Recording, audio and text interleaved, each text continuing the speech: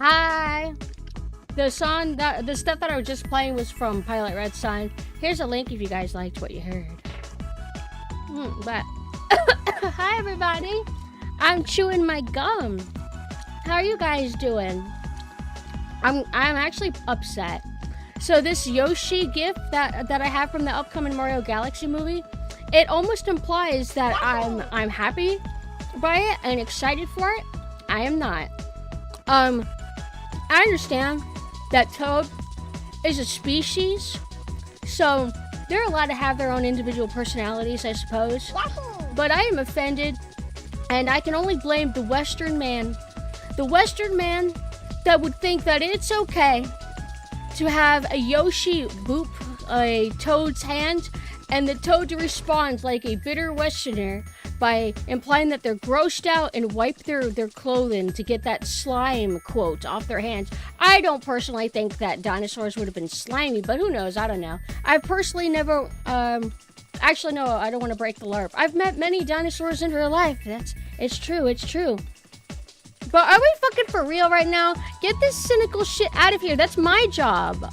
Why can't Japan do the damn Mario movie? I'm so mad. We could have gotten cool soundtrack that was made by Japanese people and animations by Japanese people. Whatever. And we wouldn't have, I don't know, Jack Black. Who else do they... They got the guy from Always Sunny to voice Luigi. I guess that's okay. But still. Anyway. I like the Yoshi. You know what? I know how to fix this. Yeah, wow. Much better. Look at him. I think the Yoshi has cute body language. Would a Yoshi act like this? Yes. I think a Yoshi would be very, very cute and curious and sweet. Now get out of here. Mushroom people don't just... Why? I love mushrooms. Mushrooms are like one of my favorite things. And that's why I'm going to be a mushroom in August. Mushroom August. August mushroom. But, yeah, I keep seeing stuff on the Mario Galaxy movie. I don't think I'll ever see it, but maybe it'll be better than that other one. Who knows? I didn't see it either. Japanish or base? Alright. I just woke up recently. My plan was to go and make curry and then go live, but I don't need to make the curry right now. So we just ate breakfast type deal. And this gum, sometimes I will get gum and the texture quality will be kind of firm. And then other times when you chew the gum, it turns into that kind of awkward paste where it gets stuck to your teeth. It's doing that. And it's a little annoying. But there's a phenomenon that I noticed about gum. And I've always noticed it. If you're chewing gum and then you decide to drink a cold sip of water, it makes the gum taste good. I'm gonna spit this out though. I don't like it. It's too much paste feeling. Where should I spit it to? Open your mouth, I'll spit it there. Go ah! Go ah! Ah! Huh? Oh, I forgot to set up a toggle. I'll be right back.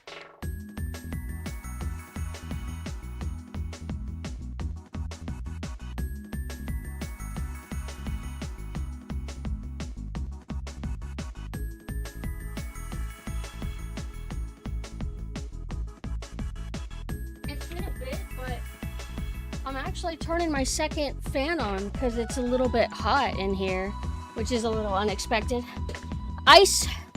Icy roads are still a thing, so we're not able to go out and drive to the Dunkin' Donut, unfortunately, and probably can't go to work. So maybe trapped a little bit in the house. However, that means that I get to do a lawn stream and be with you guys. Oh, there's something I was gonna do and or say. Oh, I do not remember. I do not recall. I hope I'm able to go to physical therapy on, I think Tuesday. I think I'm supposed to go Tuesday. Because I missed my last appointment. Hi, Kane. Hi. Hold on. Oh, I know what I was going to do. I was going to set up this toggle that I have it set on synth weirdly, but I never did it for me. Me, Captain Anessa. I never even know how to spell this word. Ton.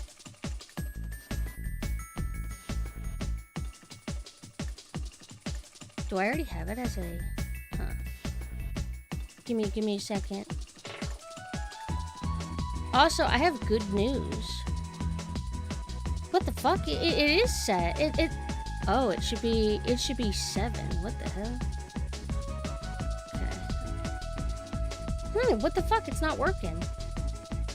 Give me a second. Give me a second.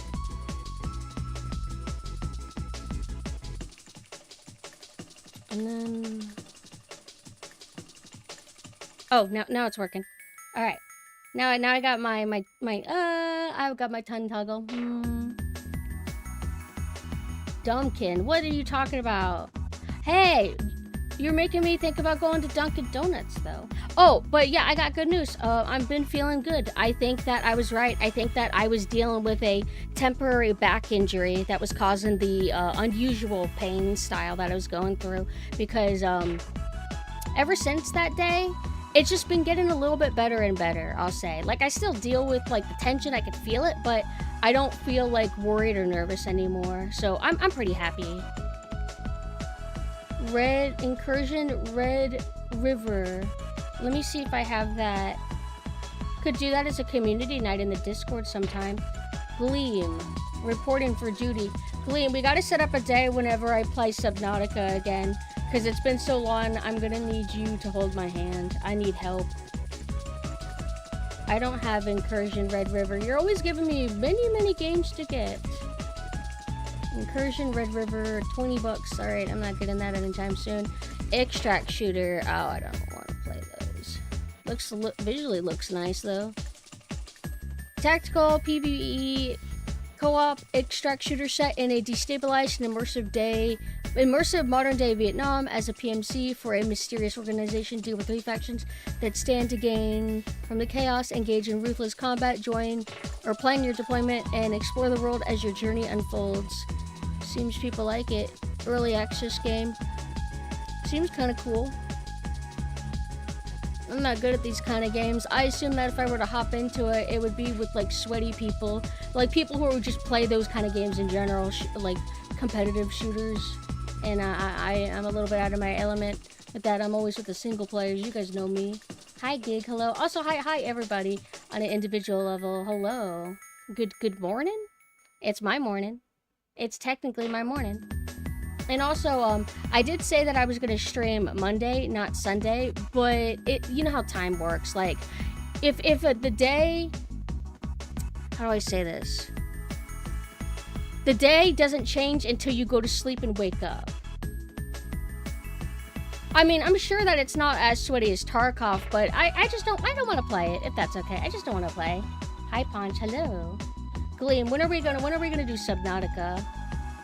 But maybe I'll give it a chance one day. Sweaty Gamer 2, I've seen you play Bad Company 2. Most of my kills that I would get are just the bots because their AI are so stupid that they just walk single file line out in the open. I'm not really sweaty though. I'm like vaguely decent at aiming, I guess, but nah, not compared to the average dude who plays those a lot. Payday 2 win? I'd rather play Payday 1. I played like a little bit of Payday 2 once and it was alright, I guess. But I like Payday 1. I feel like it was more simple too.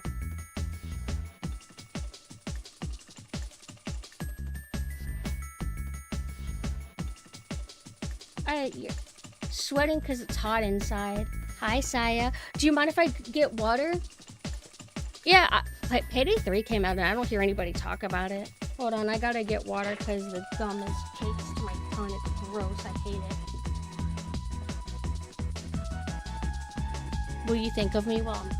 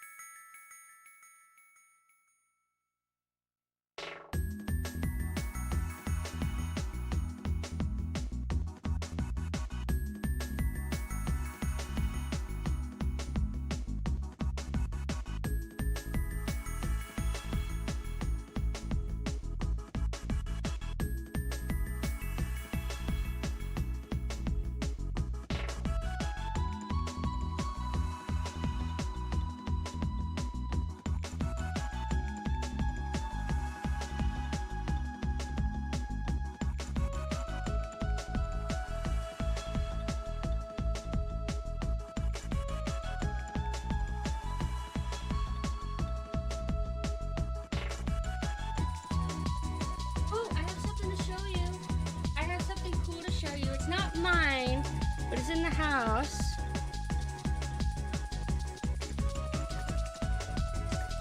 I took a photo of it just now for you. I'm gonna send it to myself so I can pull it up. Racing engine for a shooter goes crazy. What engine is it?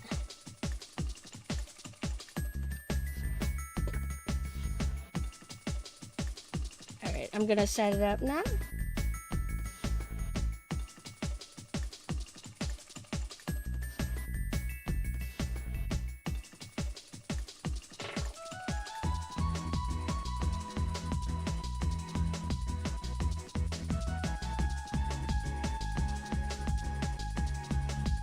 This is gonna look crazy if there's like a below zoomer. Somebody asked me or said, hey, we zoomers aren't all bad. I don't want to bully zoomers anymore. I want to bully what's under them. I just don't remember what they're called. I've changed a new leaf. I've redirected my hate. My mindless, unjustified hate. Alpha. They're not alphas. What? Hi, low. Hold on, I gotta resize this bad boy. Gleam, what's the new generation of humans called?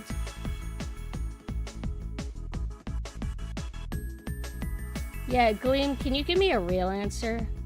Look. Wait, I don't trust you either, Gleam. Look, woo, VHSs. Hi, Katsuki, hi. They're a little bit banged up, but I thought this was kind of cool, especially because they are in a nice like collector's box that has a really nice material to it. It's, how do I explain it? It's like a cardboard box that has a certain texture on the outside that makes it feel nice to rub your hand across. Racing engine named Diesel. It doesn't run well as a shooter. I wonder why they did that then. I wouldn't say gloss, no. It has more of a, it's like weird. If you look at it, it's almost like, it looks threaded almost, but not exactly. It's more matte. Hi, refugee, hello. Or psychic, hi, psychic.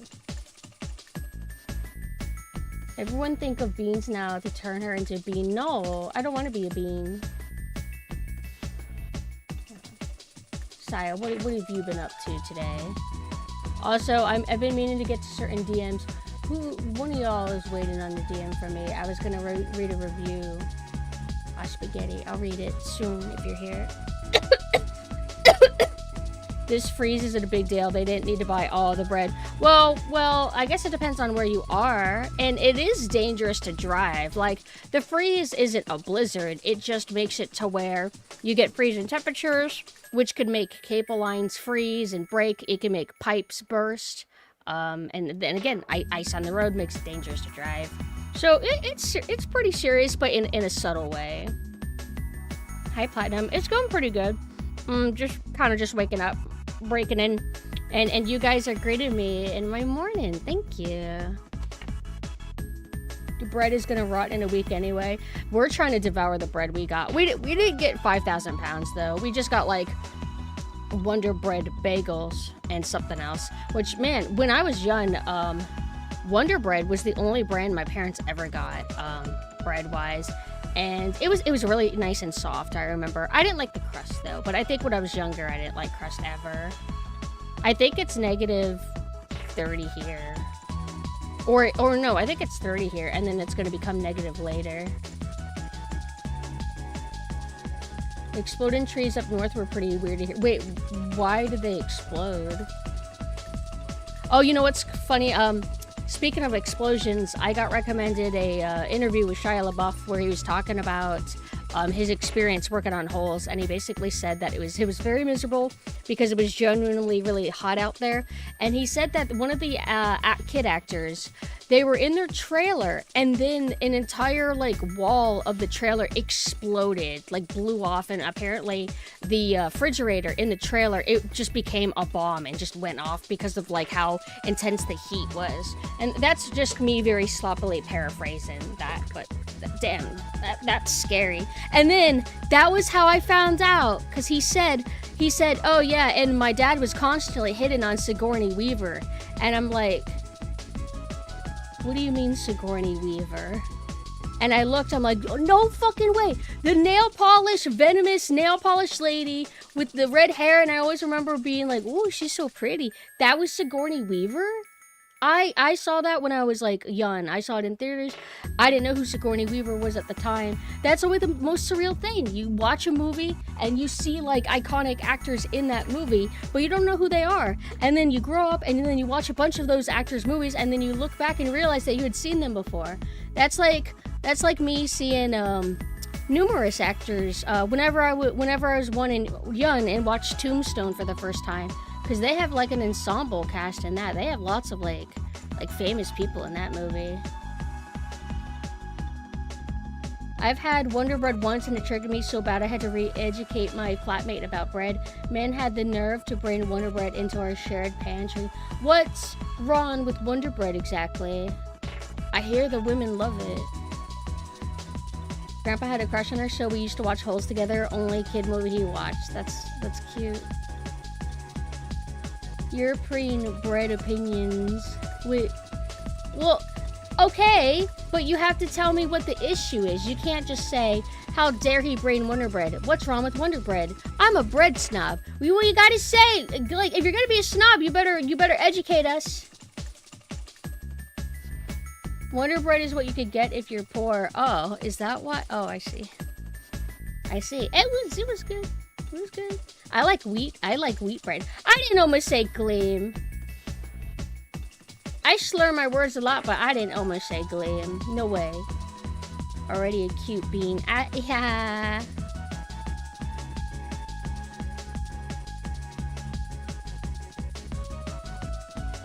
I don't give shit to people who have a soft spot for certain foods, right? I don't have a soft spot for Wonder Bread. I have no emotional attachment to it at all. Everyone has at some point regarded mac and cheese as highlight comfy food, right? So, I guess I'll have to rip the answer out of you. Are you trying to say that Wonder Bread is low quality trash or something? Is that the argument? I don't know why it's hard to get you to talk. There you go. Wonder Bread is the cheapest bread adjacent product you can get. Bread adjacent. Oh my god. So this isn't even bread. This is like some weird creature trying to feign as bread. If you sell merch, you should sell Nessa hat. That would be kind of cute. But no, if I do merch, it'll just be like the same boring stands and posters and keychains. On par with Subway bread. I hate Subway bread. Subway bread is like, ugh. Firehouse is good though, but it has to be toasted. Whenever it's not, it's too thick. Booba mouse pads. Well, if we ever do merch of my big forms, then we could do the mouse pad, but it would have to be their asses. It can't be their boobs because they don't really have any. Hold on, let me see if I can find. Oh yeah, I could also pull up what the old merch looks like.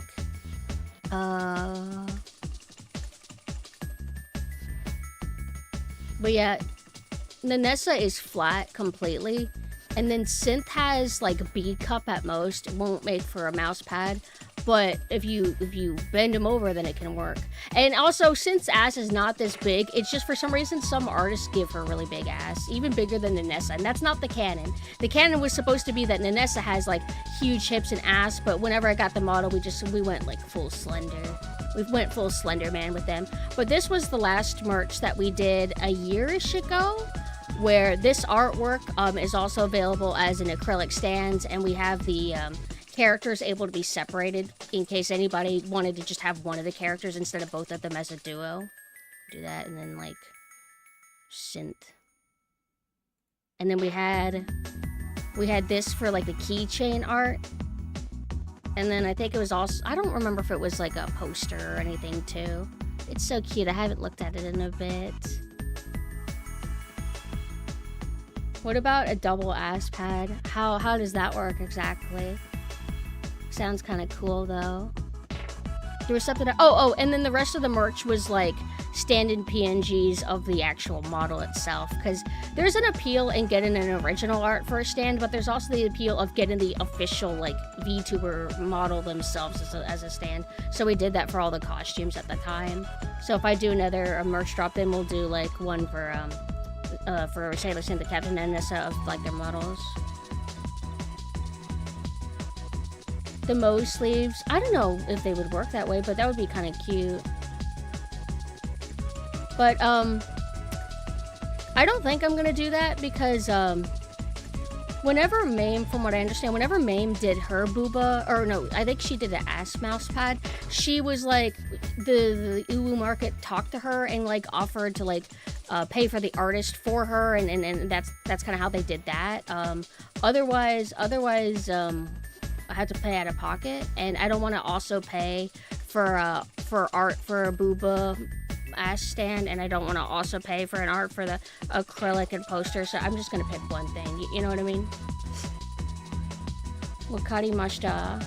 If you want it, donate. If you want the ass, you gotta donate for it. Hi, Hoobie. Hoobie, how are you doing? I'm just getting started. You would not believe what everybody's berated me about. They're treating me like an object, which I totally don't like. I hope you had a good stream, Hoobie. I can't wait for us to maybe reschedule that thing. But hi, for anybody who doesn't know me, I am Captain Nanessa. I am a military raptor girl, and then my alternate form is a saltwater crocodile girl. But also, these are my old forms. I'm gonna bring them back in August. They're just sleeping right now. Rated into an ad? Wait, me the ad or an ad? Which kind of ad did you get? Trying to coerce. Hey, I don't want a booba ass mouse pad. I have no urgency for that whatsoever. So if you want that, that's on you. That's on you. I guess I am supposed to serve you, but I don't want to. Not right now. Why are you attacking me? You're my arch nemesis, Ark. Also, so Gleam, I believe, converted me to that Francesca girl a long time ago, back when she was just a few manga panels. And now she's in the anime, and she's so sexy. She has like, I think her hair it's Hime cut, and I think it's white with a slight blue hue to it. And she kind of dresses like a circus babe or something. She's got like black and white stripes. And she dresses very erotically, and there's like this clip going around where she's like, and then she lifts her shirt up, and she's got like a mouth stomach thing, which I didn't remember her having that. So now she's even better because she has that. And I think I'm a little bit weak because if she got a nice figure, I would get it. I like her design enough. What is that from? Is she some kind of fate thing? I have no idea what's going on. There's a handsome guy that she's talking to in the clip. Oh, you got an ad. I thought you were saying that it was a me ad. But hi, Hoobie. Hey, we're gonna play that one game that we talked about. I sent a message to that chat. Did you respond? You should go look. But if you have to head out, I forgive you because I know that it is probably... Wait. No, you have a weird sleep schedule too, don't you? Fate Strange Fake. Why is it called that? Fate Strange Fate. I don't even know what the universe of Fate is. I remember I booted up Fate Go on my phone a long time ago, and I don't remember. Like, you were like in a school or something? I didn't really know what it was. PumpkinSynth advertisement. Do you like advertisements from me? But wow, that girl's nice. Francesca. Is Fate all based on like historic people? Was Francesca like a normal, not anime girl with a mouth stomach in real life or something? Why did you say it like that, Mina Crow? Fate is Turbo Nerd Reverse Isekai. So, Isekai is whenever you're a normal, boring fuck and you get transported to a fantasy world. So then a reverse would be, the fantasy world people are transported to South Dakota. What? It's basically Digimon, but historical figures instead of Pokemon. You're just saying a bunch of shit now. This guy's a funny clown guy. Look at this guy. Gleam, you have to tell me. Don't let me get led astray. Oh, there was a girl. Oh, Abigail Williams. I like Abigail Williams. And then I thought there was somebody else I liked. Well, this mouth stomach chick. I thought there was somebody else.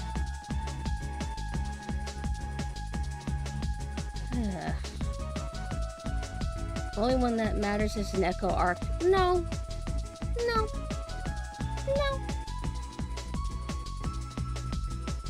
Gleam, focus on me, starts waving around. Hey, like, you want coffee?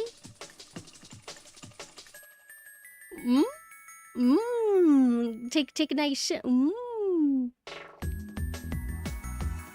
Yeah, you like coffee? Neko Arc is what would... Wait. Hold on. I always get confused. Yeah, Neko Arc is that creature. We do like that creature. But they're not that other they're not that... Wait, they're Melty Blood. They're not... See, I knew something was weird. I'm like, wait. I don't think they're Fate. Because I used to always think they were some weird chibi version of a Fate girl. But then Gleam would correct me and be like, no, she's not. She's from something else. Ooh.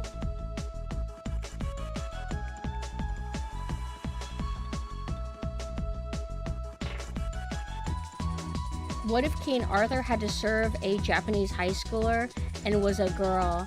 I think that makes it way better. Melty Blood is Fate. Oh, it's Fate. I think. Yo, this is so confusing. Wow. Tsukihime. Who's that? Oh, you're overwhelming me. Good thing I'm never gonna get into this IP. Tsukihime, a piece of blue glass moon. Wait, oh, I see. She's very pretty. Fate is also like 10 different things. Fate is a ton of shit. All I know is that I think it was an Arrow VN at some point, or that's how it started. That's all I know. And there's a girl, and they're Arthur. And then there's also another character that looks exactly like them, but is different or something. Yeah.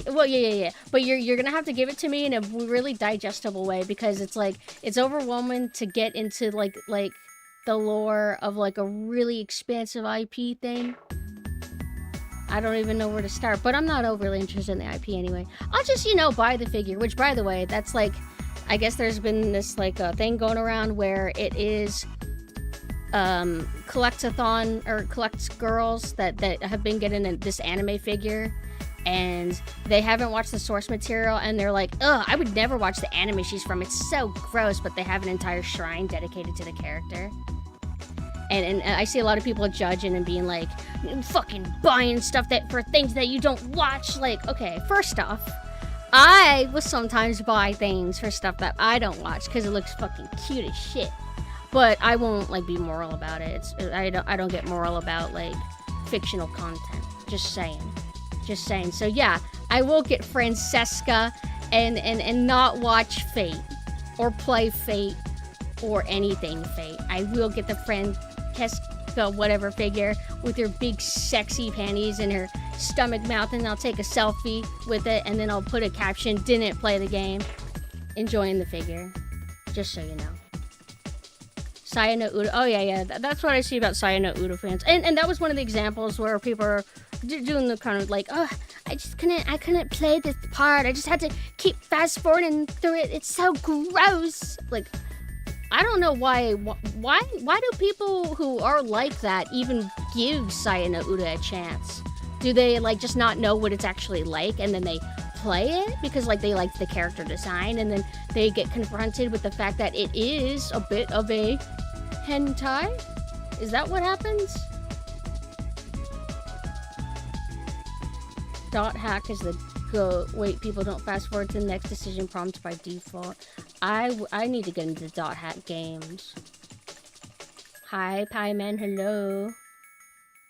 I'd only watch it if it was with someone else. I'm more interested in dot hack, the Fate stuff. No, my music stopped. Oh, what a great song though. It's Freeze Continent from Ape Escape 3. Ape Escape 3 had a really good soundtrack. Ape Escape 2 soundtrack was kind of like subpar. So are you Synthetic Pumpkin or are you Pumpkin the Synth Life? I am a ghost pumpkin. My name just happens to be Synth. Except my current form is Nanessa. Military Raptor. Well, Ark. Synth is not a military raptor. Names of Thank friends. you for the follow. Synth isn't a military raptor. That's Nanessa. How do we go from pumpkin to raptor? So, the pumpkin name was just, because of the orange hair and the love for Halloween, but we're not like a pumpkin creature. We're classified as ghost girls, so hold on. Gotta get into the lore. So, this is how we started before we got our Moe forms. So, PumpkinSynth is the girl on the left who always has like a darker orange hair, and often she wears like brighter colors. So she is a Halloween ghost girl. Her name is PumpkinSynth as like one word. It's meant to be kind of like a username. She doesn't really have like a traditional like first and last name, but kind of a lot of people just call her Synth and treat it as its own like standalone thing. And you know what? I think that's fine. And then Pumpkin Nanessa is an eldritch ghost girl, but she retains the Halloween kind of vibe, namely like the orange and green hair, because she's kind of a clone of Synth. And there's a lore thing in my website down below. If you go to website and go to the lore section, it kind of tells you what their deal is. But she's an eldritch ghost girl, and she's also like BDSM nun, but it's easier to just say eldritch ghost girl. And then the Moe forms, left is just Captain Nanessa. She's a military raptor girl. And then right is Sailor Synth, who is a crocodile sailor girl. There's a bit of lore. People get them confused, but I get it. I get it. There's a lot to be had there. Every time I hear dot hack, my brain just goes dot hack / sign. I've heard of the sign. Did I correct you? Oh, I'm gonna correct you because if you spread misinformation, then you're gonna ruin people's brains. Isn't it cute? It was drawn by my mama, Surya. I'm waiting for an update on the winter costumes that we're going to be getting for them. So at least 4 different forms if counting the Moe forms separately. Basically, and essentially, it's weird, like, I would say that these two, you can kind of clearly see which one is which with these, so they're mainly alt universes. In ways they are the same people, but there's just slight differences to their intensity. Like these are a bit more horror themed, a bit more adult content oriented, whereas these are meant to be more innocent. Oh, thank you for the follow. These are meant to be more innocent and fun and like lighthearted, but because I do like horror and creepy stuff so much, I couldn't like keep it away from them for long. So I kind of embrace that a little bit more with them now, but I view them to be the cuter, more wholesome ones. Cute Maxon, exactly. Let me see if I have anything else to talk about. I do have a collab. Hey, love you, since you're here. My sleep schedule is so messed up. If you would be able to do a collab with me at this weird time of day, like early morning or like 11 p.m., something like that, we could technically still collab somewhat soon. But if it's like 6 p.m., that might be difficult because I usually am asleep around there. Cuteness and horror are hardly mutually exclusive. I'm not saying that. It was just like my original vision for these was not to have the horror theme in for them. I was going to keep that mostly for this. With these, I was going to have it be more cuter and lighthearted, and Synth is just always having fun, and she's like, any skebs would just be her in the bright ocean and having fun, and Nanessa would be like military themes, but like, fictional military, and all the raptors, her raptor friends would have guns, and it'd just be like kind of cute. But then I decided I liked stuff like pools, and every time I would talk about the ocean for Sailor Synth, I would always mention, yeah, I like people drowning, I like submarines and being in perilous terror all the time. And I'm like, okay, all right, I gotta embrace it. Other chat? Yes. Thank you, David, and I hope you have a good night too. Oh, let me go back to my list. Oh, the last thing I really had was, one is, I guess there's a new Banjo-Kazooie mod that it's on PC and it's going to have widescreen support. That might be kind of cool to check out, but I don't really need widescreen support. I'm fine playing with like a box, really. Have I seen Dino Saucers? No. Is it a movie or a game? Also, I guess the last thing that I had was the Silent Hill movie came out, and I'm gonna give a spoiler if you guys don't mind. And I don't know why you would. Like, it's weird. I kept getting recommended these posts on Twitter of these fangirls that are like, why are people like coming into this like new Silent Hill movie so jaded, and you're not even giving it a chance. You're just, does anybody like have any, like, it's all a bunch of bad faith people. Like, what? This is a video game adaptation. Why are we pretending like, oh no, it might be great? No, it won't. There is no it might be great. It will not be great. That is how this goes. Like, are they 20 years old or something? Like, is that, are they 20? Do they still think that things are like oh, it's 50-50 if it'll be good or not? It's like, no. But one spoiler that I think is, if this is true, apparently, what is it? Mary's full name is something like Mary, shit, what is the knife girl's name? I gotta find it. Mina, you would know. Mina's more of a Silent Hill 2 fan than I am. I prefer 3 and 1. Yeah, Mary Angela Laura. Her full name is Mary Angela Laura. And I believe the director is European, so he might not realize how that doesn't flow as a, like, full first and last name. There's like a first, middle, and last name. There's like a science to how you do it. Why are you even on Twitter? Because, I don't know. What do you want? Should have had Eddie in there. Apparently Eddie is only in there for like 5 seconds. Cartoon series from the 80s. Let me look it up. Dino Saucers.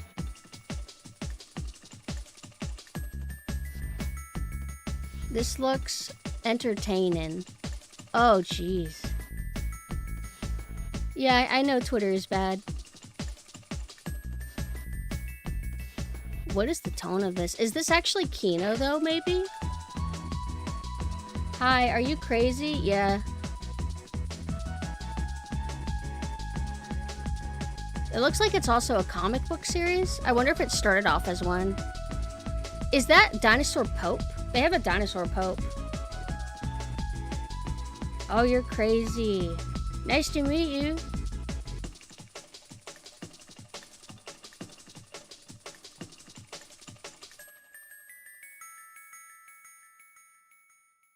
See the Pope in the background? What kind of dinosaur is that?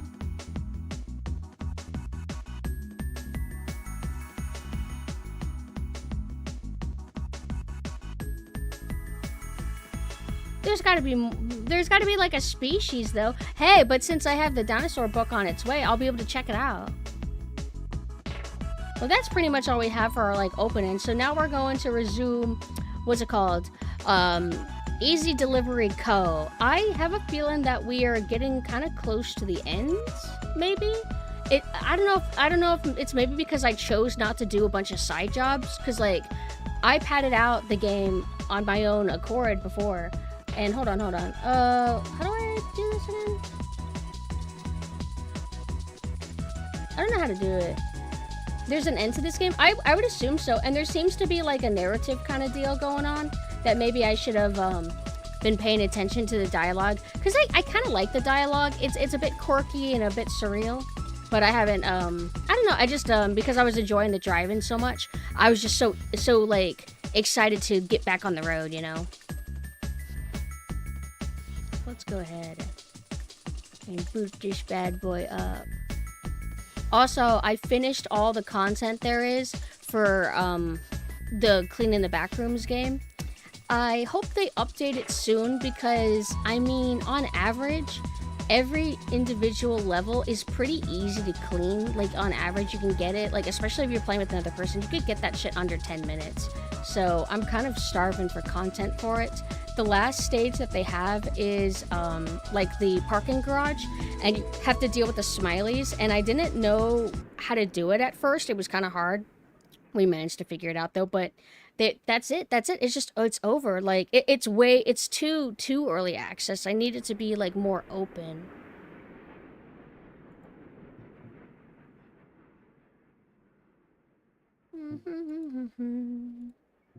I want to be more zoomed out for once.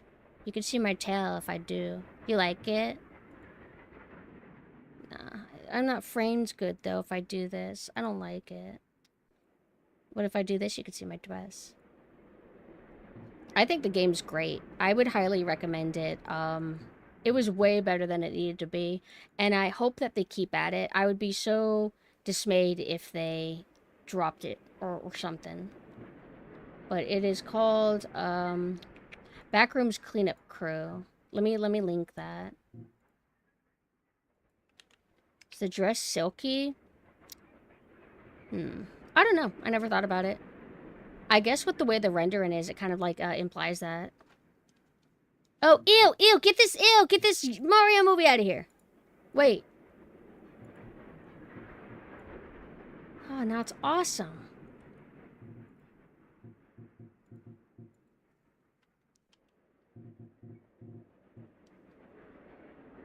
That's why I'm afraid of early access games, because sometimes they're so good and then the devs leave it to die. I don't want that to happen. I would be so sad. It's so good.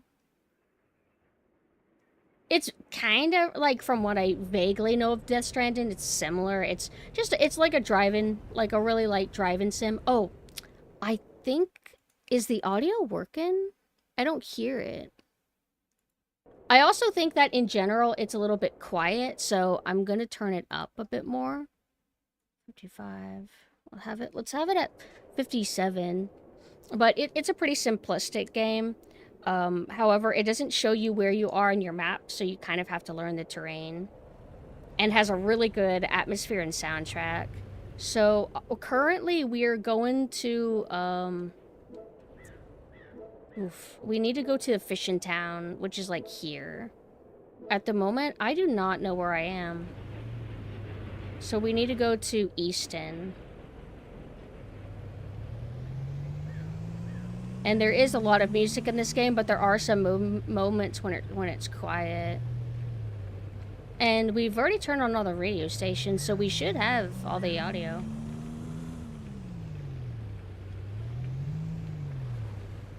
Tunnel, wait. Yay! We found it already. Wait. No. We don't want to go here because we need to get to where all that ice was. Because last time we tried to go, we drove over it, and then we immediately fell through the ice and died. So we got some kind of ice power-up. So I assume that we can drive on it now, but I don't remember where it would be. I don't know why the music's not kicking in.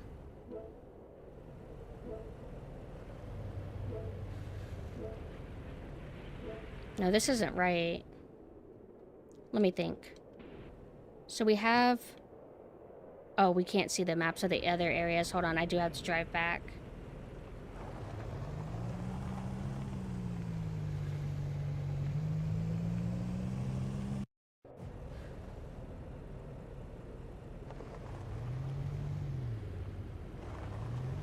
Okay, so... It doesn't tell me... Wait. Radio tower... So hovering over it doesn't just tell me what things are. This takes us to the snowy land. This takes us to Fishing Town. Maybe we're supposed to go here? Like, I think it takes us to a factory. I think that's what it was. It takes us to a factory, but that's we weren't able to get to it due to the ice. So if we are in Easton, then we go to Weston. Okay. I wonder if the music stopped because of some narrative thing. Where's options? Controls. Oh, wait, options right here. Speed chime. Wait, what's that mean?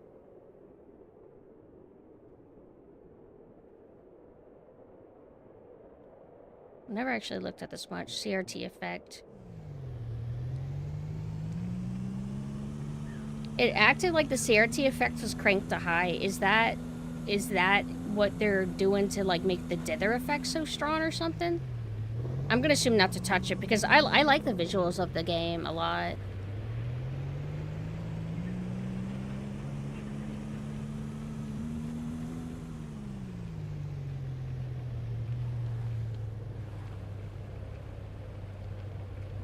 The driving feels great in this game.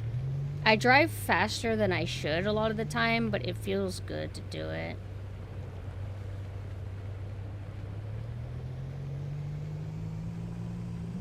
But my theory is that we're in some kind of purgatory. Because we got some dialogue that implied that something is weird with the townsfolk. Please be the right thing. Yes, see, look. We're here. Let me look at goals. Purchase the ice chains from the auto shop. Ice chains help keep your grip on ice. And we we were grinding for it. Oh, so we don't have it yet. Okay, then in that case, we are dealing with diminishing returns for our jobs, so it's trying to force us to go to new locations. Why won't it let me go to jobs? What's happening? Okay, I want, oh, I don't get any jobs because I'm here or something? Because you get your jobs via radio signals. I guess there's no radio signal out here. But the best way to make money now is to go to Fishing Town area. The downside with it, though, is that I struggle to navigate because there's so much wind and mist that obscures everything and a lot of loop-de-loops, and I think I get trapped going in circles a lot. Hold on, so jobs. So we need to get like at least 300. And then we also have to manage gas too. This will be easy. We'll just go to Snowy Peaks. Pick up from Easy Bakery, and we are right here. Oh, we're literally right where we need to be. Colorful? It does look more like Super Day. Yeah, did things change because we got to a certain point in the narrative, maybe? Because I did notice that something felt different. Hold on. I think I'm going the wrong way, like in terms of getting our pickup.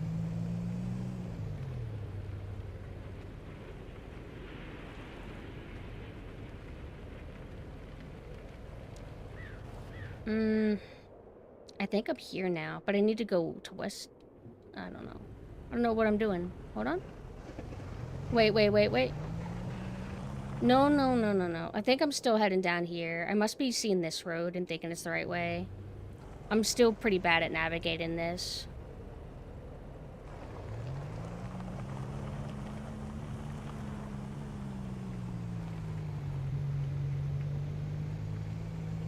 To Upton? No. We don't want to go to Upton. Wait. Upton would be this way.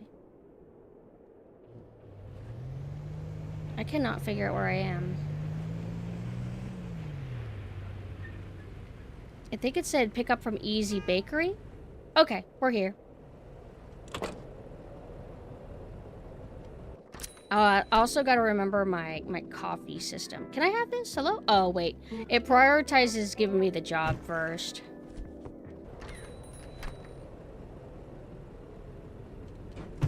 No, I'm trying to close that.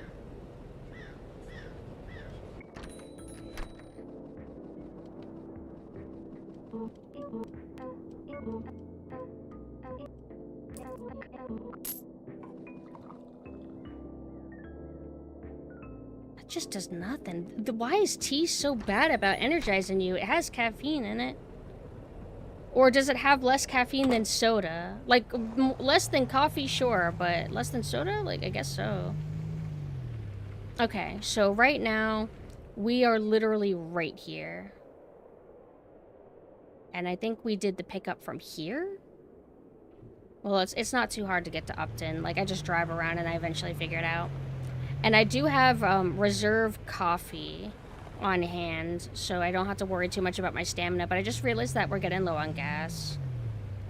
And that's really bad, because if anybody missed it, if you run out of gas, you're able to drive fine for a while, but what happens is that you are not able to heat up your car anymore, and then you'll freeze to death. Weirdly, though, I don't think we died from that. We managed to survive because I would keep getting out of my car and going inside, like, a random warmed-up building for a second, then go back in my car and freeze up. And I know how that feels in real life. It's the worst. Tea is about 26, supposedly, and a Coke can is 34, so it's pretty much the same.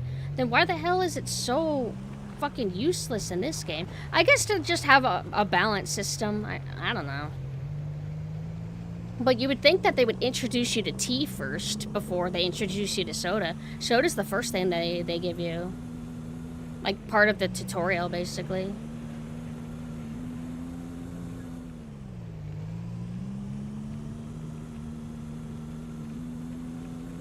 Having the no music is a little bit grating, though. I'm almost wondering if the game is bugged. Maybe I'll finish a delivery and then I'll crash the game and I'll load it back up.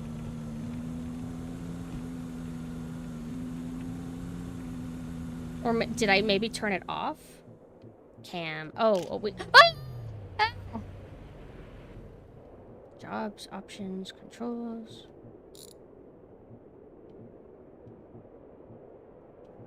What does this do?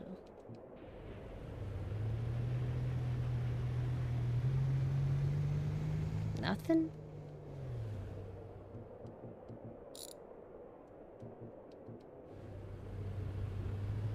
I forgot the camera mode would attempt to murder me.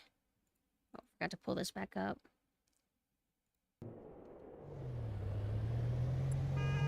Since I have no music, I'll just make my own. The only thing I know how to do is jingle bells.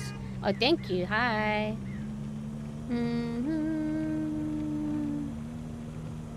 But it's supposed to play drum and bass music, and then sometimes it'll play nice piano tunes.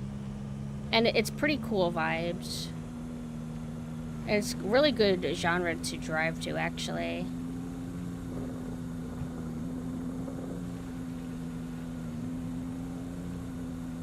Whee! I'm okay. Don't panic, everybody.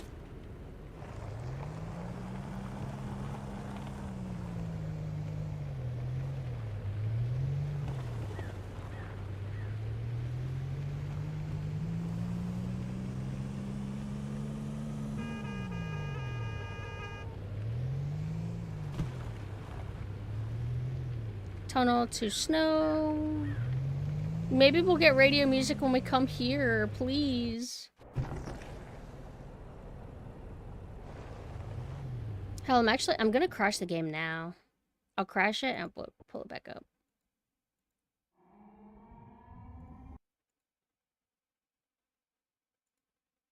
Also, there was this game that I added to my list that recently came out. It's called Greenhouse. I think one of you guys might have told me about it.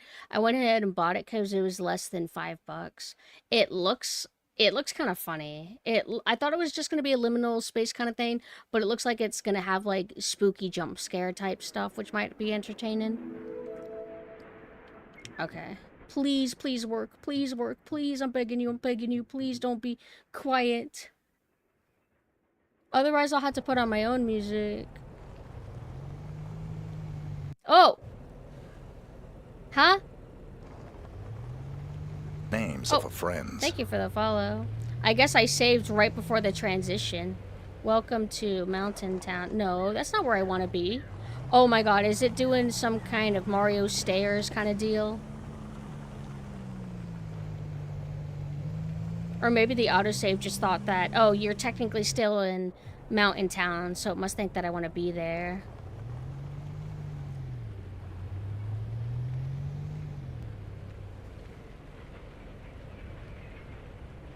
Is there a radio station? Oh, I wonder if it's because I'm low fuel. Wait, wait. I don't have a job. It took away my fucking job.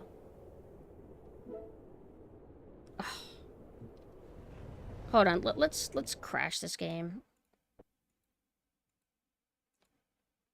Does that, this is gonna be really stupid, but I assume does a radio eat up your car's battery gas?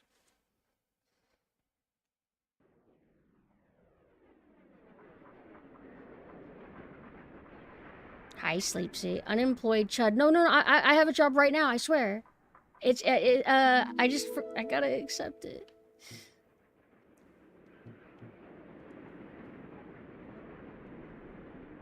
Be battery. Maybe the game makes it connected, though. Oh, what the fuck? Why is it... Oh, it saves me here now. Fine. Fine. Welcome to Snowy Peak. I would like Winton. I don't want to... Wait, where am I?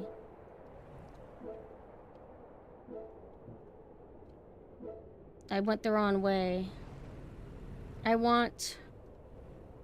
Wait, there is gas. I'll keep going. Have you played it before? I'm trying to get gas, so hopefully everybody can hear the music again, because it's just been quiet soundscape, which is... It's cool and all, especially because it's like deep snow soundscape, but I really liked the music. It helped relax me while I drove on these roads without any railing. I would highly recommend it. It is so good.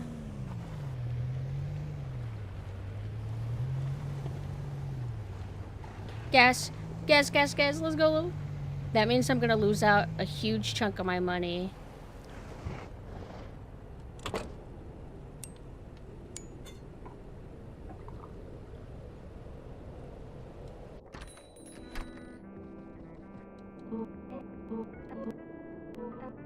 See how good this music is? And this is just like inside store music. Hello, Departure or Soul. Hi.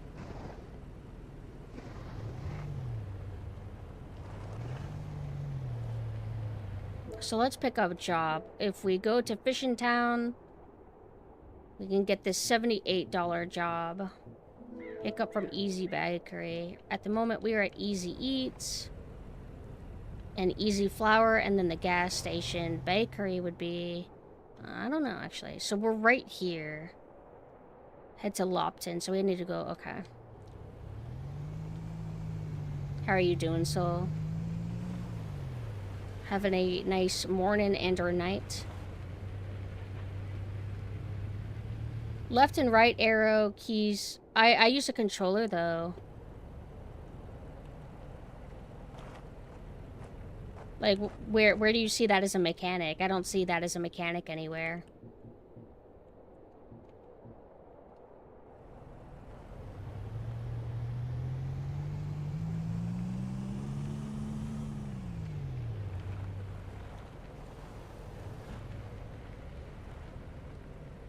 Nothing's happening on D-pad. Where do you see that as a mechanic, though? Like, did you look that up, or are you guys just guessing?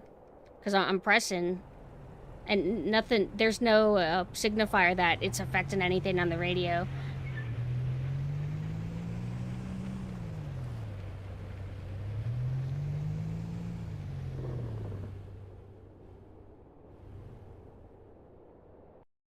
Can you link me the thread? Or, tell me what to search to find it, because, like, the auto mod will get you. But, I'm using a controller and the D-pad's not doing anything. Oh, it's up and down. What the fuck? Thank you. What the fuck? Did I accidentally turn it off then at some point? So that's what it was. I have to turn up and down to turn it on, and then I go left to right to get it to work. Oh my god, you saved me. Thank you, you saved my life. Monton. Oh my god, the baits are so sick. But what the fuck, I can choose what music I listen to? Yeah, this relaxing. But...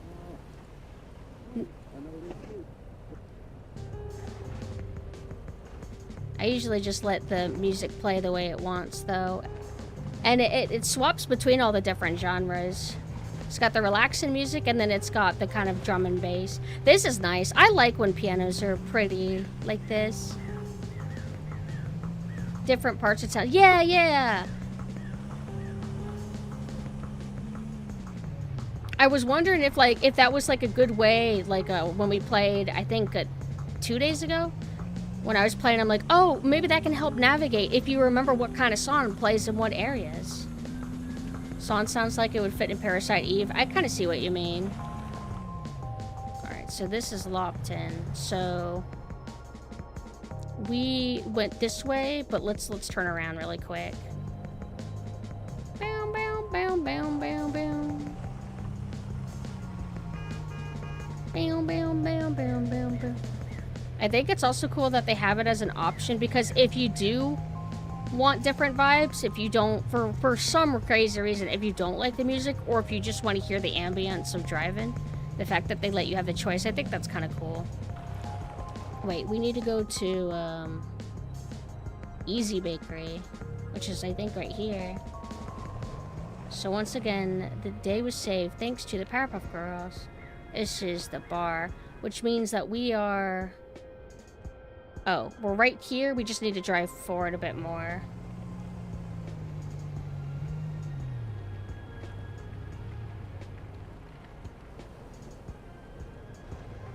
Ooh, well...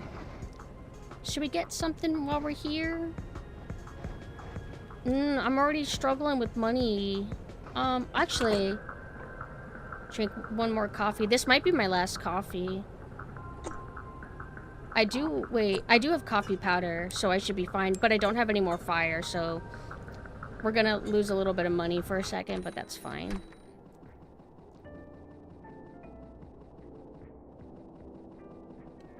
Just in case an emergency happens.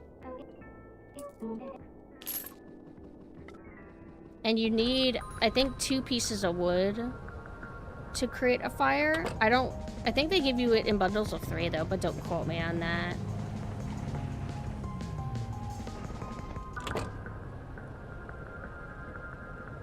Speaking of Parasite Eve, I really do want to get back to that. It's also like a Christmas themed game.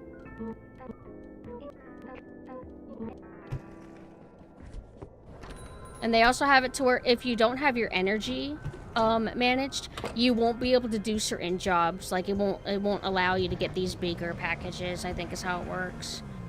Okay, so we need to go to Fishin' Town. So we need to go the way we came and then go to here. So we're here. All right, I think we turn this way.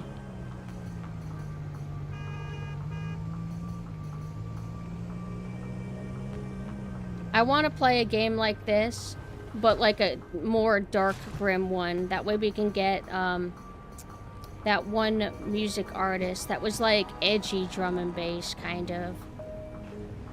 Frost from the Blade movie was listening to a song by them, and their other stuff is pretty cool. And it's like this kind of drum and bass. It's very relaxing and kind of dreamy, but I like the dark stuff too.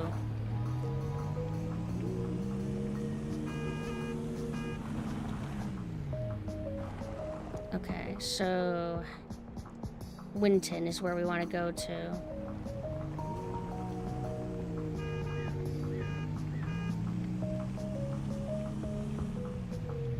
You know what they should do? And I'm not even saying this tongue-in-cheek, I mean it. They should do like a rip-off delivery service game, but it's Sonic, where Sonic delivers you packages. And I don't mean that stupidly. Sonic would be listening to his MP3 player, and you would have like really cool Sonic music while you run through the town. Hi Kenji, I'm pretty good. I'm just kind of chilling for the morning. I'm gonna do another lawn stream. The last one that I did was, damn, it was 8 hours. So we're probably gonna try to go for that again.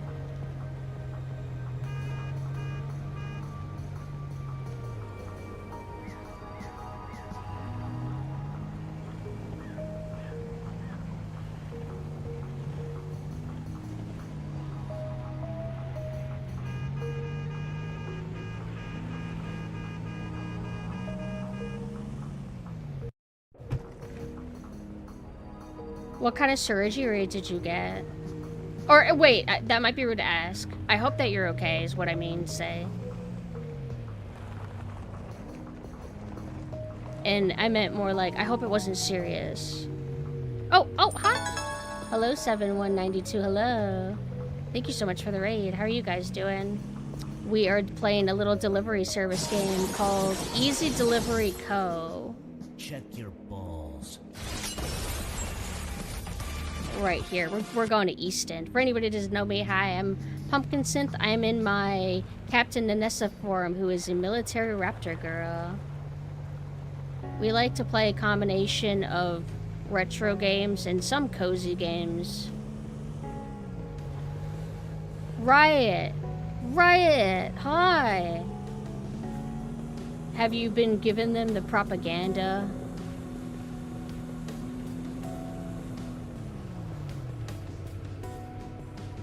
Josser. Oh! I remember you were talking about that. Glad it went good. The propaganda of PumpkinSynth is a good streamer and you should come here. I thought Riot was like converting people to the dark side. Riot, you're parasocial cheating on me? You're being parasocial to other people? What the hell? What the hell, Riot? Ah! I can't believe you! You fucking cheaper! You fucking cheaper! I'm not talking to you. I'm giving you the cold treatment now.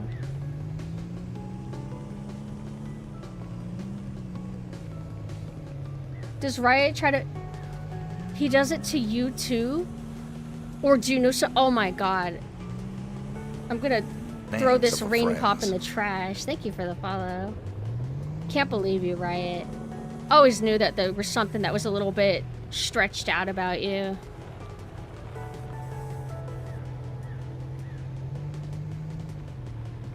Weston, okay. Weston good. Weston good. Wait, Easton also good. Can't believe. Hold on, all the evil words that I have to keep approving. Can't believe you, Riot. Na da da da da da da da da.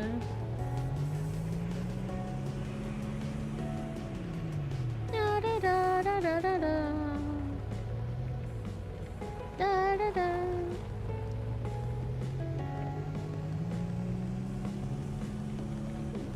Sleep, he says. More like he's gonna sex pest somebody else besides me. Fine, I don't even care. Whatever. I think I'll just recklessly drive due to my emotional state. Yeah! Just once I would like to hit one of the birds. Whoa! Ah! Whoa! Names of a friend. Thank you for the follow.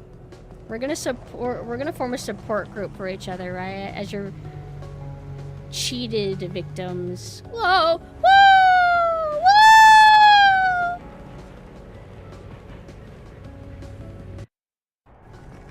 Names of a friend. Thank you for the follow. No, we're going this way. Names of a friend. Thank you for the follow. Wait, I don't want to ruin the tunes. But yeah, this game is called Easy Delivery Co.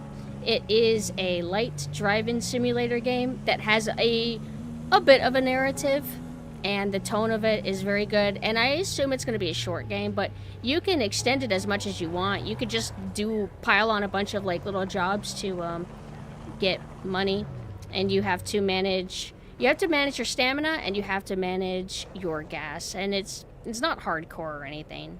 Okay, so I'm not in this area too often. We're going to Damton. Alright, so this is where we came from. Clifton. How am I making those 180s? I'm just skilled that way. Okay, wait. But see, this is what I worry about, because there's 2 circles here. 1 circle, 2 circle. And because I struggle to navigate, I worry that I'm trying to get up to here. I worry that I'll get caught in circles and just go. But that's why you're supposed to try and study the terrain. You're not supposed to just rely on your map shape. You're supposed to actually look around at the environment and figure things out, but I'm not good at that. If I don't read maps, I struggle. If I do read maps, I struggle. I cannot win. I cannot win. I don't know where I am. It's over. It's over. I don't know where I am. It's over. Have I gotten to the road rage stop where somebody bangs on my window and pulls out a gun? Not yet, but... To Smalton. Oh, oh, oh, oh! Yes! Wait. Oh, I guess it takes me to both? What? Wait. Oh, I see. I see. Ah! Oh! Oh, dear!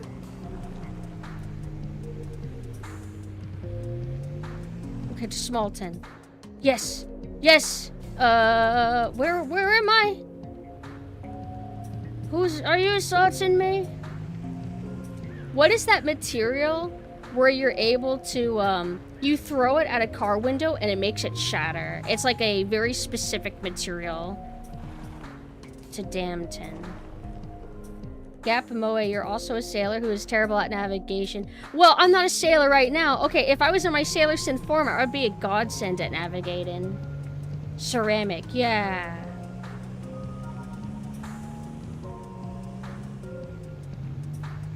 This is kind of dangerous.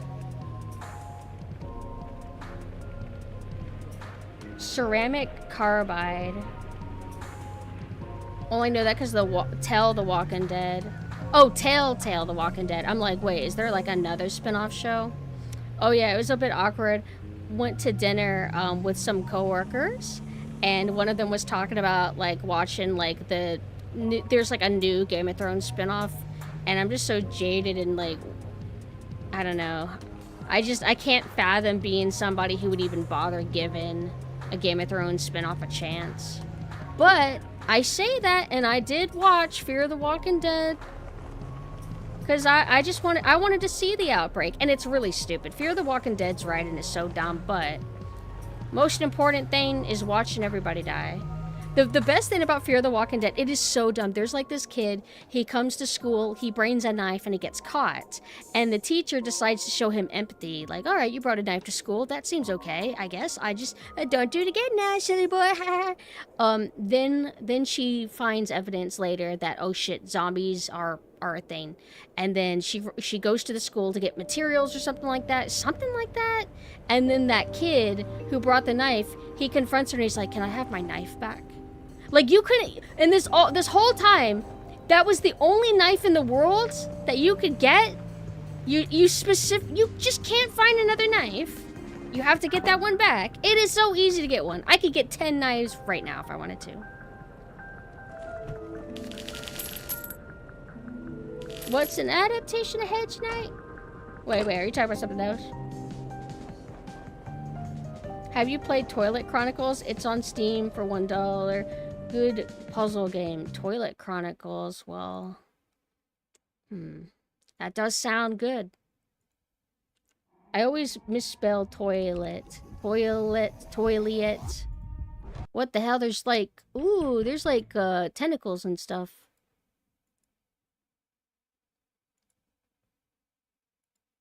I really am a streamer now, aren't I? Playing these kind of games. $1. I don't know about this, you guys. That's a lot. I'll buy it for you. Fine. It's easy to spontaneously buy something if it's just $1, you know? It's like $5 too, but the problem is that people will tell you to buy $35 games, and then it kind of adds up. Yeah, the tentacles, I admit, like, I'm a bit of an Eldritch lover, so I kind of want that. I have to add it to my backloggery, though. Knives are banned in England. Yeah, but it was America. It was America. Oh, now hi. I'm a little motivated. Just doesn't make up for cheating. This doesn't make up for cheating, right? I mean, well, it wasn't enough to make up for cheating, right? Is what I meant to say. It's not enough. I'm just joking. I'm joking. Does Captain have... Nah.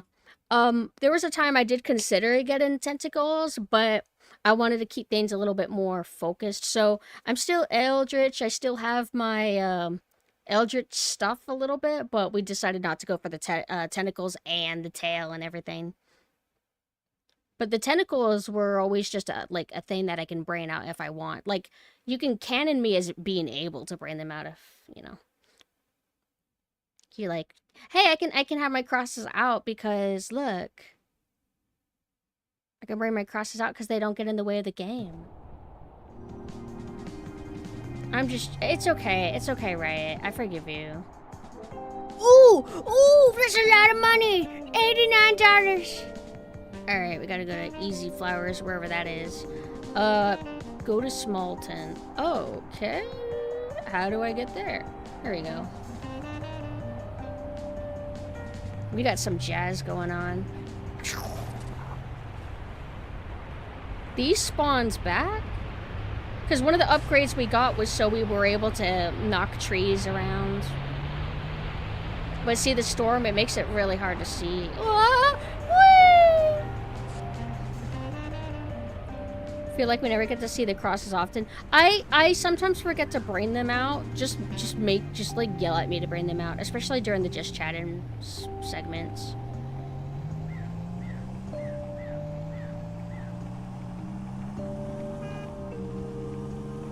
Also, do you guys feel that the music audio is good? Or do you feel like my voice is overpowering? Because I looked at one of the VODs for a second, and it did feel like I was just so much louder. Which, I don't want to be drowned out by the game, but I do want to be able to, like, hear the audio. It's good? Okay, thank you. Names of a friend. Thank you for the follow. So, we coincidentally, or no, accidentally went to the right spot.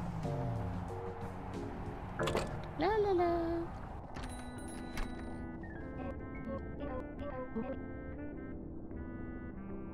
Oh, it's like we're in like a simulation. How does this stack? Oh dear. Okay, so we have to be here. So we're gonna go to Dampton and then, oh wait, no. If we keep going, then we have the, wait. Well, technically it's quicker to keep going the way we are. And now this synthesized strain is really cute. Wait, okay, we can't go that way. Oh wait, I'm already low energy. Oh no!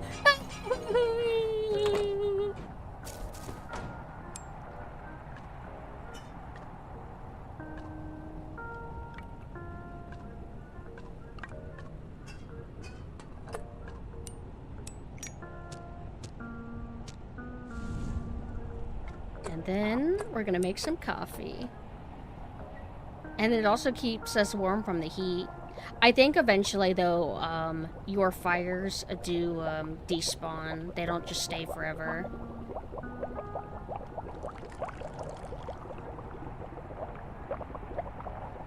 And then you get three buckets of these, or 3 cups. But this does linger for a bit, so... Oh, we can make more. And I know it's such a stupid thing to care about, but I really do appreciate that you get to see the water gradually turn into the coffee. And there we go.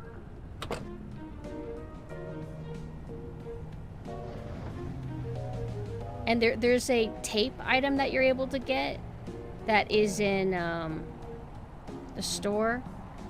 And I assume that the tape is used to tape stuff like this down so it doesn't fall out. But as you saw earlier, most of them fell out except one. And all I had to do is re-examine it and put it back in. And then it went back to being stocked like this. And if everything falls out, what happens is, let's say everything fell out. Then it would just spawn nearby on the road and you just pick it up. So I don't really see the reason to get the tape. Because it just helps drain your money, really. And I don't think that there's difficulty options to this game. I think it's just one flat difficulty.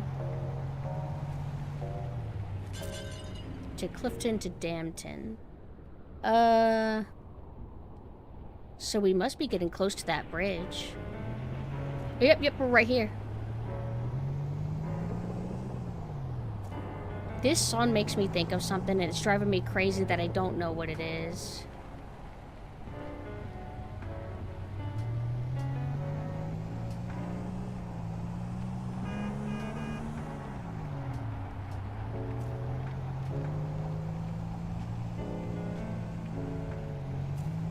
Oh, Silent Hill.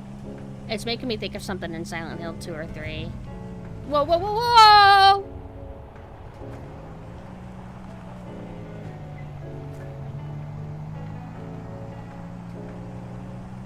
I think if you make a few adjustments, it could work in Symphony of the Night. Not fully as it is. I think it has too much reverb. Whoa, whoa, whoa, whoa, whoa, whoa, whoa, whoa, whoa, whoa, whoa, whoa, whoa. Wait, what am I looking at? I just hallucinated something. I hallucinated that I heard a car about to crash into me. That was a delusion. There was no way. Tunnel to Mountain Town. And we need to make 300 bucks. We look like we'll be good on gas for a while. Gas is what really eats things up the most. Because I think it's 60 bucks to fill yourself to full, but it does last a long time.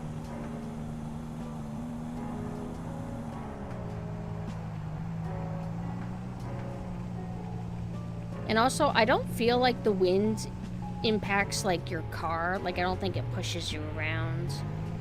It would be kind of cool if it did, but I would maybe be nervous that I would not be able to adapt well. But yeah, like my idea, like Sonic delivery game. Like, they'll do anything except what the people want. What the people want is Sonic to deliver maxi pads to you. And have like sick, like Sonic Riders-esque music. Would that not be nice? And you laugh. It sounds like a silly idea. I assure you it's not. I assure you it's a fantastic idea. We're right here. So we need to go to Weston, then Upton. Shoe delivery could be okay. They would probably do a bunch of, like, in real life ad tie-ins. And then imagine if, like, okay, like, I'm not shitposting. I'm literally designing. I'm armchair developer designing the ultimate game. Imagine if, like, there's different outfits that Sonic could wear. Like, you go to, like, inside. I'm literally crafting an open world game right for you. Open world. Go into the mall. Sonic can get new outfits, and depending on what area he's in. Oh, this shop has different, like, styles and stuff. And imagine, like, oh, he's gonna go to a wintry area. Maybe they can impose some like cold mechanics and stuff to where, oh, let's you should dress certain ways for certain weathers, otherwise it'll affect you for XYZ reason. So Sonic the Hedgehog buys like a nice scarf, a little winter hat, a jacket. But Sonic's going so fast, wouldn't his body be ultimately heated up anyway? It's okay. It's okay. It's just my idea. Sorry, I was distracted. Oh.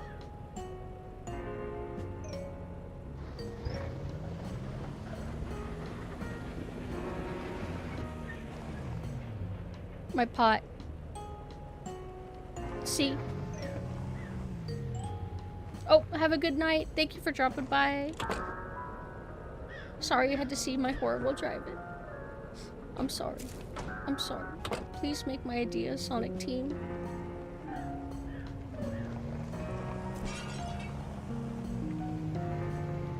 Oh, we were going the right way. Wait. Where are we going? Snowy Peaks. Okay. As long as we go to Upton, we're fine.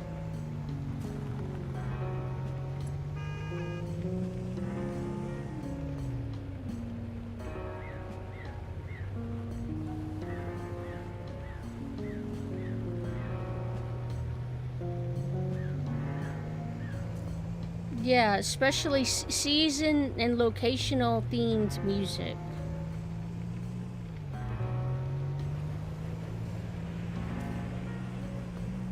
But running around as Sonic may not feel as good as running around in a truck. Hands you a card for a really good insurance company. Thank you. Good night.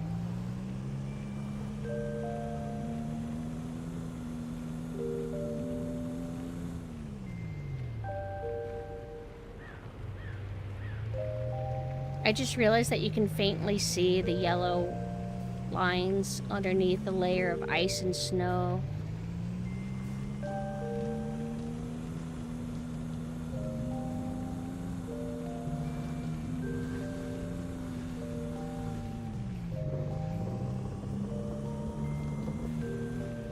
It definitely worked for Death Stranding, yeah, but I mean more like there is an appeal in being in a truck. Being in a nice truck. Very inhuman. Because I see myself driving this cool giant hunk of metal. And it moves a certain way because it's a truck. And you have to hold down the button and you hear the engine. It just gives you a different vibe. But again, I, as the inventor of the Sonic delivery game, which I am the first person probably ever to think of the idea, I hope. And if that's not true, provide evidence, timestamp it. But it is my idea. Please make it.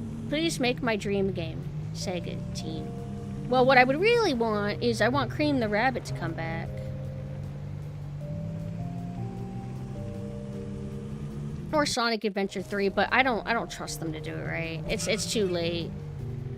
Sonic Adventure 3 without the joy of being made in the 2000s, I don't think I even want it. Please don't kill me. Okay, I thought I was gonna die. Okay, so head to Lopton. Okay. Go to Mountain first.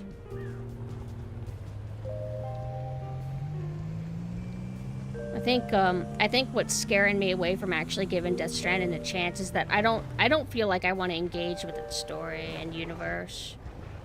I just want a package delivery game. And this game has a narrative, but it's very like light. But who knows? Maybe the Death Stranding narrative and stuff is cool, but I wouldn't say that was the draw point for me. Because I would see it and I'm just like, I just look interested. And then people tell me, oh, it's a package delivery game and there's all kinds of, you get scored on the state of the package that you delivered and stuff like that. It's like when I heard that, I thought it was a bit more interesting. I don't know if it's not for me. It's just kind of like a slight gut feeling that maybe I won't care about its characters or story. And that's going to get in the way of what I really want, which is just to deliver packages.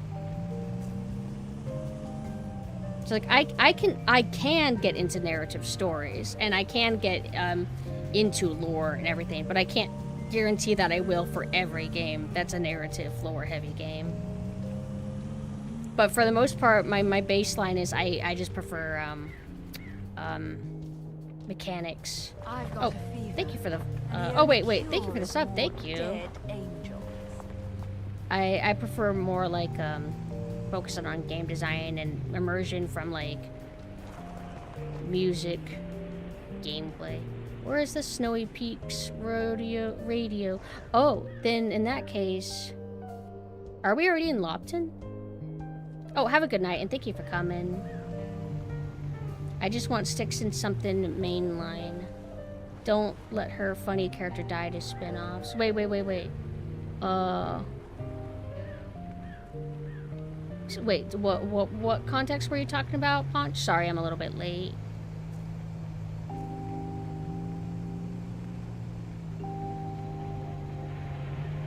And then I'm going to... Oh, it doesn't even tell me what kind of building I'm going to. It just says where I need to go to. I also forgot to mention, for anybody who's new to the game, that you do not get timed or seem to deal with penalties. So this game is very, very cozy. I could deal with penalties, but it would just stress me out.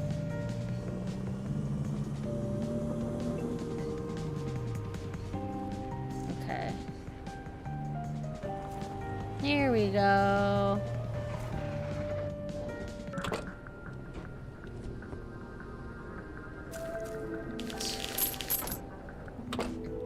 Alright, let's go. Okay, so... I don't want to do like a long journey if I can. Like man, you just do not get good returns going to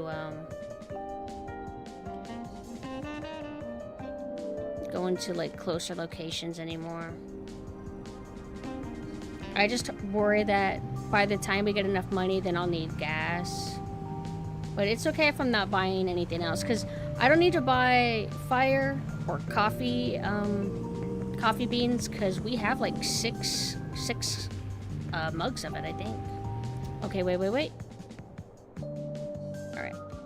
Need to go to Monton. Oh, wait. I'm already near the pickup location. Oh, okay. The last Sonic game that we really got was the racing one, right? I was eyeing that for a bit, but I calmed down and I didn't cave in because I don't want to pay $60 for it, so I'm just gonna wait. Okay, so wait. Easy Depot. Wait, that's where we just were, like literally where we just were. Hold on. We're at the bar, we're at the cafe, which means that we are here.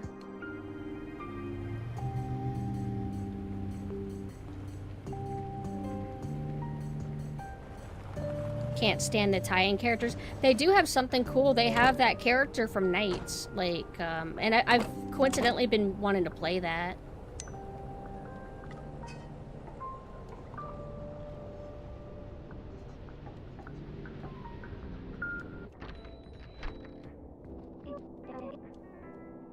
$60 plus all the DLC. Ah, so it doesn't even come with it. I would probably only buy the Knights. Do they have anything that would be kind of like cool to get though? Cause like I'll buy a DLC every now and then. Okay, so wait. Okay. We're gonna turn around and then we're gonna go to that bridge. Also, I'm starting to get really cold, but you know what? I'm too lazy to move and do anything about it. I'll just suffer. I'll just suffer. Sonic Racing Transform just seemed more palatable to me still. It's mostly crossover. Wait, what's Sonic Racing Transformed?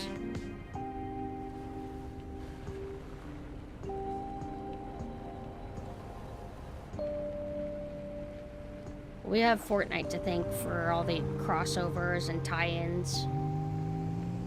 And my god, the rate that Fortnite dropped stuff, like I swear, like it was a huge deal when they were dropping South Park characters, and already now it's Ed, Edd and Eddy.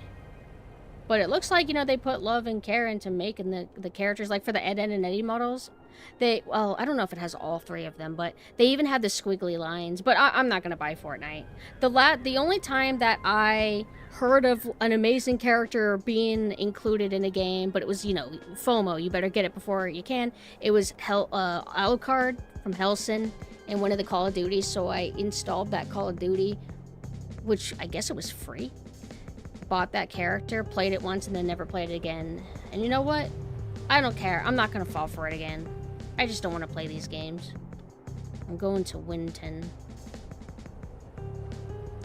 Some Fortnite characters do look a little bit weird. I think Kizuna AI's model looks a little bit odd. My friend pointed out her proportions, and I'm like, yeah, they're kind of odd. I don't know which Call of Duty it was. It was like, I don't know. My parents wanted me to play with them, and we did some mode, and it just felt like a bunch of empty environments and Alucards in it. I think my friend felt that the arms were too long for how short her legs are. and that her hands are really big. But, I mean, I think people come in a variety of body shapes. It is probably possible that you can have shorter legs and long arms. And not all tall people have necessarily large arms, but I guess, like, in terms of style, he just felt that it stood out. And when he pointed it out to me, I'm like, yeah, I kind of see what you mean. Sonic All-Stars Race and Transform back in 2013. Oh. I don't know if I knew much about that one. I don't follow Sonic too tightly. Wow, I do not know if I knew about this one. I'm a little bit turned off because, like, I think the concept of the Sonic Riders is cooler, where you're on, like, hoverboards. It feels like more on brand with Sonic, which is, you know, Sonic is like, oh, look how cool we are. Although I don't know if Sonic leans much into that anymore since the 2000s is gone. But you know what I'm talking about?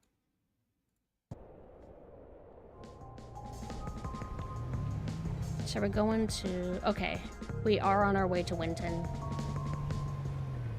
The proportions are odd because they have to fit the default player model's animations. Fair. Makes sense. But I used to joke and I said that if they ever put Classic Vash the Stampede in Fortnite, that I would finally play Fortnite. And what's going to happen is they won't put Classic Vash. They would put the reboot Vash in, and I would not. Nope.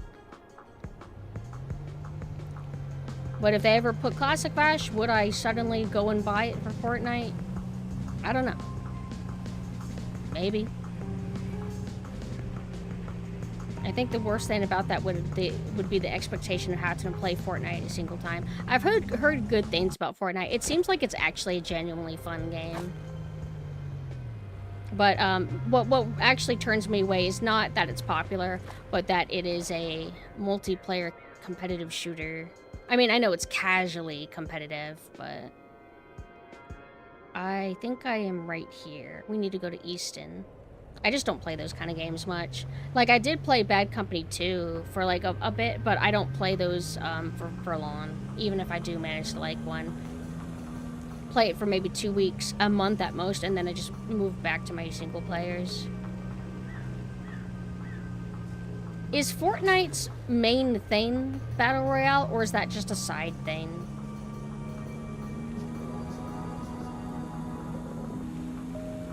Almost got baited by the Jack the Skeleton crossover, but then I saw he wasn't 7 feet tall and remembered it's for a game where he shoots people with a machine gun.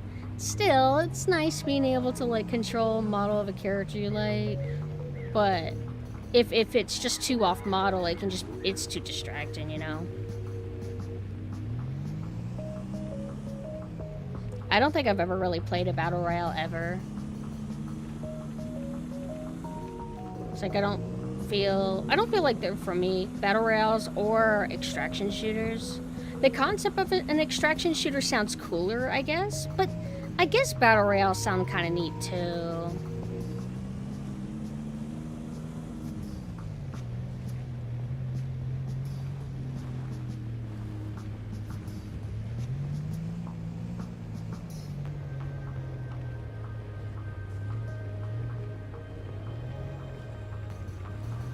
Mostly Battle Royale, but they made a Guitar Hero mode a while. Wait, Guitar Hero for what? I'm going to Easton.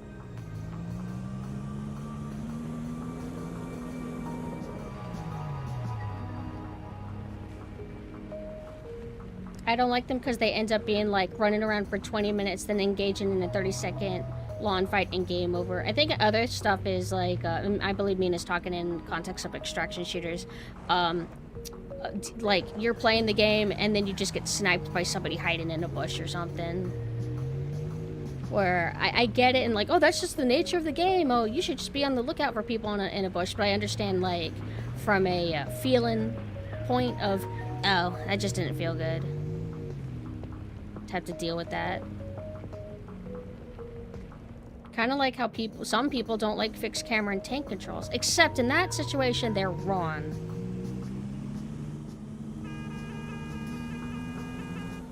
But the thing is a lot of the people, as I always learn, most of the time, A lot of the people that shit on fixed camera and tank controls, they never chalk it up to, oh, it's not for me. Oh, I see the appeal, but I just can't seem to get into it. Like, it's very rarely that. It's almost always, oh, it's just the worst dog shit controls ever on the face of the planet. That's all they ever say. All right, hold on. Sorry. I gotta stop with my propaganda. This isn't the time for it. Fortnite started as a PvE wave defense game. Okay, that kind of sounds familiar. But then the Battle Royale mode went so popular that I think they started focusing on that more, right? And then there's another game that I guess is similar, or it was like a rival. It was, What is the other game? Where I think it's a Korean game, and it looks like a normal military or modern military game, but then they started adding anime models with schoolgirl uniforms and stuff. PUBG, yeah. Mina would tell me about that game. He said they didn't really dig it much. Going to Damton.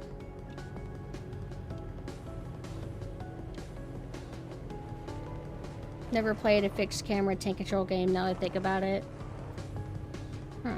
Not even like a classic Resident Evil? Or what about like original Resident Evil 4? It's not fixed camera, but it is tank controls.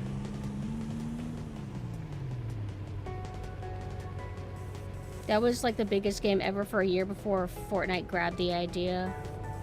So is PUBG also extraction shooter?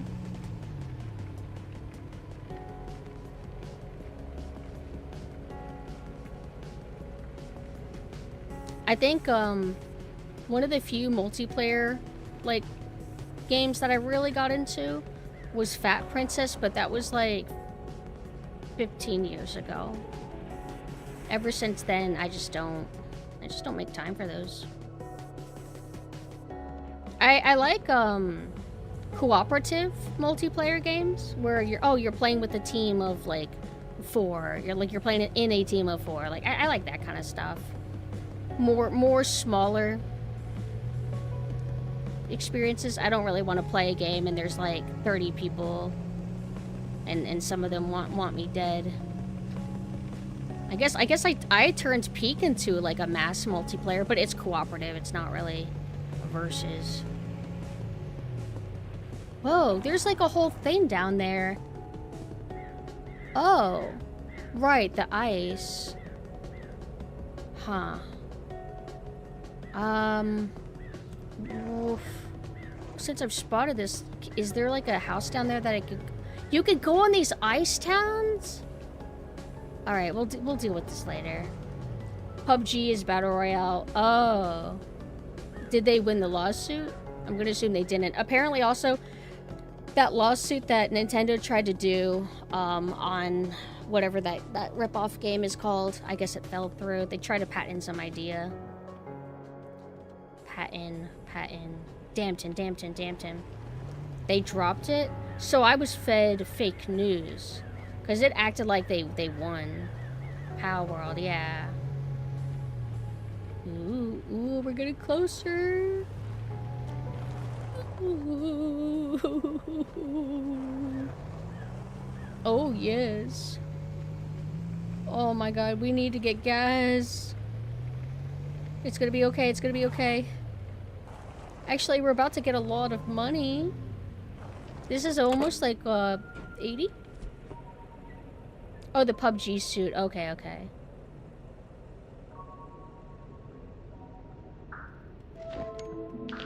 I can't see, game!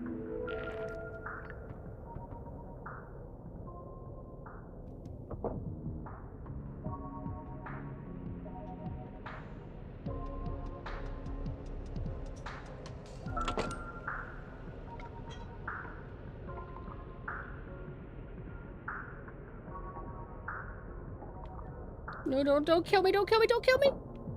Okay.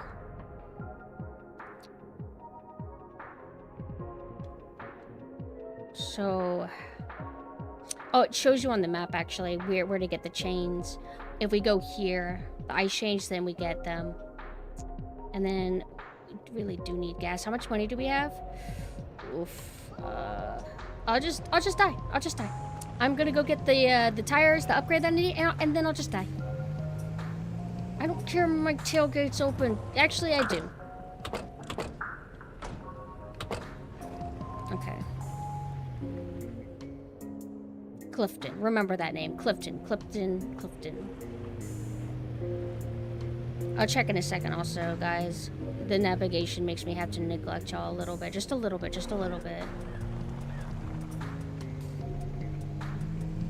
Could have sworn the Pokemon Co. lost a patent. Yeah. That's what I saw on Twitter, that it ended or something.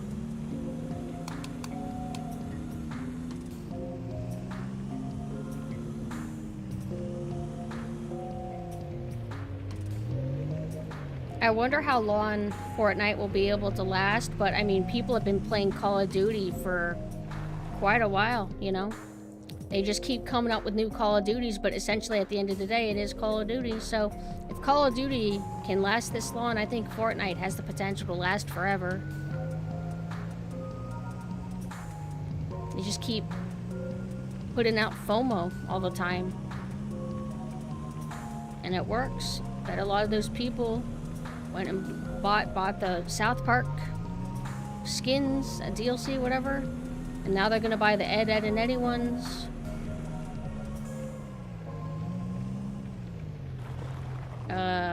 Where the fuck am I going? I think I'm going in circles. I think I'm doing that thing that I mentioned to you guys. Names of a friend. Thank you for the follow. When I mentioned that I get trapped in circles.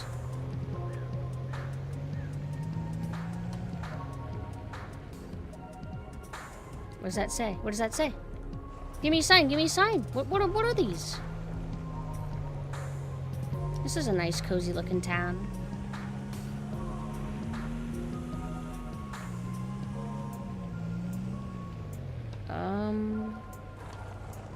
Looks like a path, if I'm being real. I can't figure out how to get out. Wait, no, I think I'm already in Clifton. I'm stupid. It doesn't give you a big pop-up that says, "Welcome to Clifton, welcome." Let's go to auto shop, okay. Let me think. Here we go.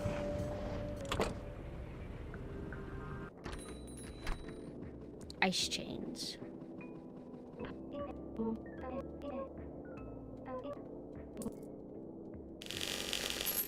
All my money, no. I look like such a grouchy little cat. Right.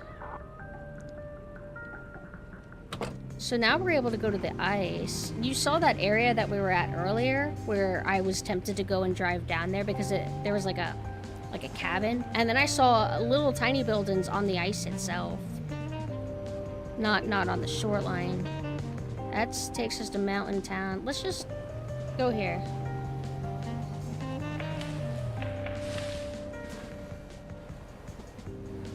This is not a good idea because I just realized that I am still needing to get gas. Why am I doing this? Stop. Please, don't do this. So this is the ice, right? I died! What? What was the point of this? What was the point of that upgrade? I did think it sounded a little bit weird, like expected me to drive on ice at all, but head to the factory just west of Mountain Town and then purchase a fishing rod from the depot in Fishertown. Intercity deliveries are... Oh, no. Wait. Intercity. What kind of jobs have we been doing? We're already doing intercity. Maybe it only allows you to go to some part, maybe, yeah. But it's not telling me to go to that spot. Well, I want to do local jobs. Because I don't know, wait, it tells me how much the,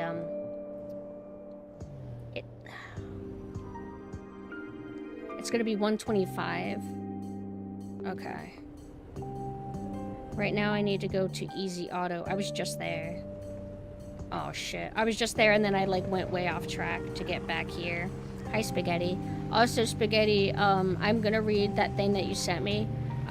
After I finished cleaning, I ended up, like, prepping to go to bed. Oh, yeah, I was gonna mention that. So, spontaneously had to do a bunch of cleaning, and I was mopping with bleach. And it's very important that you dilute it mostly with water, because there was this time where I could tell somebody didn't do that at a IHOP I went to. I went in the bathroom, and it basically smelled like somebody just filled an entire bucket with bleach and then wiped it all down. And I actually had to cover my my face, and I felt like I was gonna pass out while in their bathroom. I should have been Karen. I should have Karen'd up and said, "Hey, could you guys not do that? Because you might kill somebody this way."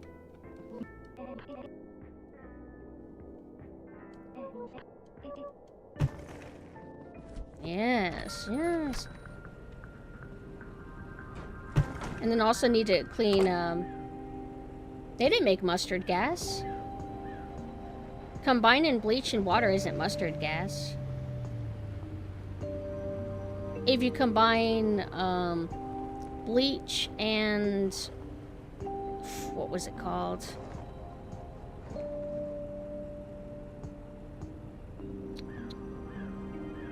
Ammonia. Ammonia. If you combine those two, that's really bad. You will die if you do. Damton. Oh, wait. We're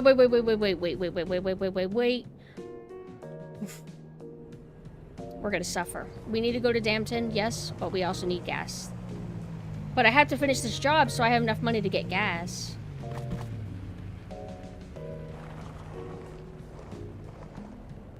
I usually joke, like, if I'm at, like, when I was at a coffee shop, they gave me yogurt and all the fruit had mold on it, and I kind of went up to them, I'm like, hey, not to be a Karen, but there's like molds on the food I just bought. Look, it's fine, I'm not upset. That's usually my Karen-ness. Please don't give me food that kills me. Thank you. I'm sorry. The fuel is right here. I have to go to Damton, finish this job, and then go here and do a bunch of emergency pit stops inside buildings so I can protect myself from freezing in my car. Silent Hill 3 taught you how... is that... I don't remember that being a thing in Silent Hill 3. But then again, it's been a little bit since I played. Tunnel to where? Tunnel to where? Oh, you know what? I have no idea where I'm going, but this might take me closer to gas. So let's do it. No, I can't afford it. I can't afford gas. Shit. Where am I? Alright, this is easier. This is easier to navigate. Let's cancel one of our jobs. Let's do a job inside here. Easton to Upton. Oh, this is better. Upton to Weston. I think we're in... Ooh. Where am I? Am I in Easton or am I in Upton? Alright, it said head to Upton, so I'm probably in Easton.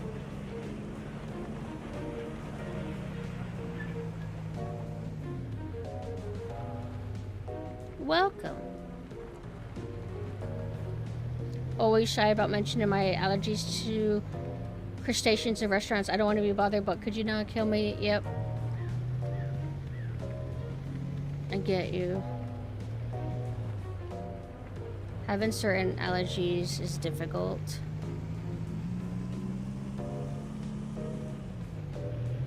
And sometimes people are still negligent. Not to scare you, of course. Alright, where am I? I am at the gas station, which would be really nice to be able to get gas from. But it's my fault. I opted for getting my upgradable tires because I was just so thirsty for progression. I don't think I really have any food allergies, though, me personally, to Weston to Upton, which I'm grateful for.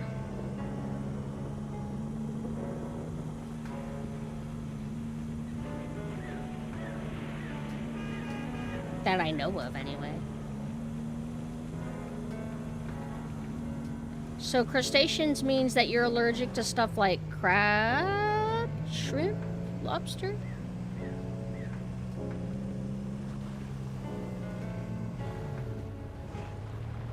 Yes, it is minimized. Let's pull that bad boy back up.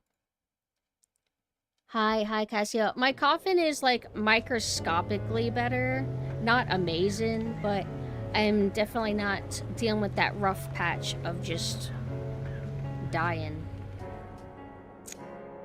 Head to Upton. Crab, shrimp, lobsters, anything with a carapace. Is carapace the, that outer shell?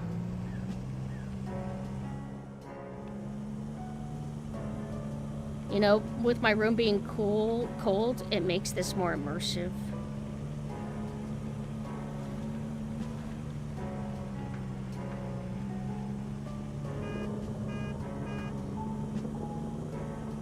Also, I've been low fuel for a while. They give you a really nice grace period of not making you suffer from the cold. But they do warn you a long time.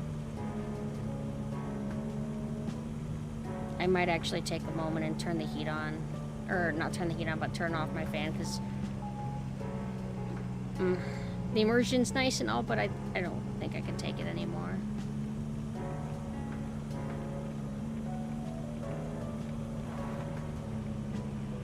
I think crabs are adorable. I used to go to a beach when I was young, and there were baby crabs all over the sand, everywhere.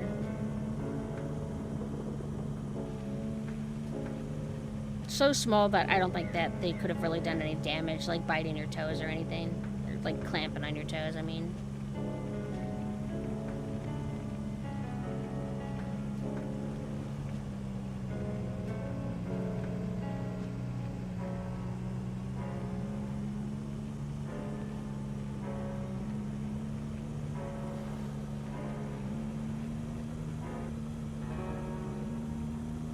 This is like the longest trip we've had to make.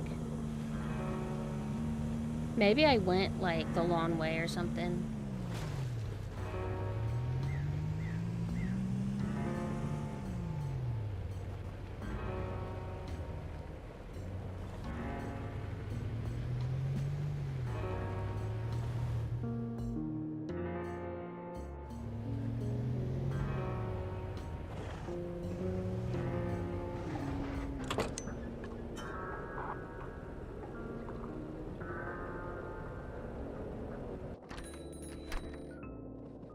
Traumatized as a kid for all because they showed me 6 big crabs on the kitchen as a kid, then saw later. Oh.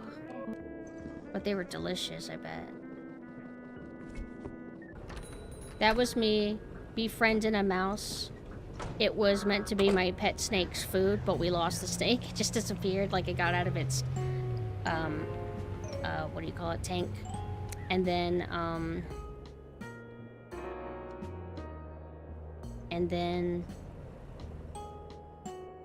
I was just chilling with the mouse. And then we found the snake, and then I just watched it get eaten. I chose to watch, though. I took it okay. I think I was emotionally stunted.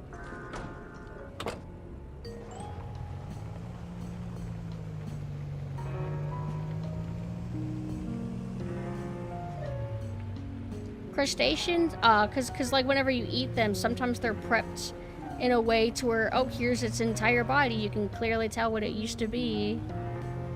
Or it doesn't feel as abstract as here's a slab of meat. It was once a turkey. But you don't see any signs that it was the turkey, really. You don't see its head or anything. So I think some people eat pigs that way, to where it's like, oh, here's the pig head right there with the apple inside. Although I've never really seen I've never seen that in real life, having the apple inside the mouth. They remind you of bugs. Whenever people do alien-esque designs, it does seem that they either pull from insects or they pull from, like, ocean life to create aliens. I guess they're a little bit creepy. I was talking about how when I was young, we had a, I don't know if it's officially called a spider shrimp, but we had a shrimp that more or less looked like a spider. And it had, like, stripes to it, white and orange. White, well, more like white and red. Wait, I'm going to Weston. I don't want to go too far. Wait, why did I initiate? Oh, right. I initiated this so I can get money.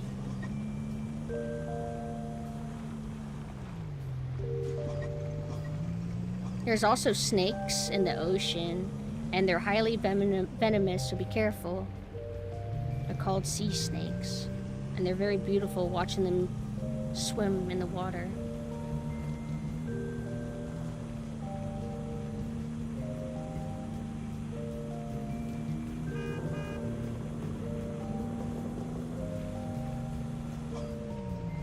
Truck temperature low. We're about to die. Thank God we're doing this in this area. This is like one of the least cold places. Weston. We are in Weston. Okay. We...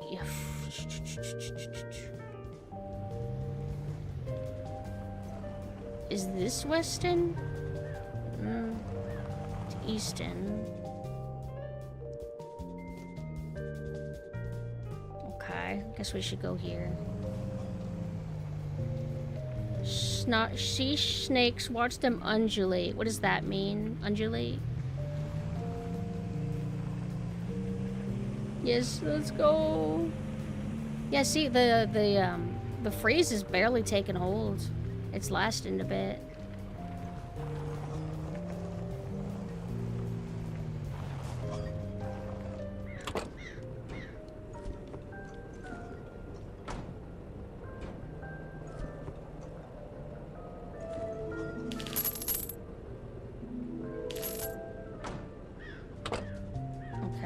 Wait.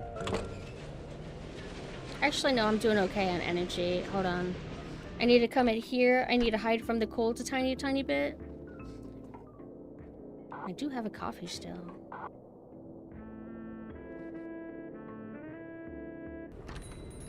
Okay.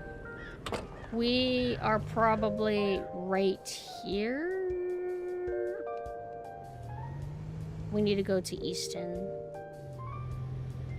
The road's iced here, too. It doesn't seem like the most radical, like, crazy icing, but enough to where we haven't gone out. And it's supposed to get colder, because we woke up at, like, 11 p.m. Well, I'm hoping it warms up, because I really miss going to Dunkin'. But if the ice is or if the road's icy, I don't know if they would allow people to even go out.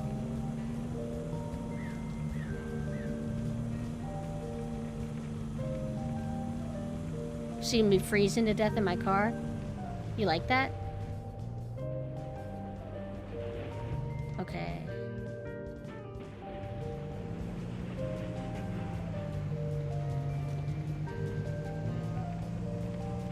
Luckily, normally we don't have to deal with the ice too bad either. Like, hell, we hardly even get snow. We can get it, and when we get it, like, sometimes it can be pretty intense, but it's been a while. It's not a annual expectation. Oh my god, we did it, you guys, we did it, you guys. But I'm gonna be so broke.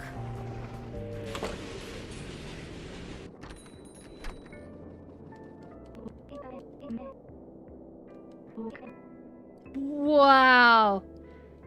Whoa. You motherfucker, you're out of your minds. Since when is it 80? They brought up the price of gas. Since when? Since when? Are they serious? Serious? Shake my head. Shake my head. This isn't enough money for me. What is going on? What happened to everything being like 80 bucks? Come on, I need the big jobs. Come on, I need the big jobs. Fine, fine, fine. Whatever.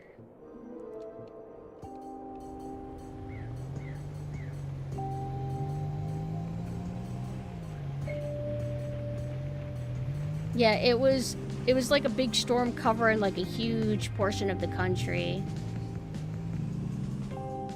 I had to go to Easy Auto. I was literally just there. I was too focused on my overall goal and not focused on the fact that I need to brain something there.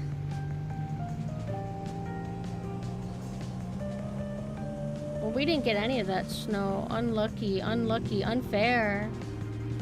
I love snow. I like to play in the snow. Wait, this is gas. This is gas. This is not auto shop. This is not automatically became auto shop. Auto shop might be here though.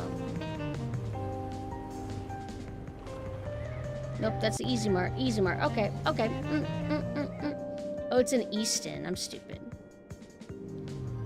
Well, I almost went the wrong way anyway. Hi, Klaus. Hello. Wait, the auto shop is right here. Man, I have no idea where I am half the time.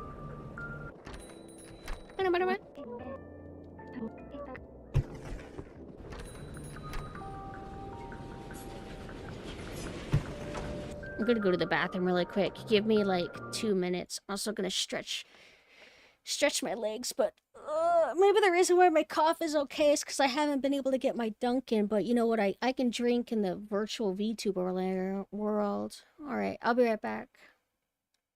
Put on music for you.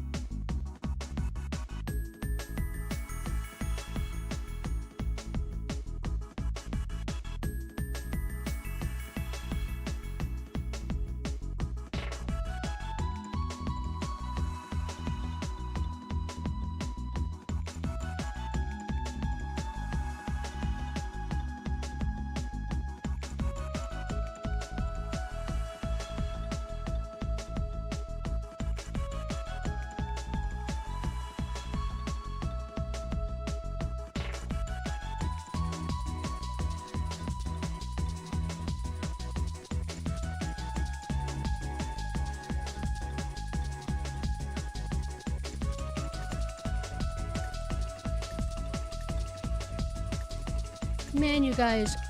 Man. I'll tell you what.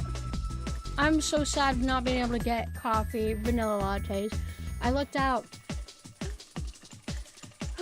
It looks like the ice is melting enough, but the Dunkin' doesn't open in a few hours. So I might try and check it out. Hi, Colt. Let me pull out this. You guys see the Alien VHS? How aesthetic. Oh my gosh. Too big. I want to take some photos. Bad photos. Quick photos. I want to show you some of the stuff I've been getting lately. I'm still in the room, but I'm on the BRB screen. Hi. Well, no. My sleep schedule makes me wake up at like 11 p.m. or 1 a.m. in the morning, and then I'm up until then. And then I just happen to be able to get Dunkin' Donuts as soon as it opens. But I didn't like ruin my sleep schedule for Dunkin' Donuts, although I would. And I think they should sponsor me. But if they do sponsor me, I would probably create a propaganda campaign to get them to make the vanilla bean the default vanilla, and for them to get rid of the main vanilla, which is ridiculous. I would never do something so silly. Also, hello, Hero or Huron. Hi. No. I haven't even been awake long. Hi, Machina. Machina, look. I'm gonna take a photo of some other stuff I got. I haven't made time because my room's a mess. And this one book I got, Tom Clancy's Submarine. It's bigger than I thought it was gonna be. I thought it was gonna be small, like in width. Because it looks small in photos.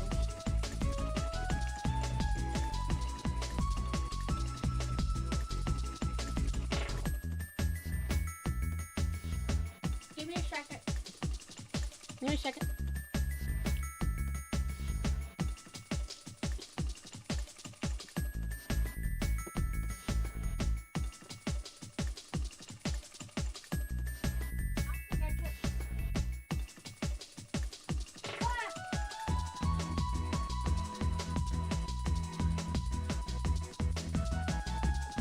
This stuff is like stuff I got for myself for Christmas.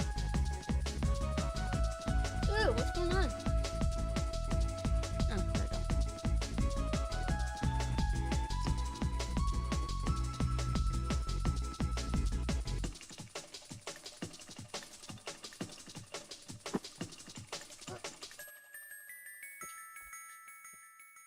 Now I send it myself. Ah! I bent a little bit, and then I think I shattered my rib cage. Hope you don't mind. Would you still like me with a shattered rib cage? But these photos are gonna be so ugly. They're not gonna have like pretty filters. So I'll retake them eventually. That way they can look more aesthetic and nice. Ribs are overrated. Would you eat mine? I think I summoned Abigail with the Ape Escape music. Oh my god, Abigail. I think I wasn't able to like chill for long or something, which is why I didn't say anything. But I glanced and I saw that you were playing Ape Escape 1 recently. I think that was like the one that you hadn't played. Did you finish it? Did you like it? Well, hold on, I'm gonna save these photos so I can show you guys.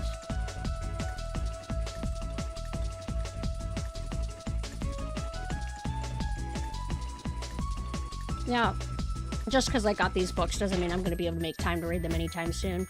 I saw somebody else mentioning it. I don't know if it's an ADHD thing or something else, but basically, it's a kind of thing where it's easier to make plans. It's easier to buy a bunch of books with the intent to read them, but the struggle is actually making yourself read them, and that's something that I've always really dealt with, and it's been frustrating. Like, man, many years ago, more than 15 years ago, I got a bunch of pirate books because I'm super into pirates for a really long time. And I planned to read them, but I only managed to make time for like one of them. And I still have a lot of those books, but just could never make time. Time flies. But I got this one. I found it because I forgot that I had never taken it out of the package, the box, until I started cleaning a little bit. So I opened it because I'm like, oh, what is this? And I was like, oh, it's my Tom Clancy book. I forgot to take it out.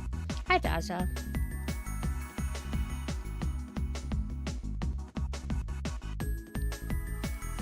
It's pretty bare bones compared to 2 and 3. Kind of simplistic, yeah. But what about the vibes? I think its soundtrack and I think its color palette's really cool. It's the most saturated, whereas as soon as Ape Escape 2 came out, it felt like they were trying to mute the colors and give it a sort of pastel-y, gentle look. Like, not Sanrio pastel, but you know what I mean?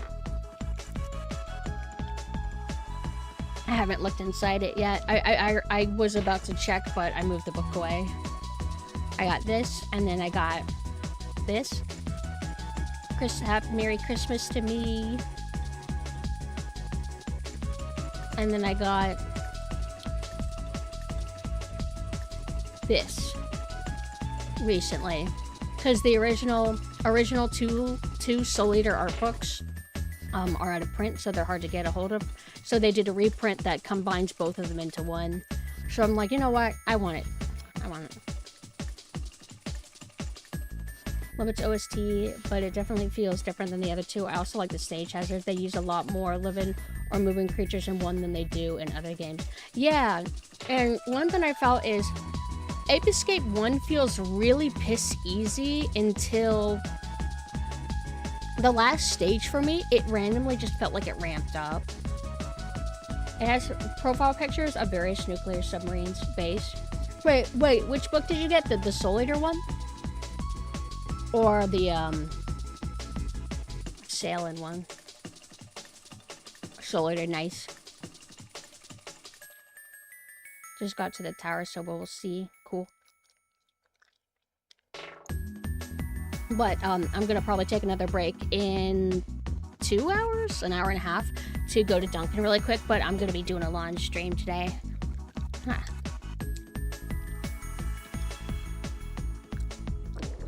Oh wait, let me turn off the, this. I can't help it, I love coffee. It makes me happy.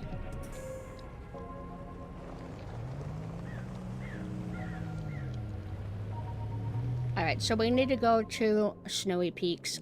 We must be right here.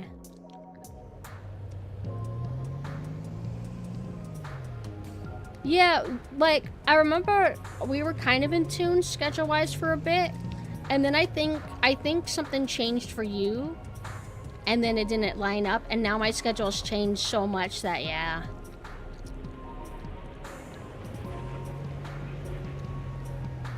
I'm more in the people who I'm not able to see anymore because my schedule is so different now. I don't know if it's going to be permanent, but there is something that feels very cozy about waking up and then streaming. So I really do like it. So I need to go to Snowy Peaks. I think I accidentally went to the fishing town. Wait, no. We're grinding for money. That way we're able to buy the fishing hook, which I guess gives me more jobs or something. I don't really know. Oh, is your schedule out of sync? Like in general, like, oh, chaotic. I meant chaotic. So this game is actually like the vibes that you're getting from here right now. This is the overall tone of the game. There was one spooky moment tied to the narrative, but it was literally like 10 seconds. For the most part, there is something surreal going on. All of the NPCs have a bit of a disconnected bizarreness to them, like subtly bizarre.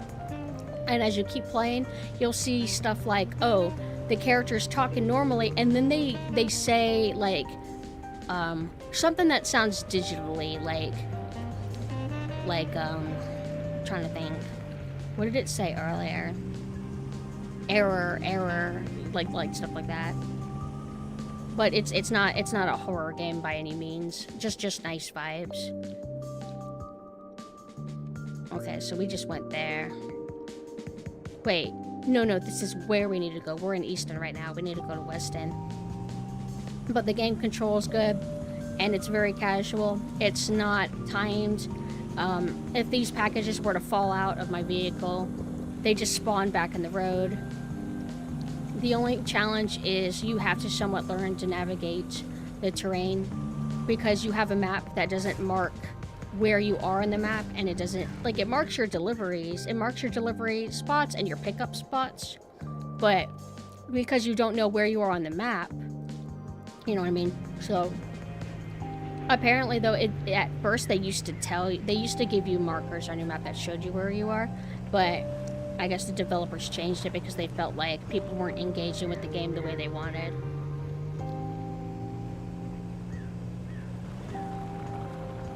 And you also have to manage gas and cold and stamina. But it's pretty simple. If I can do it, anybody can. And it's very beautiful. Very nice looking game. We're going to Upton. But I can link it for everybody. Let me see.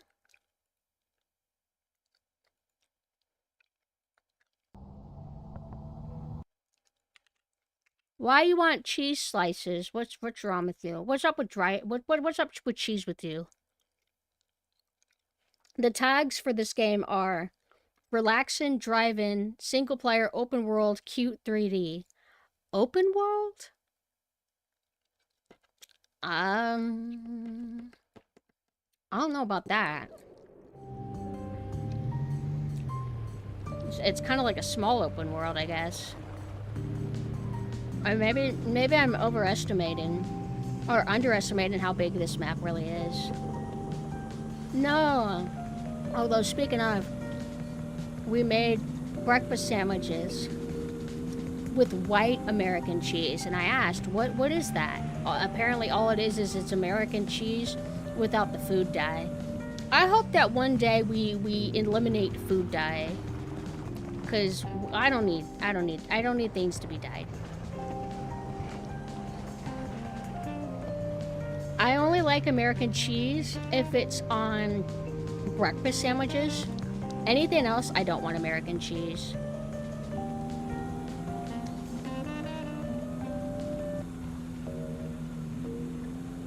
Where am I? Where am I? Wait, I'm on a bridge. I'm going on a bridge. I'm going on a bridge.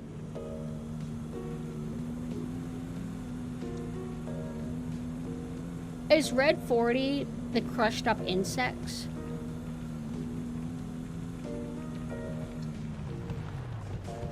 God made you. God made you, that's right, you, to dye this lollipop red. That's your grand purpose. My mom used to love mozzarella cheese. Ew. And frozen pizza. I don't think she's engaged in that in a long time. She must have gotten burnt out of the cheese. You know what's actually kind of weirdly good?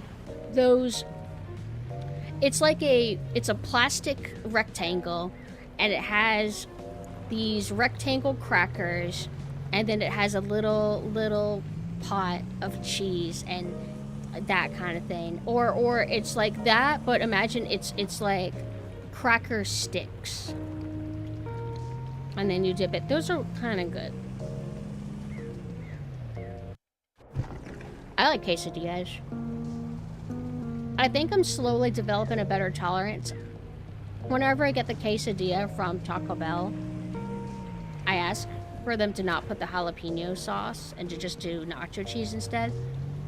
I could maybe do the jalapeno sauce now, maybe. But it is overpowering. I'm going to Lopton. I'm going to Monton, then Lopton.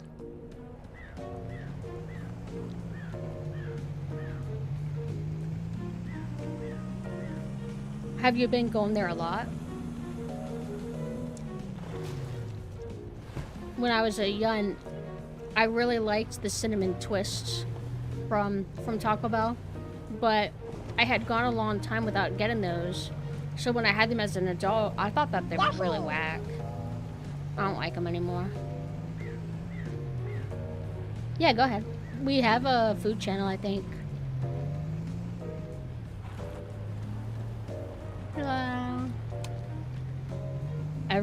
Everybody always gets mad when I don't have my lights on.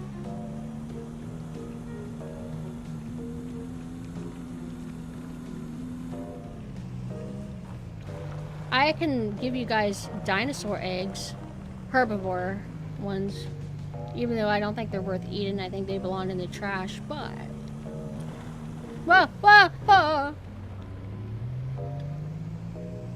Do you think that the cinnamon twists maybe had their recipe changed or something? Or were they always shit but we were kids and didn't realize? Because another thing I used to really like is I liked Kraft mac and cheese.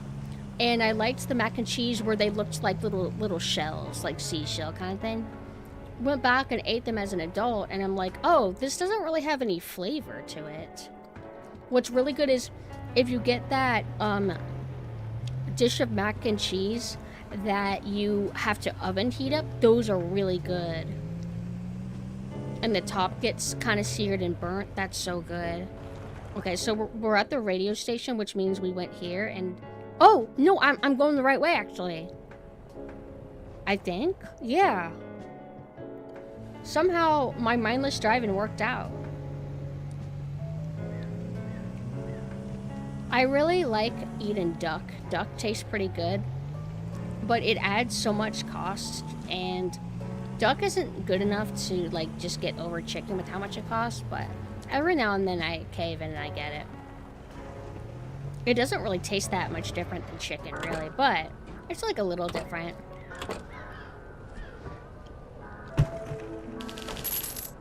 And we're gonna focus on grinding because I don't want to be in this situation where I spend money to get like a few things and then I'm back to being broke. I don't want to die in my car. Let's go to the fishing town. How are we doing on gas? I think we're actually good, but like eventually I'm gonna run out of my coffee. Fried egg on steak. I don't know about that, but I was so dumb. Because, like, when I was young, I was making the ramen by myself, and I just kept it simple. Just the packet and what comes in it. And then we got older and realized the best way to make ramen is not to boil it all in a pot, but to boil it in a pan. And then you put an egg. You cook the egg first and put it on. I think some people, what they do is they just break open the egg over the ramen, like just like that.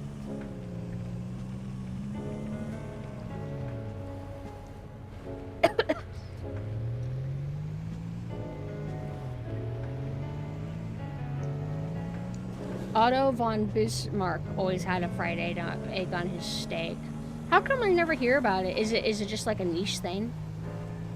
Oh, you know one thing that Mina is really into is, I think it's called Egg Benedict, but I don't really remember what that means. Okay, hold on, wait. Pick up from Easy Depot. Okay. We're going to... Man, Lopton's this entire area.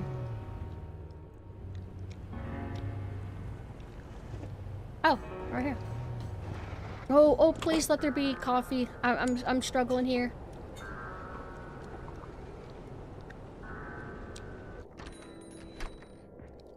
Fried rice? Oh, yeah. We're able to make fried rice, and I remember when we first were making it, we weren't sure what we were doing wrong. Because there was something about its taste that didn't taste like how it is in restaurants. You know what the key is? It's white pepper. White pepper.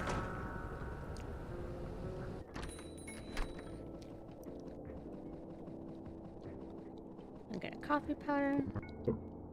See, this is what, I don't know if Abigail, if you're still here, but this is where it's like, oh, here's the surrealism. But not really horror, just surreal.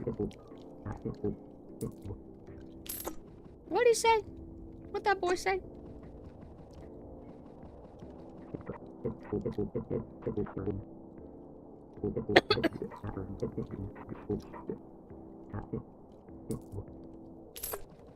Okay, and then we have some firewood still. I guess we don't need to, because we only need to make one campfire and then we can cook all that coffee in one go.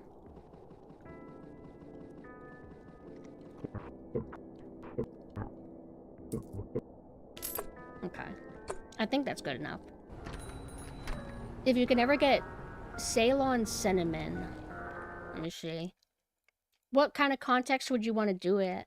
Ceylon cinnamon.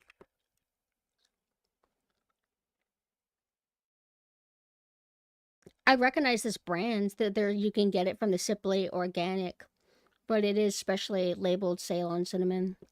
Ceylon cinnamon.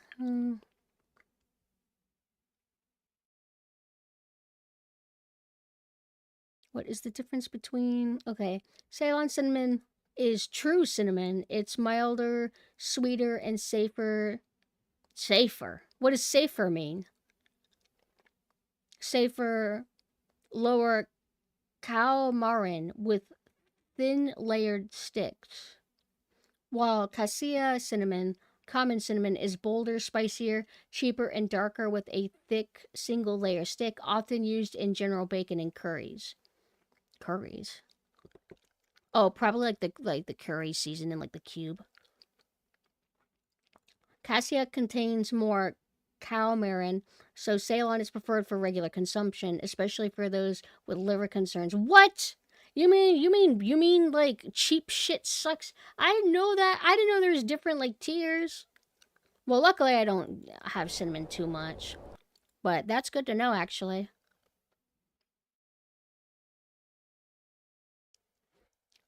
Are you recommending it for taste, though? I'm going to assume it's for taste, less so for safety. For me, I like hot pie. I especially like if you get blueberry pie. You pop that bad boy into the microwave for a bit. So good. And I can do apple pie, too. Anything else, though, not really. I'm enjoying the game a lot, actually. It's, one of my faves now.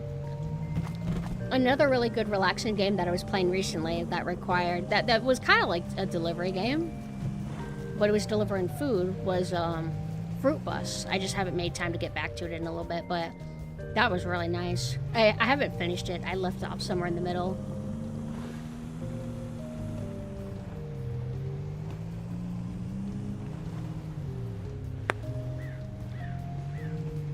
There's also studies popping up regarding a compound high in Chinese cinnamon that may be toxic. Isn't that the worst, how we're test subjects? We just mass consume something and then we find out 30 years later, yeah, so it was giving everybody cancer. Yeah, I'm sorry.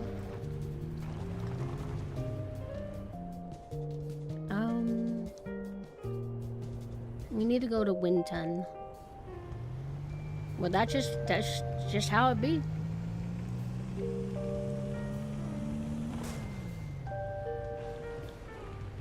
I'm curious what thing I'm consuming is killing me the most.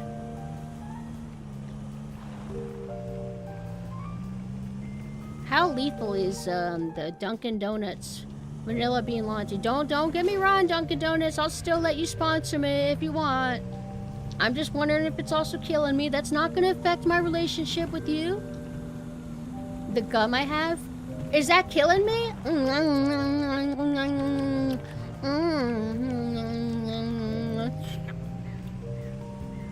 Is it really for real killing me? Now I hear the bubble. When I blew that bubble, it became the shape of a skull. Should I be concerned? Artificial? Oh yeah. Like they're like, oh, you want to be on a diet? Here, use this artificial sugar. It's made in a lab. Apparently that's not good for you. I think whenever I would have artificial sugar, it made me sick. Probably just a coincidence, you know, maybe I was just having an off day. Where am I going? Where am I going? Oh, I'm going to Fishing Town. What's given everyone cancer is the latent radiation in the air after all the nuclear tests. We actually have to harvest old pre-nuke ship metals for accurate medical measurement. Cool, cool. All right. We're dying. We're dying. We love it. We love it. You guys aren't supposed to have chewing gum fetish. You're supposed to be annoyed. My dad was always so mean to me about my gum chewing. he was always like, "You sound like a cow," and he kept saying that like, "You're just making me feel bad, Dad. I'm not gonna change." No, don't side with him.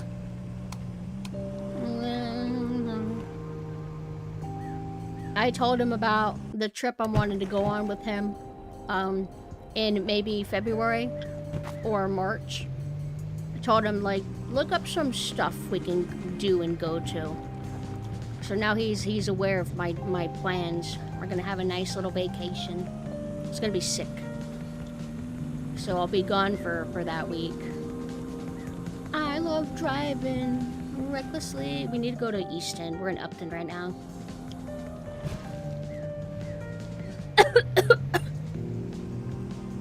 If you're part of the millennial generation or younger, you've already been fucked over buying microplastic based plastic.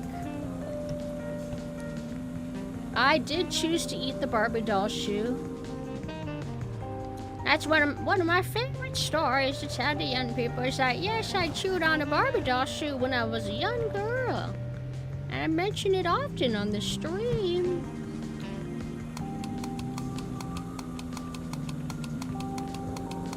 Hey, why don't I play that essay video?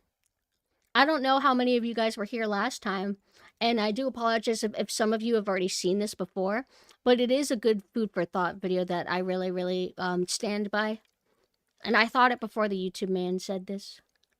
We came, we saw, we kicked its ass. Bill Murray was 33 when he shot Ghostbusters. That's right, boys. And in the 70s and 80s, this is what actors in their 30s and 40s look like. But something has changed since then, because actors that age today don't look like this anymore. I lost my hand! They look like this. Or like this. Actors today need to have great hair, perfect skin, and be in flawless shape. They don't look like regular people anymore, they look like supermodels. This isn't every single actor, but it's clear there's been an overall change in how A-list performers look. And it's also how they're shown to the camera, like in low lighting, and with more vibrant colours. They're surrounded by other people, and on an actual set, rather than a green screen. Everything's under control, situation normal. You're probably going to say this is because of a wider trend of movies looking bland and flat nowadays, and things like bad lighting, dull colours, and the Netflixy look make basically everything in modern movies look worse. And also, we can't ignore cosmetic surgery. As my plastic surgeon always said. But if you look at movies from before the millennia, it's hard to deny that the actors looked more like regular people. Keep it still back there, lady, or else we're gonna have to shoot you. Okay, so the word ugly is a bit harsh, and I'm not trying to objectify or body shame anyone. Most people who are cast in movies aren't unpleasant to look at. I just mean that they have bodies and faces that could theoretically belong to a normal person without the aid of personal trainers, dietitians, and plastic surgeons. They look like normal everyday people you could see walking down the street. I need a man who has powerful friends. Bruce Willis, Bill Murray, and Jack Nicholson aren't bad-looking guys, but they have a sort of everyman appeal that we just don't see in today's stars. Saw it on the television. And a big part of this is that today, people just generally look younger. Physical, clean, age, 26. There's a great Vsauce video from a few years ago that goes into this in more detail. Essentially, the clothes and overall style has changed, and combined with better medical... So, I played this video yesterday, so I'll just re-explain again. He's not actually saying that people in older movies were ugly. And he mentioned like that ugly is a harsh word. He's just talking about how back then a lot of actors that would, you know, be very prominent in the mainstream, that they would be allowed to have imperfections, that they would be allowed to have flaws, including girls and men. And how nowadays, like that's the point of the video, and nowadays they have a more curated look to them. And I've brought it up in multiple streams before about how I really like Sam Neill, and I don't feel like you get him, like people like him, quite as much anymore. And like, say, like a movie like Jurassic Park versus Jurassic World, to where who do you go for? You go for like this big macho man that looks like a supermodel kind of deal. And that's basically what it's talking about. care, nutrition, and less smoking, people are healthier and better looking. Stop rolling, bitch! So here's a few age comparisons that highlight this in action. My mom was already dead then from lung cancer. Gene Hackman is 44 here. Actors in their mid-40s today look like this. Are we soulmates? Or like this. there's quite a big difference. Just a little slap. Sylvester Stallone was 30 when he first shot Rocky. Look at his face. A comparable actor today would be Timothy Chalamet at 29. Young But pup. they play very different types of characters. If we want to be fair, let's compare two all-American action stars. Drop it, dickhead. Glenn Powell, 35 in Twisters, and Bruce Willis, 33 in Die Hard. Robert Pattinson was 35 when he played Batman, and Michael Keaton was only 2 years older. Bruce Wayne. Are you sure? But Keaton has visited Hi, Teresa. Thank you so much for the raid. How you guys doing? You playing cool games? Oh my god, from a package. Thank you for doing that shout out. Well, thank you guys so much for the raid. For anybody who doesn't know me, hi, I am PumpkinSynth. At the moment, I am in my military raptor girl form, Captain Nanessa. We're playing a cozy game called Easy Delivery Co. You're in the basement? It's not being locked. Well, if you volunteer to be there, it's not. Why would she lock it? I don't believe them. Yeah. I was just playing a video essay talking about, I guess, like, differences in, Hollywood casting, how people look. And he does mention, by the way, that in general people do look a lot younger now than they used to back then. But the video is just talking about how back in the day, well, it's just like, what does back in the day mean? It's just old, whatever. People were allowed to have imperfections, recede in hairlines, and be cast in certain roles, etc. And how now there's more of a curated Instagram kind of model look to a lot of people. lines around. So I've mostly been like a little bit quiet while letting it play, but if you guys have to head out because it's late, I totally Names get of it. friends. Thank you so much for the follow. Yeah, we don't get natural teeth as much. And what sucks is, I did mention it when I played it last time, is that if there is an actor that has quote, imperfections or imperfections, because some people will literally, you have like a freckle like right by your eye and you look like a hideous beast, you should fix that. Like, some people are very unreasonable in what they will consider to be a flaw. But if you're an actress especially and you have a flaw, you'll get bullied for that flaw, which then pushes you to get some kind of surgery or do something crazy to remove that flaw so people aren't mean to you anymore. So you lose no matter what you do. Around his mouth. His hair has receded a bit and he has a subtle 5 o'clock shadow that doesn't feel purposeful. But Pattinson, even though dressed up to look sleep-deprived and reclusive, has a chiseled jaw and perfect skin. Overall, he looks a lot younger. We're going to Dampton. But there's something more at play than actors simply looking older in the past. Frank, they're not here for you. It's the kind of faces that have changed too. Weird Al Yankovic is on the plane. It's the everyman look, receding curly hair or imperfect skin. And it's because of these distinct features that characters had a stronger sense of personality just by looking at them. Do you have any hobbies? I collect spores, molds, and fungus. But before we continue, let's take a moment to thank today's sponsor, Opera Browser. With Opera's integrated tools, I can easily organize my research, jump in between the description and the bare jaw, and we meet free description in the pinned comment. And now, back to ugly actors and aesthetic personalities. Do you have any hobbies? In the opening of Once Upon a Time in the West, we meet 3 characters who don't survive the end of the scene. But they all have an interesting look. Al Mullock has long hair blowing across his face and vibrant blue eyes. Jag Elam has the long eyebrows and beard that goes down his neck. And then Woody Strode looks completely different, Now with a we're square at jaw and a Dampton. piercing look. From their faces alone, we can get a level of understanding to their character. It's hard to put into words, but we get a feeling that this guy is going to behave differently to this guy. And then compare them to the station manager. We can understand the dynamic just from the way they look. You can say this is down to great casting, and to some extent it is, but ultimately, it's just these guys' faces that carry the entire 15-minute opening. Oh, well, I suppose it'll be alright.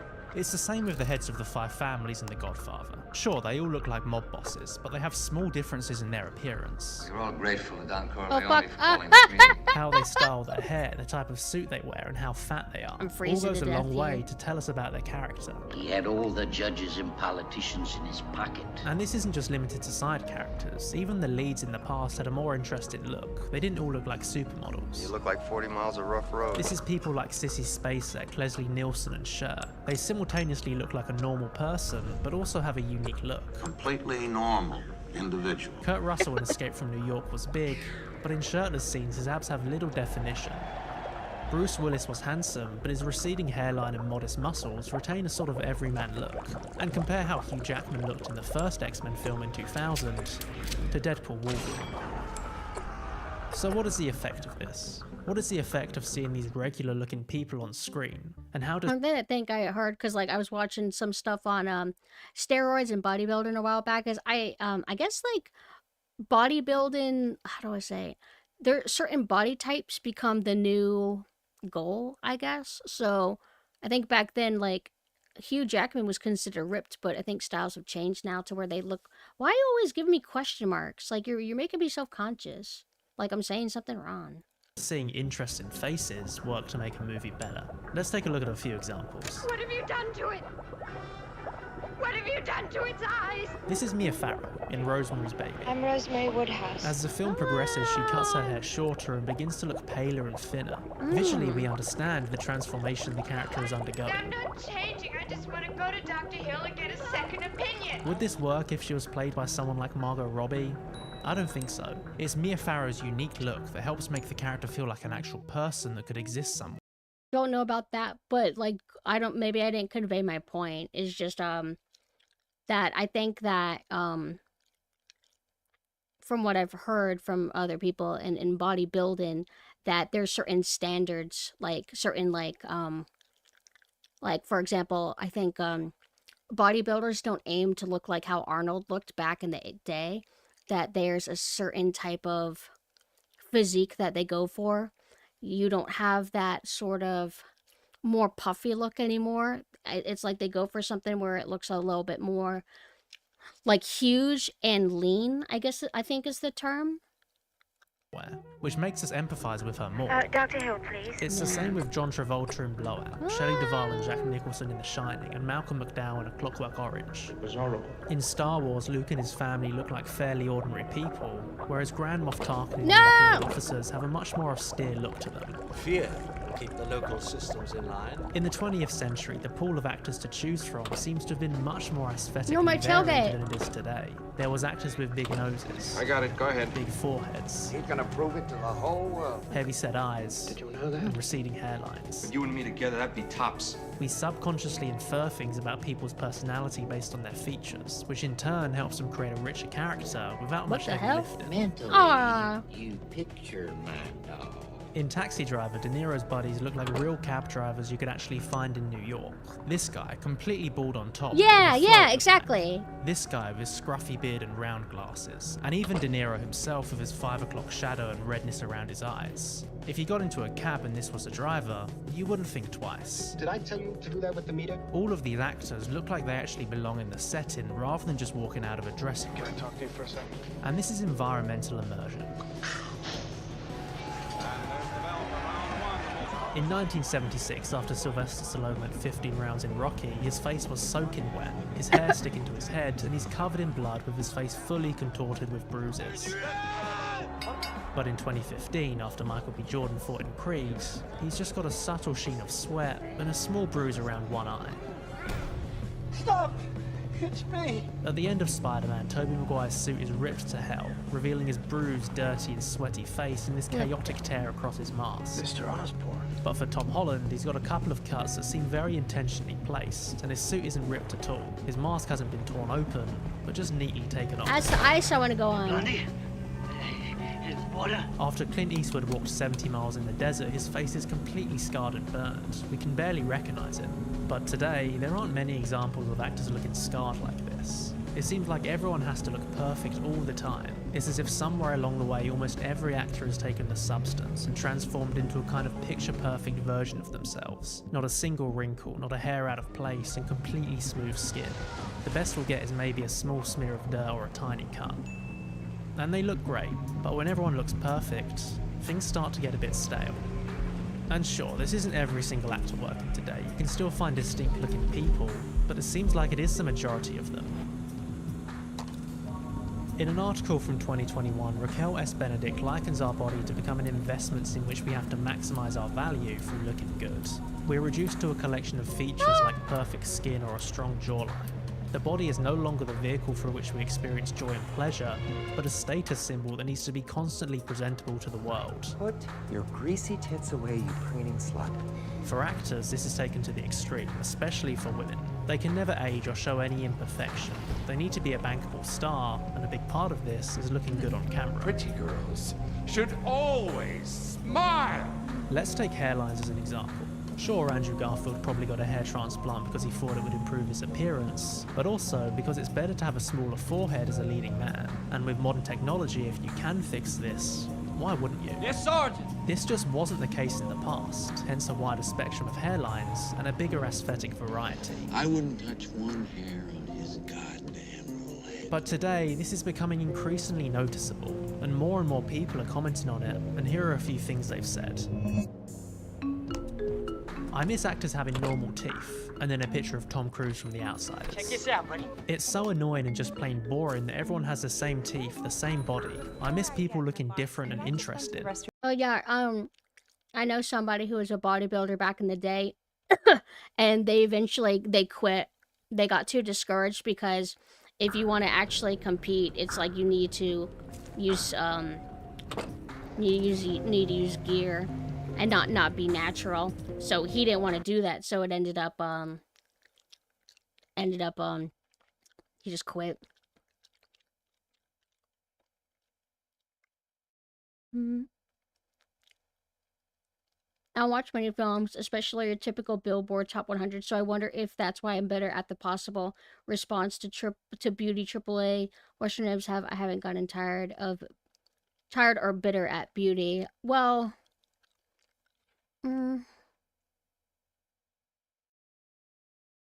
are we talking about like video games? If we're talking AAA, I feel like it's like a different situation. Hollywood is never gonna like stray from beauty. Video games though, I think most don't. I don't think most video games are trying to make characters ugly or anything. That's only very specific ones, and to be frank, it's likely games and IPs you wouldn't even like have played to begin with, like the Tumblr kind of games. But my only issue is video games relying on face scanning and body scanning too much. I miss stylized physiques, stylized anatomy, stylized faces. And I mean, we still get them. We'll still get games that look like Fortnite type graphics, but certain IPs like Devil May Cry, Resident Evil, you don't have the Capcom hot model anymore. It's all like real people. Street Fighter at least is still like it's like they're looking sort of realistic, but they're like still stylized. But I like fake people. And also Daza, I forgive you for the question mark. I forgive you. But no, like I don't mind question marks. It's more like if I say something and I'm like I'm trying my best to make a point and you just respond with a question mark, to me it just makes it seem like, oh, I'm confusing you or something. Like it's like a blunt way to just say that I'm not making any sense, or at least that's how I'm typically used to it being used on me. But I will, from now on, I will take it as an assault on me, by the way. So if you ever do it again, I know what you're doing.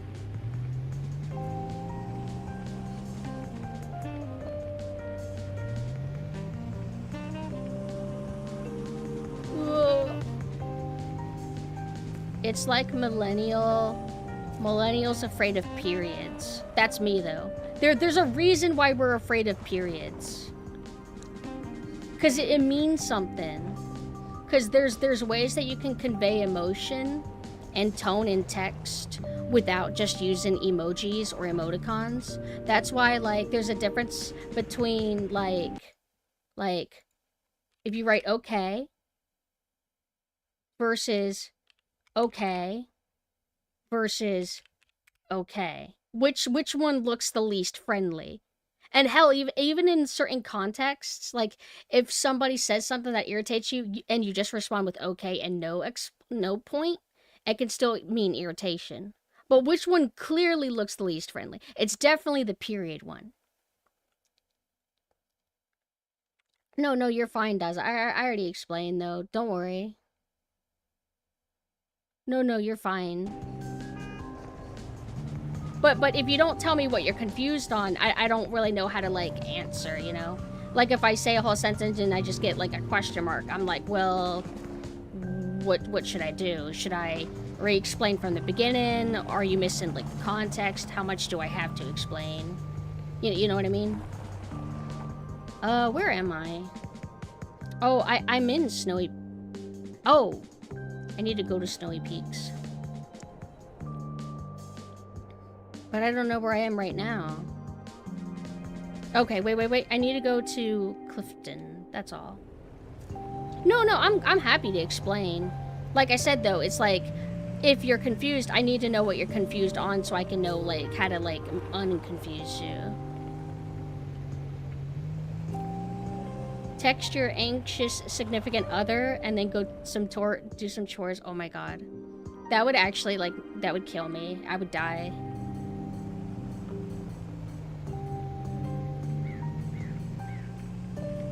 Also, Spaghetti, are you still here? No, you're fine, you're fine.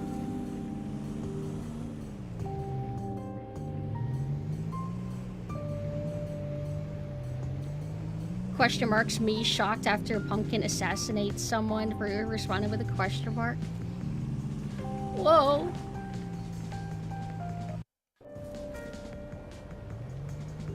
All new raiders, whenever they come in, everybody's gonna bombard with them. Dude, don't ask Pumpkin questions, man. What? Just don't. Just for her good, for your good, just don't ask her anything. Alright? What happened the last time?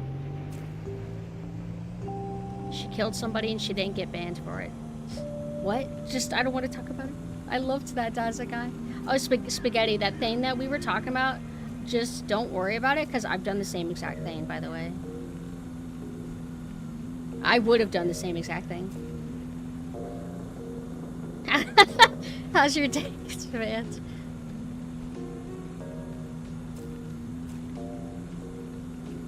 Oh, that was one thing I had to learn when talking to, like, I have, like, a friend who is, like, much older.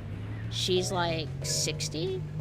And she responds and she does the period after everything. And I think it's automatic from her phone. So everything that she would send me, it's like, yeah, I'm gonna go to the store, question mark. Or not a period. And I would always get really, like, anxious, like...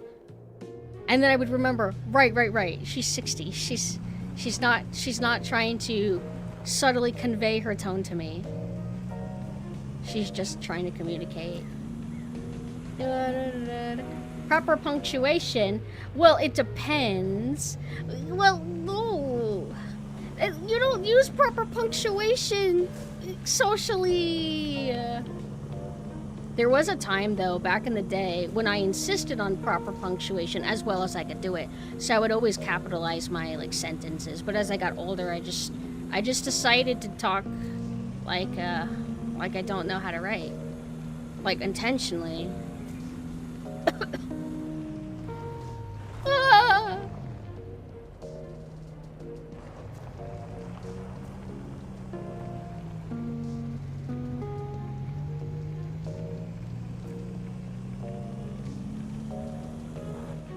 When you see good grammar, it's attractive, so you're saying I'm ugly?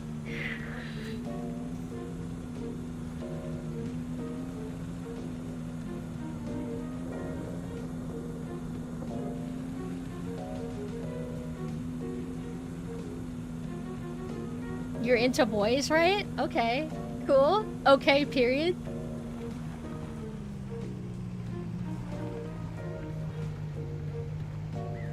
I had somebody try to give me shit for capitalizing the title of a piece of media like Night of the Living Dead. But you're supposed to do that for movies and stuff. There's actually one thing that confuses me. Hold on, let me see if I could find it. There's like a post I was writing, and I wasn't sure if I was supposed to capitalize it. Let me look back.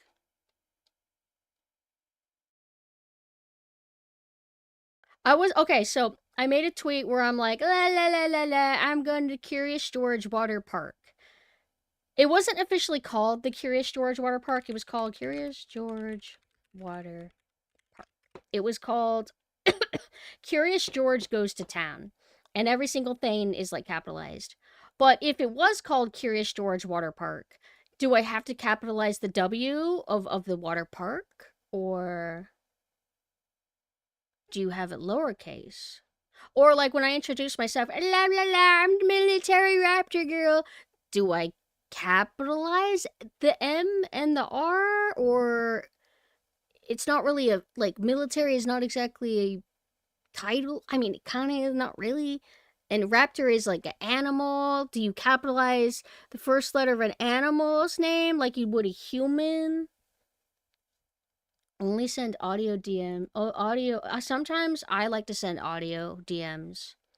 Because, like, my thumbs don't want to move. They don't feel like it right now. If it's meant to be a title, yeah. Okay. Okay.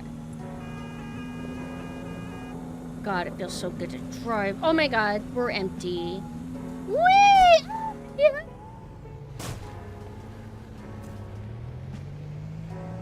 Upton. We are going to Snowy Peaks. We do want to go to Upton. Are we anywhere near gas? We'll go to Easton really quick, get more gas. Which is gonna take up all of my money. I'm struggling balancing this. It probably doesn't help that I likely take the lawn road to get anywhere. Wait, no, we're already in Upton. We're not even close to Easton. Okay, let's just go. Working hard or hardly working. The movie Severance is really good, though. Wait, I think it's called Severance, right? Wait. No, it's called The Substance.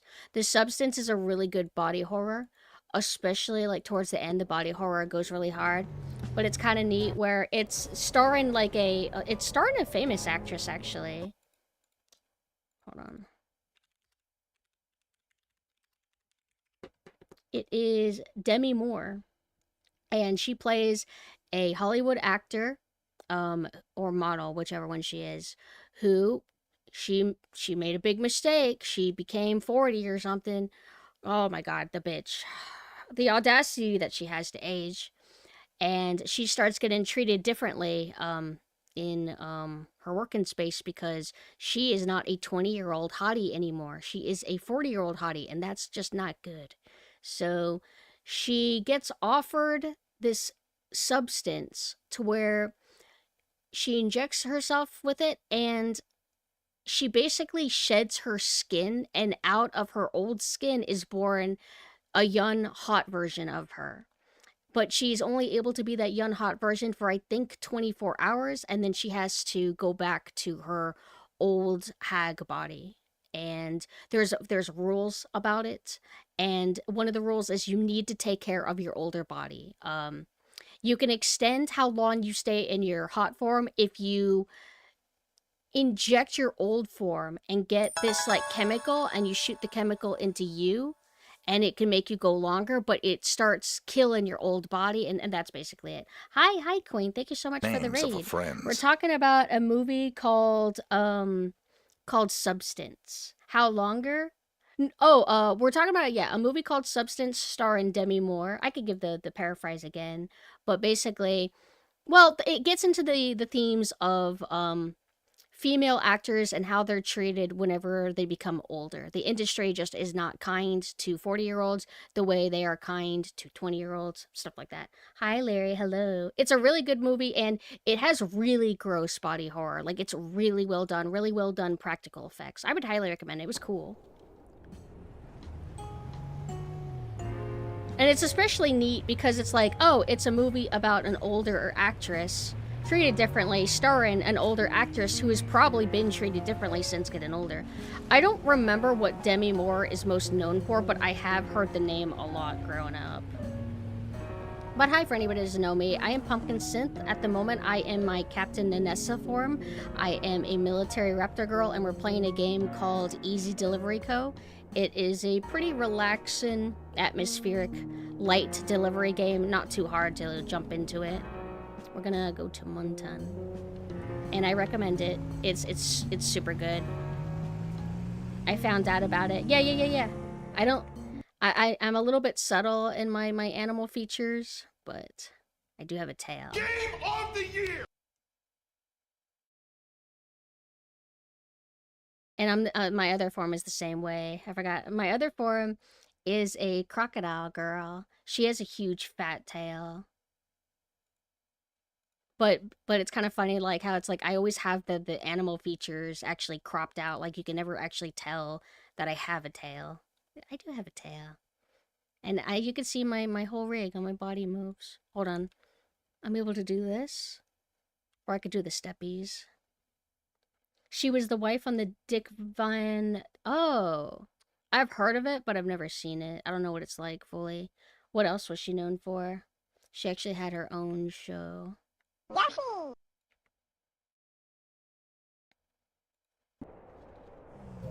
We are driving to Lopton. Thank you. Let's go to... We are going to Munton, right? No. We are in Munton now. We need to go to Lopton.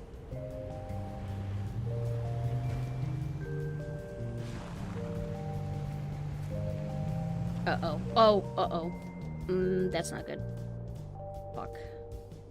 We're gonna start... Well, actually, no, remember, we learned that we can be low fuel for a really long time before we suffer any consequences. Yeah, they're a bit of a newer thing. I debuted the crocodile, when did I debut her? May last year? And then I debuted Captain Anessa, I think November. So I haven't had them for very long. And I've been streaming as them exclusively for about a month now. I haven't been swapping to my old forms as much. But I'm gonna bring back my old forms in August. I just needed to think about some things for a bit. Huh? Where? You see that? It was right there for a second. Oh, it's right there. It's there.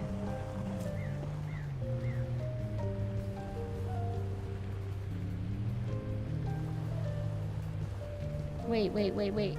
It's just right here. No, please, fuck! Demi Moore is the younger woman that starred in that Green Beret movie. Wait. Oh. Names of a friend. Thank you for the follow. Wait, I remember the Green Beret movie, kind of. I didn't see it, but... Is it Demi Moore or the actress that plays young Demi Moore in the Substance movie? Here we go. I just missed this turn. Hold on, I need coffee. I'm gonna die. No! There we go. No! Just grab the thing! Boop. Alright. So... No. I don't want to do that. I think I'm here. I need to go back to Munton. Then I go to Winton.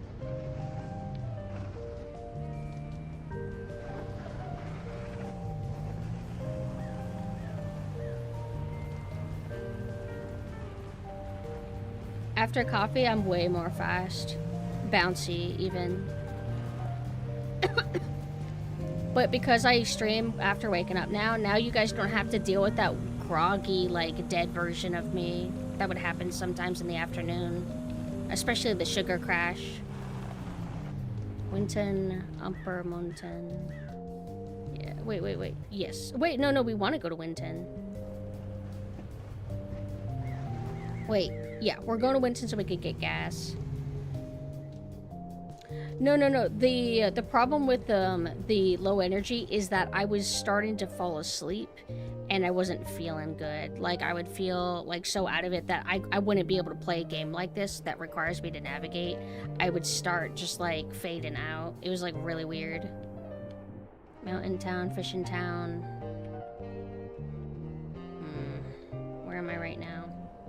So we're going to Winton, and this takes us to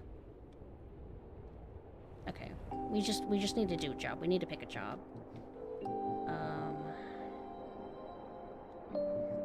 Yeah, let's do this one. Oh, wait, this is good. We can pick up something here. Oh, thank you for the follow. Yeah, I think I vibe with the schedule the most. I just don't know how long it's gonna last. Upper Mountain.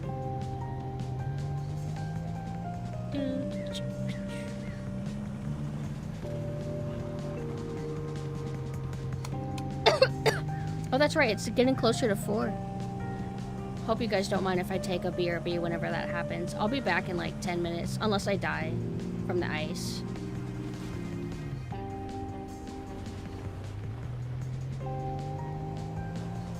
If I die, I'll donate my skin.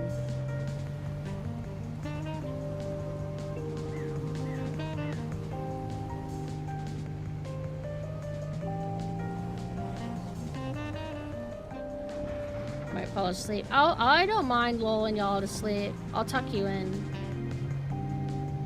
Just don't pay attention to any missing jewelry in your house. Oh, I didn't even think about that. So not only do you have like a girl skin hanging on the wall, you'll also have crocodile skin. Make a little purse out of that. I wish I could say that I liked the look of like, oh yeah, I love crocodiles so much, they're my favorite animal. You know what? I want a crocodile purse. Like, no, I've always thought that crocodile like purses, wallets looked a little bit tacky. Pawn shop. I need to go to a pawn shop. Oh, no problem. Some of you guys probably haven't even gone to sleep yet. Okay, wait. So... Wait. We were not... I can't see. Okay, so... We're at the mart. We are probably... Oh, we're probably right here. So I went the complete, like, wrong way. I do like Majima's outfit, but because it's him, because it's like, it's the overall like combination of like who he is as a person and what he's wearing. I've been seeing a lot of people discourse from more hardcore Yakuza fans because I'm still kind of dipping my toes in. I've only played Kiwami 1 and a bit of Pirate Yakuza. I've been meaning to play 0, I just haven't made time, but a lot of people saying that Yakuza was supposed to hand the reins to that new pro-tag character, and they feel that Yakuza keeps milking Majima and Kiryu, and just keeps like making them the focus all the time. And I wouldn't be surprised if that's true. They do seem to have like strong prevalence. But I'm an outsider, just somewhat inferring, like, what they're probably talking about overall. Because, like, Yakuza's, like, a long-running series, right? And then I saw somebody, which makes me, like, very curious. Somebody that said, that they didn't like the Kiwami versions of, like, Yakuza 1 and 2. So I'm wondering, like, am I missing out by not playing the original Yakuza?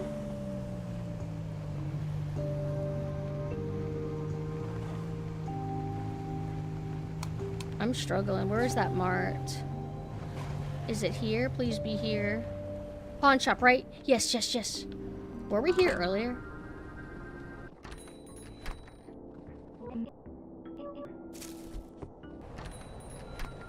Kiwami 1 I had a great time with. I loved it. Winton. That's good. We need to go and get the gas from there anyway. This sucks though because this area that we're driving in is way colder. So once our vehicle starts freezing inside, it's gonna happen like fast. Gain of Dragon. Is that the new series by the original creator? Because I do know about that. I watched whatever it premiered at. Game Awards or one of those kind of deals. Mountain Town. No. We don't want to go this way. We need to go on that other fork.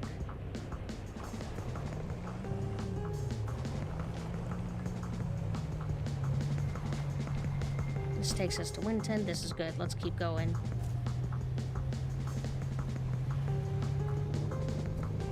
But I want to play Kiwami 2, and I want to play Dead Souls, which I played a bit off stream a while back, and I really liked it.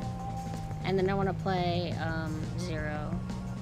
Everyone told me to play 0, but I wanted to kind of play the first game, which Kiwami's a remake of the first game, but I would rather like experience like the first game in some capacity than a prequel game, because I don't play for narrative order.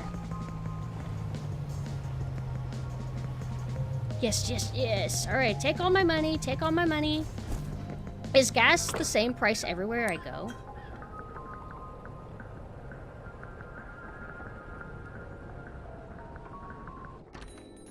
Hello.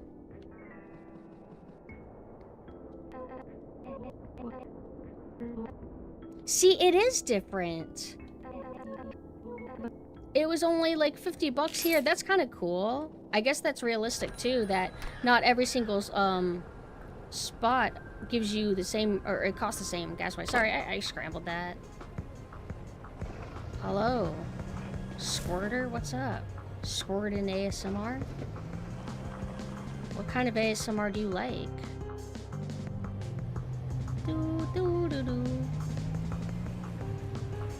I was looking forward to Kiwami 3, but it's really, yeah. There's always original Kiwami 3. What about, like, are they taken down? I remember, I think, Sai, you explained it to me. They are taking down the original listings for some games, but giving you a way to still get them, or something like that.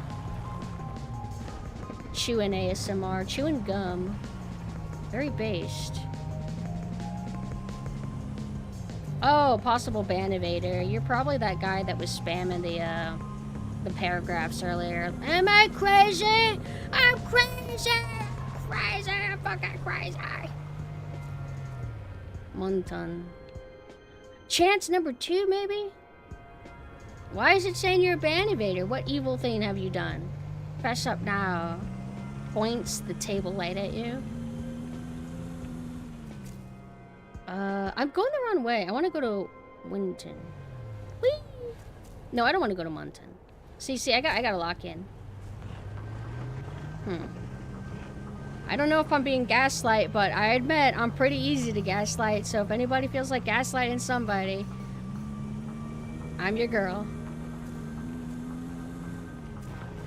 To tunnel to Mountain Town. See, look at how far I almost went. New versions are more or less the same. They just have a few new options, new translation, restored Japanese intro. There's nothing really lost by they delisting.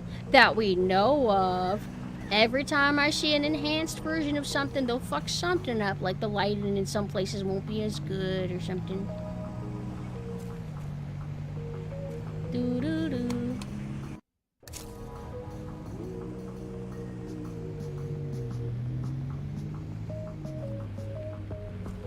What's wrong with Yakuza 3? We're going to Fishing Town. So we are here. We need to go to Easton.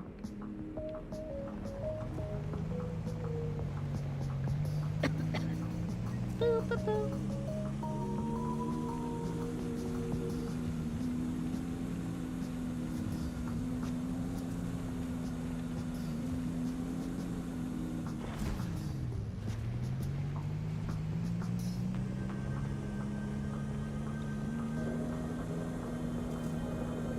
Combat's really boring. Okay. I think because I played Kiwami 1, I guess if you play the original Yakuza 1, that you wouldn't have all the different stances, right? That it would just be more limited. Going backwards would be kind of hard, but I'm sure there's still value to the original Yakuza. I heard what some of the original soundtracks in the original Yakuza sound like, and they're good. Kiwami remade them, and they're good too. They're just different. Ah!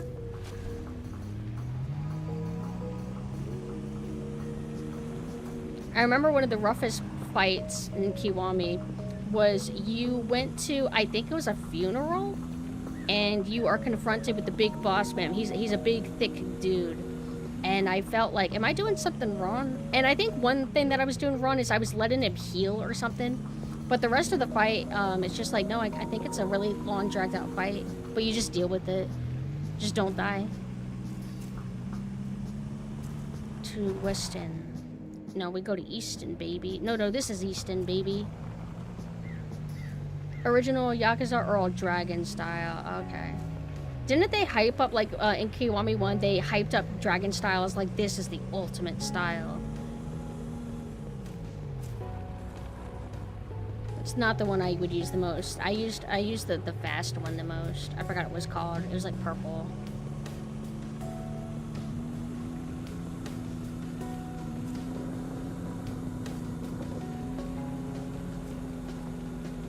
But I think the next Yakuza game I play will either be resuming or restarting Pirate Yakuza. But I would want to do that after I clear up some of my work in progress games like Subnautica, this game, Fruit Bus, etc. But Pirate Yakuza, returning to that, restarting it probably, and then also playing Dead Souls. Dead Souls was amazing because it's a PS3 game, but it has the soul of a PS2 game, in my opinion. It has the jank of a PS2 game, and we like it. We like it. It's just very ugly. Not because, like, the models, but, like, the lighting. I thought the lighting was, like, really metallic and ugh. Not a fan. The filter was pretty strong. We are going to Clifton. We are here.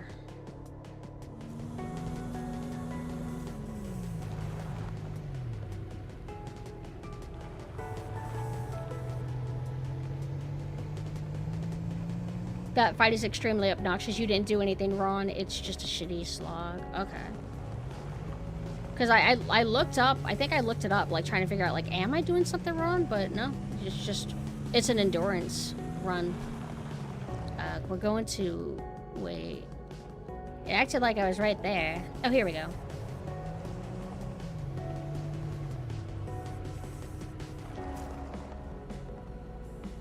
The final boss requiring dragon style to make less annoying was extremely annoying. Final boss as in, like, your ex-best friend, or the thing before that? Where you're like trying to descend and that's where you start dealing with, like, lots of gun guys. That was, like, annoying, but it wasn't too bad. Start a job. Get a fucking job.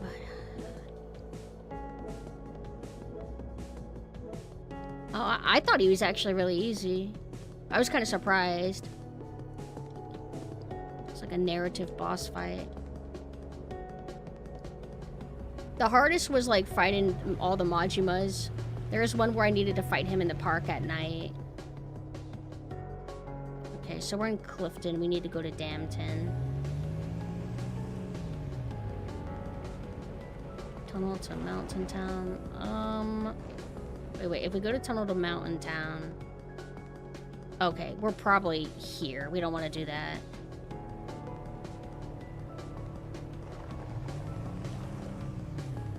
Also, correct me if I'm wrong, I think I heard that Kiwami changed the writing a little bit of Yakuza 1 regarding Nishiki.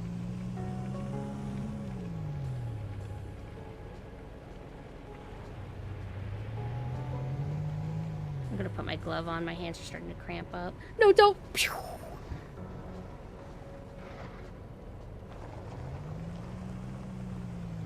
What's everyone's favorite Yakuza game? What do you guys stand by?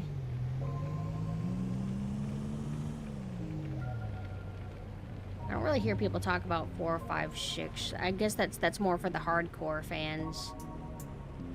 Smallton, Damton. So this takes me to everything? You want me to?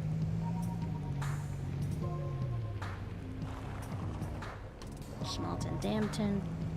Zero's your favorite. Zero, but only because the other ones you played were the PS2 ones. Okay. Do you think you'll ever, like, check out the, Wait, this can take me to Smallton, too. Think you'll check out the others? They are all long-winded games, though, so... That's probably one of the reasons why it's going to take me a while to get through to them. Because, like, as soon as I finished Kiwami 1, I took a little break and then I went to Pirate Yakuza, which is, like, another big kind of, like, RPG, big world kind of deal. I had fun. I thought it was entertaining. I think I liked the combat of Kiwami 1 more than Pirate Yakuza, but it was also fine, too.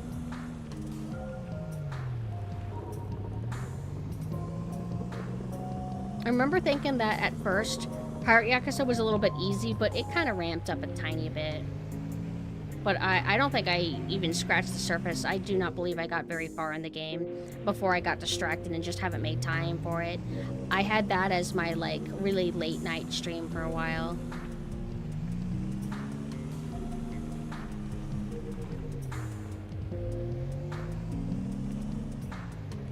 Where am I?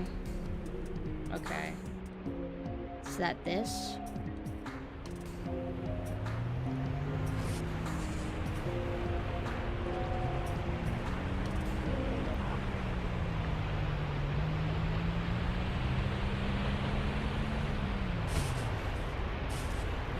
Hey, well, Abigail's not here, but for anybody who missed it, this was the only section that had, like, kind of like a horror vibe.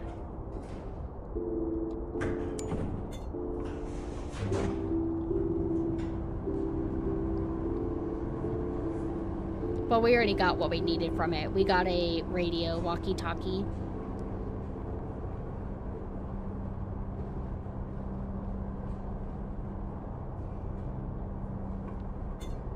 I have the lighter on for mood.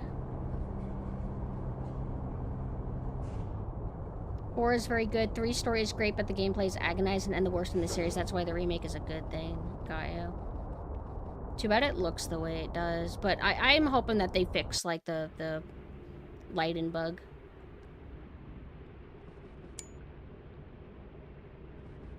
Whole game does have a... I don't think it does. I think that it's surreal at most, but it feels kind of peaceful to me. This, though, is when it's creepy, because it's like you have this very Silent Hill kind of subtle ambience going on. Friends. Thank you for the follow. And this is light, subtle ambience. Because, like, Silent Hill 1, like, its ambience is, like, really, like, harsh and kind of, like, spooky. I feel like they should reconsider and maybe fix the bug that makes their game look like horrible trash. Makes it look like a saturated GameCube game. Hi, Third. Snowed in for the first time in 20 years. You haven't... Snowed in refers to, like, you can't, like, even get out of your house because there's so much snow, right? We had a heavy snow here once, but I don't know if it was considered snowed in. That it was like 5 years ago, it feels like at this point. But I'm doing pretty good. Just woke up, had my breakfast. I'm excited to make curry later today. I've been craving it very badly. And we're just playing a little bit more of this game. Figured that I would focus on it and maybe we can actually finish it. Yeah, Merlin, didn't you hear? I wake up at 11 p.m. now. Smallton, Dampton.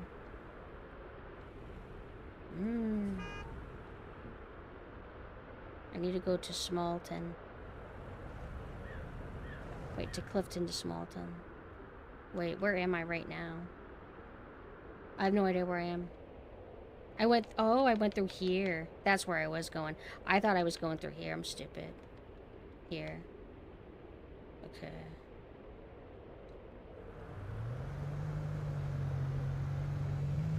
That's extra why I'm always streaming at weird times. If my schedule was like normal, where I just stream at 9 p.m. or start streaming at maybe 1 a.m., I would then get off at 5 and go to bed. But now I keep streaming way past that if I can. Upper Dampton. No.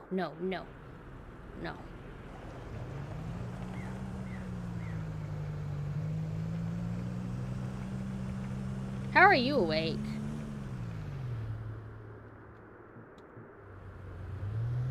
This is why I run out of gas. I don't know where I'm going. I don't get it. Oh, wait. No. I'm okay. Go to Smolton. Wait, okay. So then... Oh, I think I know what I did. I probably went up here, didn't go on the right fork, and then I did this. I'm stupid. Yeah! Hi, Ark. Wait! How are you here? How are you awake?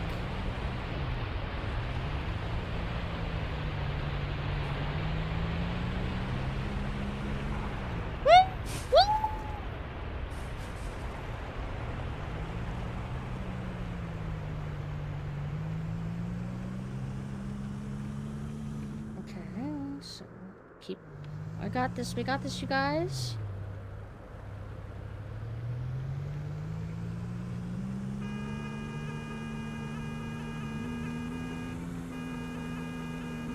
You wish I was a gecko, because you could control me if I was.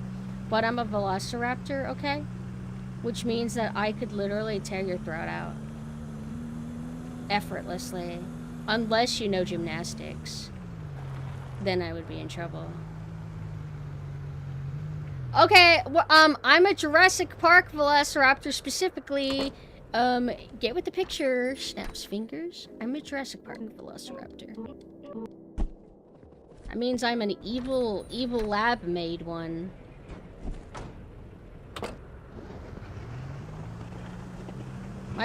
Fuck off. Fuck that feather propaganda horseshit, okay? I'm a reptile, okay? Also, apparently, reptiles are not cold-blooded, or, dinosaurs are not cold-blooded. Did you know that? Yeah, I'm a fake velociraptor. Yeah, what of it? Should we just get gas instead of, like, get completely empty while I'm here? Because it only takes away a little bit of money to fill her up.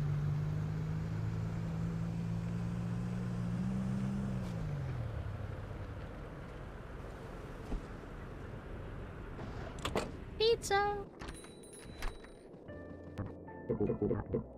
Welcome to Easy Fuel. Ain't nothing easy about it. Hi, Clammy.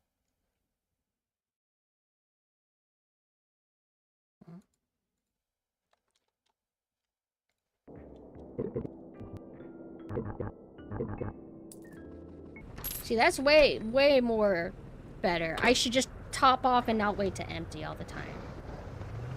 That way I'm not running into weird situations where I'm like, oh shit, I'm almost empty and I have no money and I need to drive to get money and then I need to drive to get cash and it's kind of out of the way and, you know. Okay. So we should be going here now. Bald. No. Oh, have a good night, Machina, and thank you for hanging out. Or have a good morning, more like.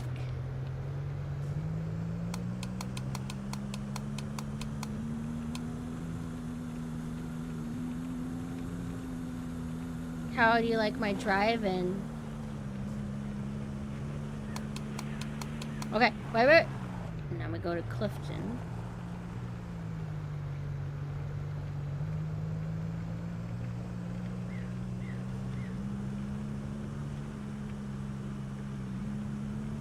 Can't believe they made the greatest game of all time. To Damton, and this probably takes me to Tunnel. We're going to Snowy Peaks. Which means that we're gonna be in Easton when we go to the tunnel, and then we have to go all the way to Upton.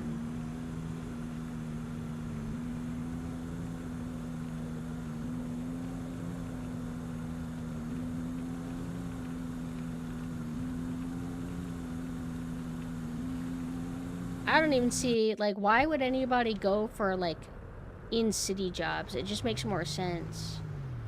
It just makes more sense to do the long travel ones. If you order pizza in a blizzard, they'll cancel on you if they feel the driver's gonna die. Maybe. People were legit sniffling and trying to feign not crying during the ending of Lord of the Rings. I guess you could get one emotional. I like all the fighting.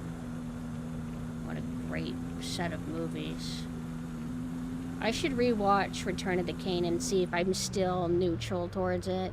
It's not like it's bad. It was never bad, just my least fave. Going to Snowy Peaks. Weston. Let's go to Weston.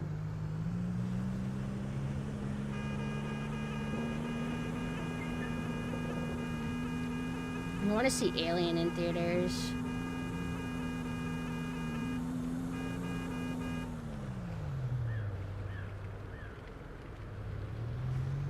I've never seen the extended versions. Like, I own them, and I tried to watch the first movie as the start of the extended version. I guess it felt weird to not have it paced the exact same as the original, which the originals they're paced pretty fast. And I don't know, it just felt like I'm so used to the rhythm of the originals that I couldn't adjust to the longer ones. But I'll give it another chance sometime.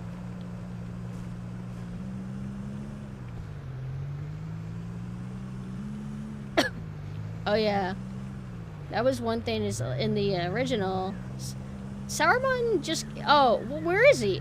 He's just in his tower. He's upset. Oh, alright.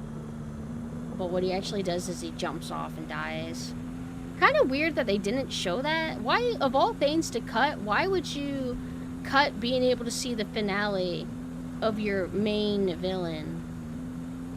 Well, he's not the main villain, but he's like one of the strongest ones. Besides Sauron. Saruman was one of the strongest warriors of Sauron.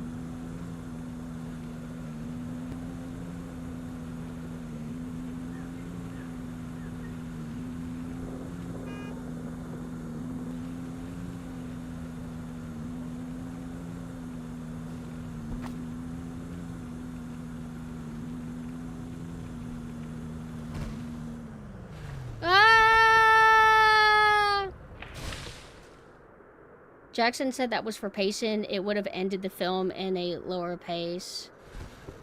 Ah! Ah! Tailgate being open is the least of my concerns. Why is it? Okay.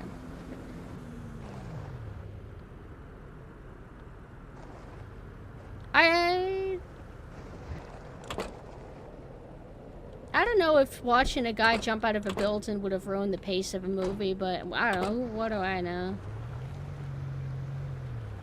I just made a miscalculation. I've been driving really good this whole time. Wait, where am I? Am I going the right way? Yeah. Why did I see footage of him jumping out of the building then? Unless he does both. Yeah. Because he was involved in actual war. And he corrected them. He mansplained. He soldier-splains them and said, actually, whenever you get stabbed in the back, you don't make a sound because all the air has been knocked out of you.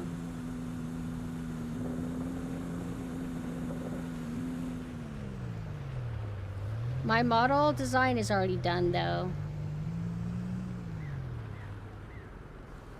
So there's nothing I can do now. To Easton. We're going to... Yes. Wait, no. We're going to Upton. I think I got turned around completely. In the books, the Shire also gets fucked. Sag. Where am I, then?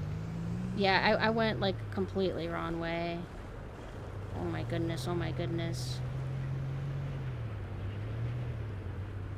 Oh, thank you. It's a bit heavy, but it's mostly muscle. I control it fine. Let's go to Upton.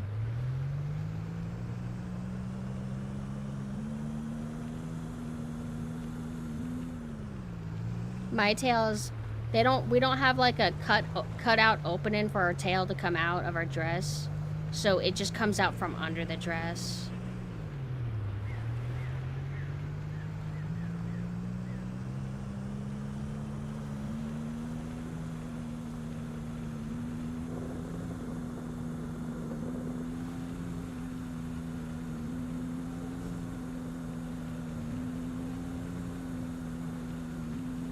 No problem, no problem. Thank you for always coming.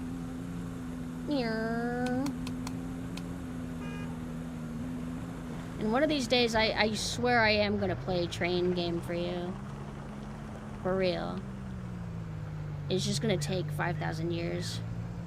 Look at all the gas I've wasted screwing around like this.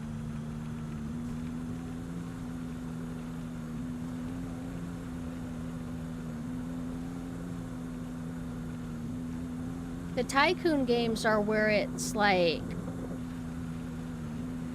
Sim City sort of deal, where it's like really zoomed out and you're making an entire theme park, you're making an entire railroad, like that kind of thing, right? I don't know if that's the one that kind of style is what I seek, but I'm not against it. Also, I should check out that water park simulator game. It might genuinely be fun, but it'll make me sad and nostalgic. I want to go to a real water park. I haven't been to one in like 5 years. But before that, it was like many years.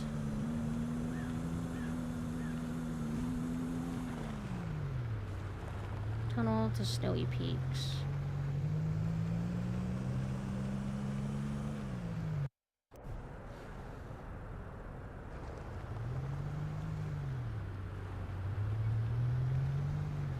Five years is bad if water parks is one of your favorite things ever.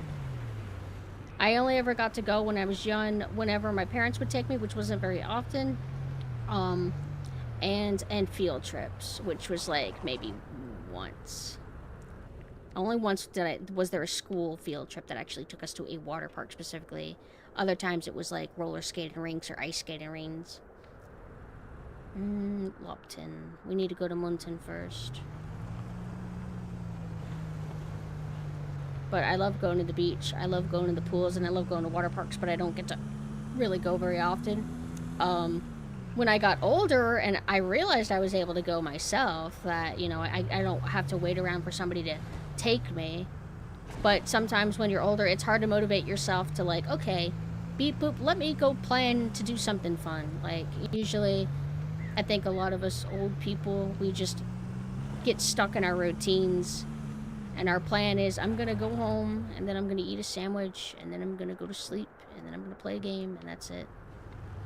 You get, like, kind of comfortable in your bored, mundane life. But the only person that can make your life exciting is you. But that's also if you can get work off, etc. Some people have an even harder job, or harder time being able to plan fun stuff. I went to SeaWorld 6 years ago, and it had been a really long time since I had last went, but I went during kind of a hurricane season, and it was a rainy day, so a lot of the shows were canceled. I have no idea where I am. I haven't been paying attention very well. I lost cargo, but it spawns back if I just examine. If I just, like, pick it back up, it just places it back to normal. Alright, I'm on one of these, and I don't know where I'm going. Never been to a legit water park. Closest I got was Cedar Point, which is an amusement park that has a water park section, which I don't live within 600 miles anymore. Yeah, I don't even know, like, how often or how common water parks really are. But I've been to, like, a few that are, like, genuine water parks, and then I also went to the Curious George water park at Universal when I was young. It's gone now, but it was like a micro park, but it was really good. It was really good.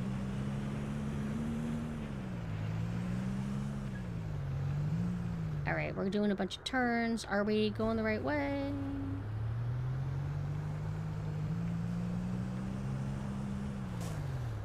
Scared of water parks due to brain-eating bacteria? I have nothing to worry about with that.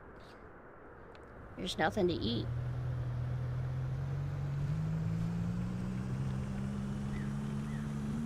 The best thing in water parks is lazy rivers. And then I've also been to springs, which is basically go into a natural water source, and it's freezing cold and it's awesome. No. No.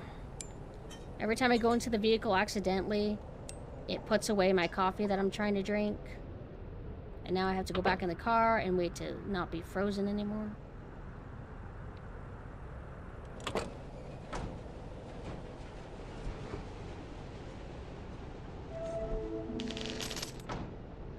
Have an easy day.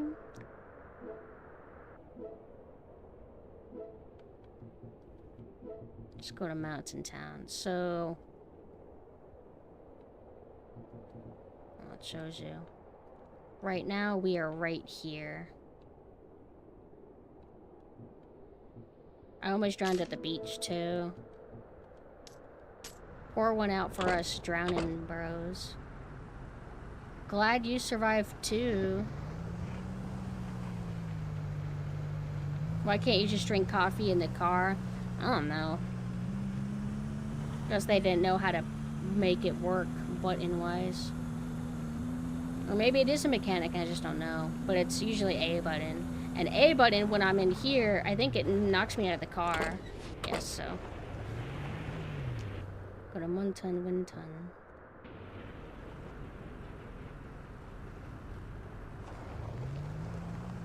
Is there a way to show game feed on the Discord server? What do you mean by game feed exactly?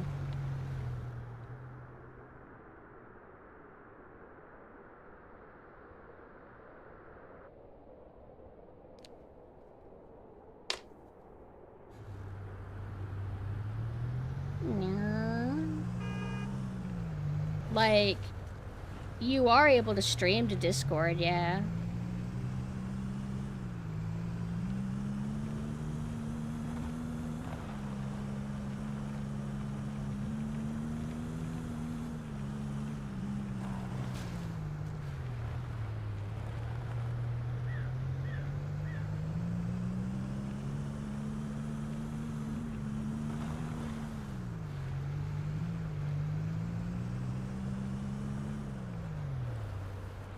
It's a Munton Winton.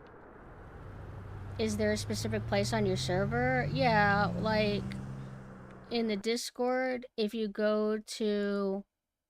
scroll down, there's something called Party Zone at the bottom of all the different channels.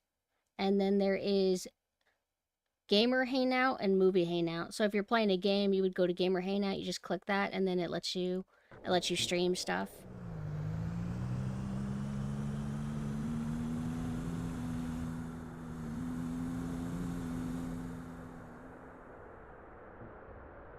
I'm going the wrong way because I need to go to Lopton first.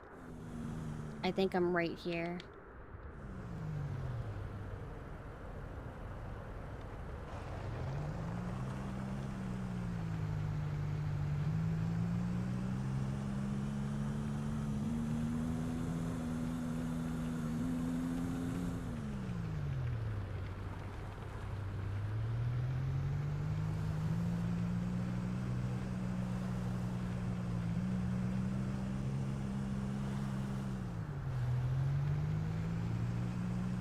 We're going to Easy Depot, which should be right here, actually.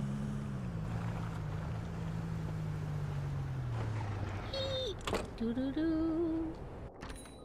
And then, how much coffee do I have? I have 4 things left. I'll be okay for a while. You have such an easy way with words. An easy way with words.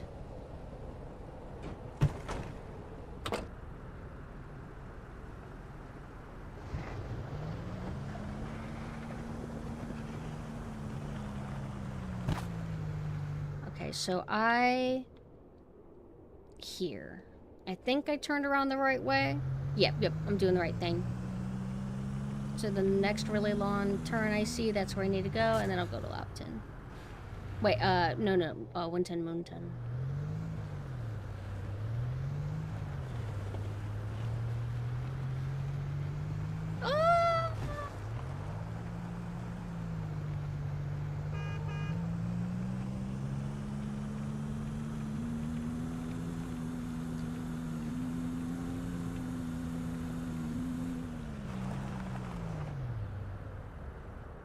Clinton. And we're gonna... Okay. When we have a fork path, we're gonna go to the left. Yeah, I think that's left.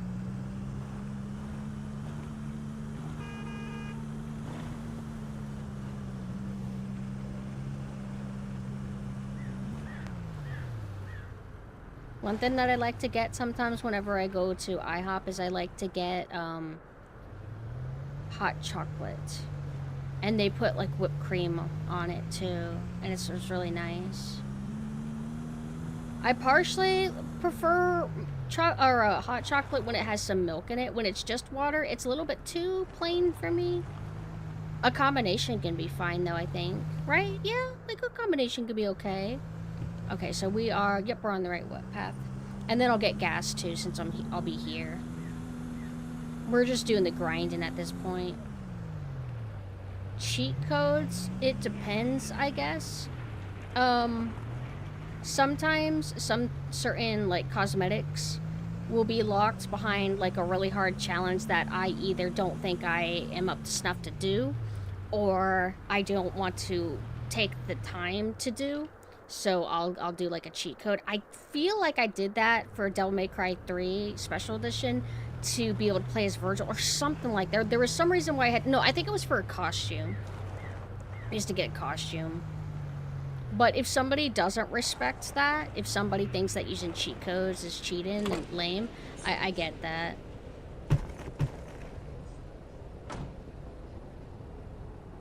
But for stuff like cosmetics, sometimes I just don't care.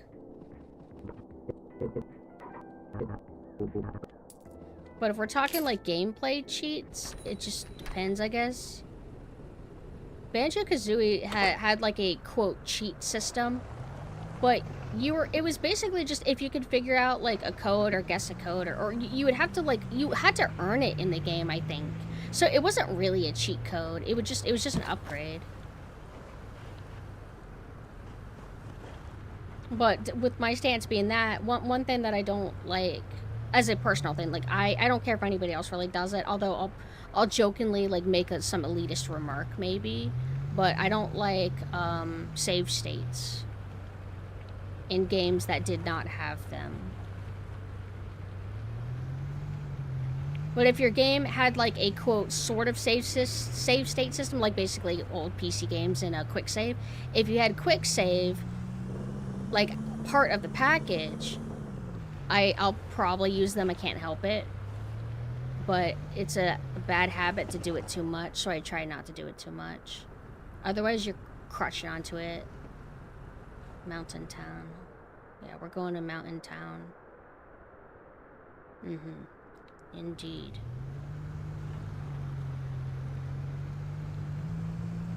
You mean like God mode? Well, you have to clarify. Like if you're asking me about cheat codes and you have a specific cheat in mod or in mind, like you should tell me which one. I think God mode kind of boring. I know what God mode means. I'm just saying it's boring. I play for hardcore achievements, which just means you can't use save states, so it's just how the game used to be. Retro achievements. Like in normal everyday things for myself, I think since I was a teenager and now much older, the most I'd use is looking up some of the codes to the machines in Mega Man Battle Network, but that's my personal thing. Anyone else can do what they want. Yeah, exactly. Like, everybody has their own different play styles, and we just curate what we do based on like how we feel. Self-restrictions that we impose on ourselves or don't impose on ourselves. Head to Easton. Okay, we are here. Let's go to Weston. Weston, then Easton. I don't think you can pick multiple jobs at once, but it would be kind of cool if you could, but that would be a little bit chaotic to manage. Beep, beep, beep, beep. But one mistake, well, it's kind of a mistake, but it's like, sometimes if you put something in a game, people will be tempted to do it, even if it hurts their experience. That's why developers, like, in a way, like, what was it? You know, and you watched a video that talked about it that, like, covered it, but basically, it might have been Tim Kaine, but said that you have to protect players from themselves you have to make it to where they can't rob themselves of the fun they're supposed to have. And it sounds kind of stupid because it's like, wait, how are they robbing themselves of fun if they're choosing to make a decision? It's like, it's complicated. But System Shock 2, you have a system to where when you enter a new area, you are in a vulnerable state because if you die, I don't remember what happens. It's been a bit, but you want to find the revive station. You want to find the revive station. If you die, you spawn back at the revive station. Now, let's say you find, you have access to revive station at, area A. Now you're at area B. You don't know where the revive station is, so you're looking for it. Imagine if you die on your way to try to find the revive station. If you die, then you're spawned at the revive station in area A. So then you have to run all the way back to area B, try to find the revive station in area B before you die. That way, if you die, you spawn it there. But they also had quick saving. So I would typically just quick save and not engage with, the more interesting system. And I couldn't help it. It was more convenient and it's just there. So I would do it. It's like if you want to, force the player to engage with like the more interesting system, what do? Well, just don't do quick saves, But it depends on the kind of game if you should do that, I guess, or not. The tricky one comes with some of the classic games and collections like Castlevania Collection or Mega Man Collection, where they shifted things from the old password system in some of the older ones to a safe system now. I don't like the password stuff, because like they you have to do it with a controller, and it's like the longest passwords ever. We're going to Weston then Easton. Easton? Yes. I think if I were to replay System Shock 2 on stream, which I definitely want to do, I would try to like do it with the revive chambers. The one thing that sucks though is whenever you are hacking into computer systems, or like hacking into anything, boxes, computer systems, etc., you're playing Minesweeper, and I swear that there's roles that you can do to where you cannot win. It's impossible to win. So you get hurt and you wasted like credits or whatever to try and like attempt it again. You know what I'm talking about? So what do you want to do in that situation? You want a quick save before you start doing one of the hacking games. Hi, hello flying. Maybe I would just do it for those moments. Revive chambers cost money. It's not too hard to grind for money though, because like you have the patrolling enemies. They never stop spawning. And they don't spawn at a rate that's too annoying. I feel like BioShock is a bit more irritated regarding that. I feel like splicers in BioShock are just, they're never ending. They're so annoying. You don't get a break from them. Alright. Wait. We're not going here. We're taking it. Going this way.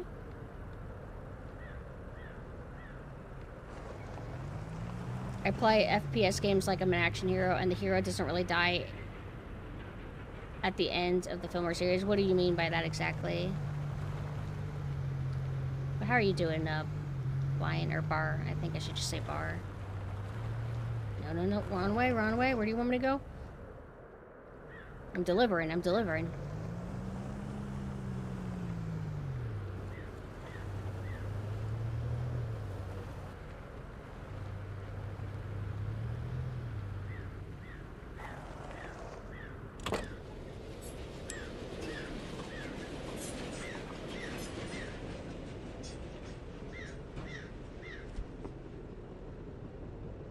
Have you ever played the System Shock games? Have an easy day. Oh, thank you. You too. Okay, wait. We're near gas, I think. Right? Yeah, we should be around here. So, no. We just filled up. We're actually good. Jobs.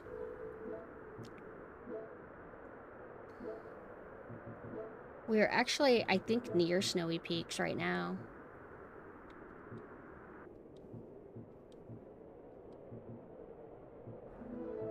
Because we're right. Wait, pick up from Easy Eats. Damn it, I bet that's gonna make me have... Oh, wait, no. Oh, wait, yep, that it always works out that way. It's never like, oh, my pickup's right here, and now I just go here. It's always like, all right, time to go all the way back, and... Ugh. But I like the feeling of driving, so it's okay. Also, Duncan should be open now. I just realized what time it is. Let me finish. Let me get to this tunnel when I'm done picking this up. Wait, no. Oh, I'm going the wrong way. No, this is better. I'm stupid. This takes you to Fishing Town. We're going to... Wait. Where are we going? Are we going... Yeah, no, wait. Are we going to Fishing Town or are we going to, Snowtown? I think we're going to Snowtown.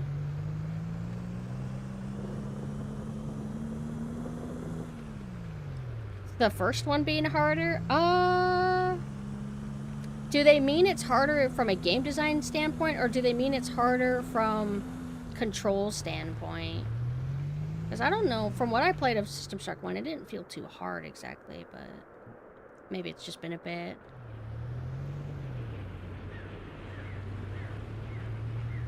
I never really got Souls vibes from System Shock 2, but maybe it's just been a bit since I played. But I would recommend starting with System Shock 2.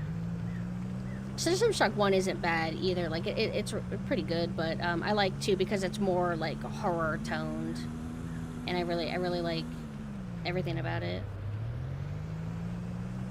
Was that a deer sign? Wait. Okay, we're going to Upton, and we're going to Easy Eats. I interpret it as difficult, but maybe they meant the controls. Maybe it does get harder as you get in there. There's also apparently a difficulty in the original System Shock where you are on a timer. You have to beat the game in a certain amount of hours or you die.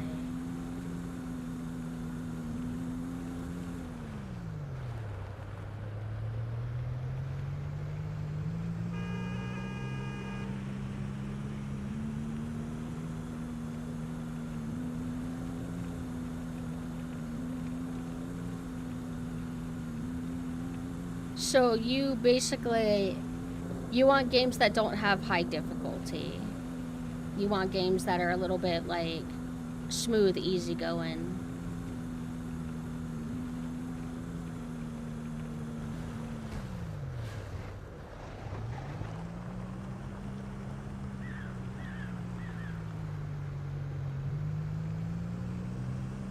Oh, wait, are you saying, because from what you asked earlier, are you saying that whenever you play games, you by default activate God mode for them?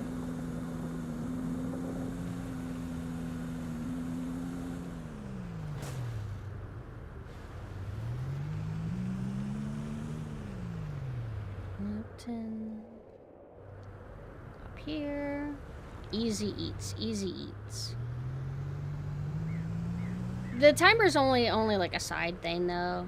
It's not like the default intended difficulty, it's like a hard mode.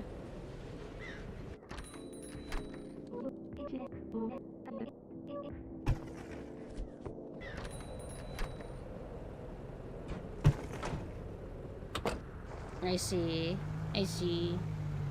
Crackdown on the 360. What's that? One game I look forward to streaming is Shell Shock 1 and 2. Shell Shock.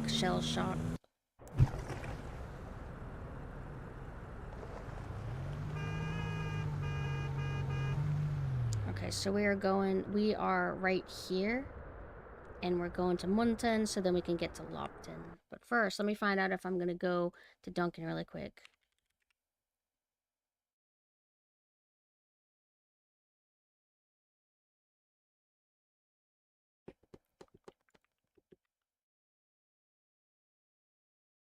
I think the closest that I ever did to like quote God mode is whenever you unlock like unlimited rocket launcher or unlimited ammo for certain guns in Resident Evil 4 and 5, like I would sometimes mess around with that, but it gets a bit boring.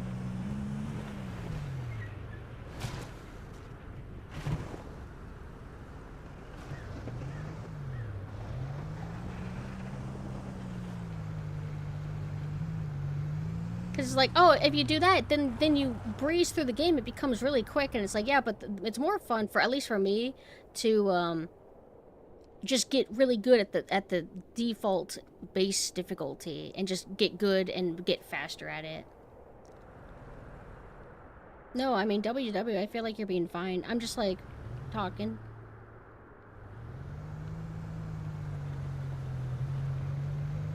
Pew, pew.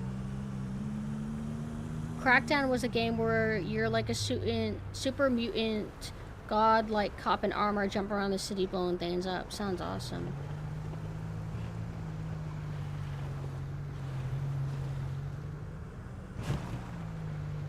I'm a little bit dismayed that there's never a deer to hit.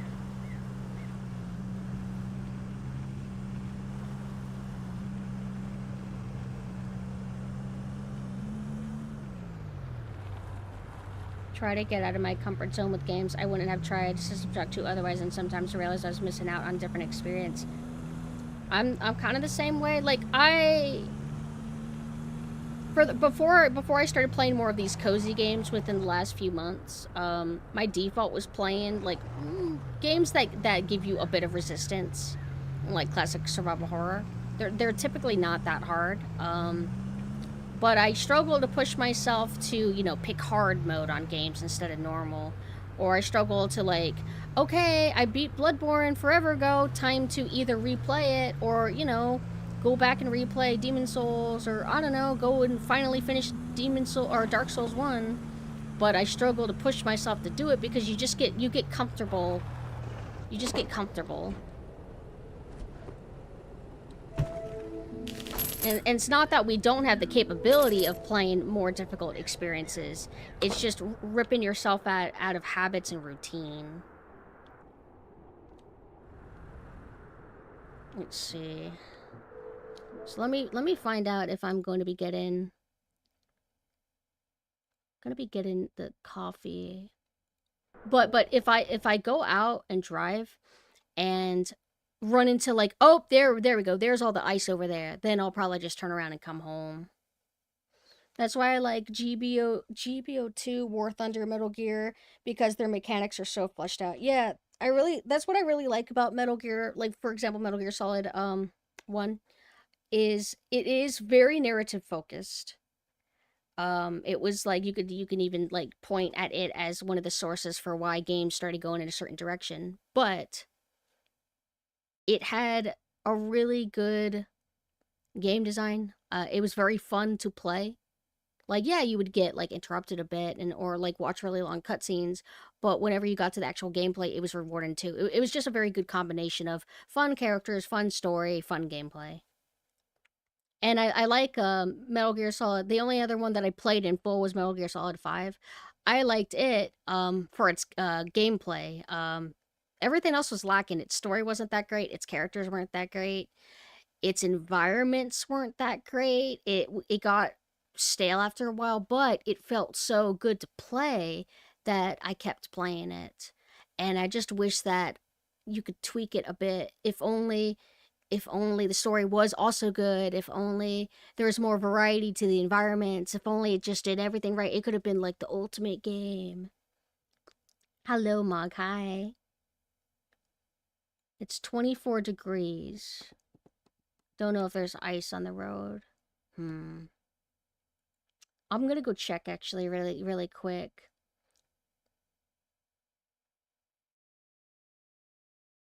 He's still like that. Death Stranding makes me want to deliver mail. I want to deliver mail. Delivery is going pretty good. We've just been grinding. We haven't progressed with the main story too much today, because I had to start getting a super upgrade, so I was broke for a little bit. I've been grinding, doing some like optional deliveries, so I can have a comfortable amount of money, and then I'm gonna buy a fishing rod. And I don't fully understand how it's gonna affect things, but I'm gonna go outside really quick and check and see how things are. If I die, it's because I slipped on ice and broke open my head. Oh wait, let's play this instead.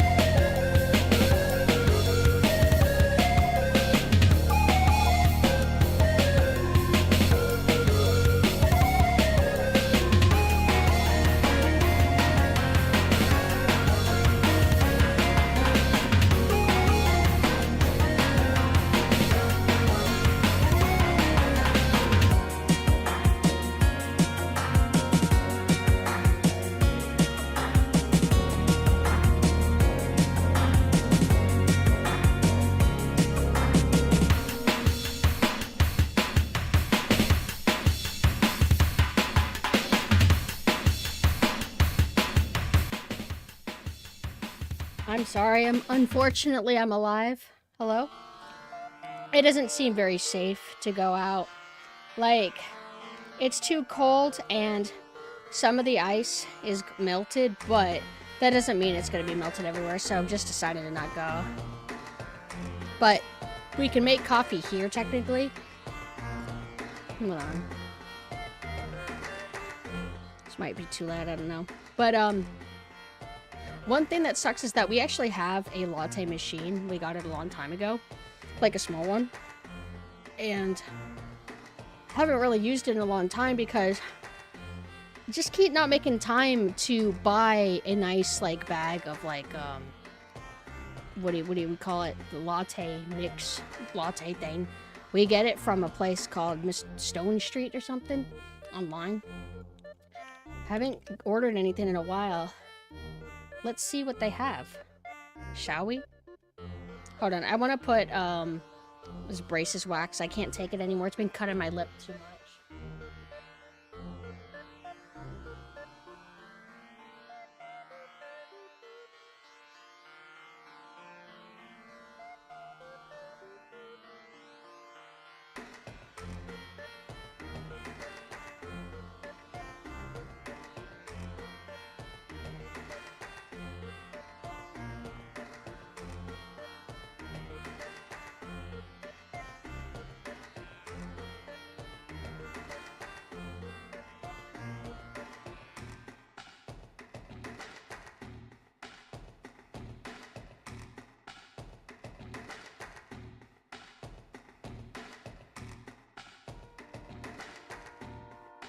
Dealing with the wax because sometimes it doesn't really want to stick at all.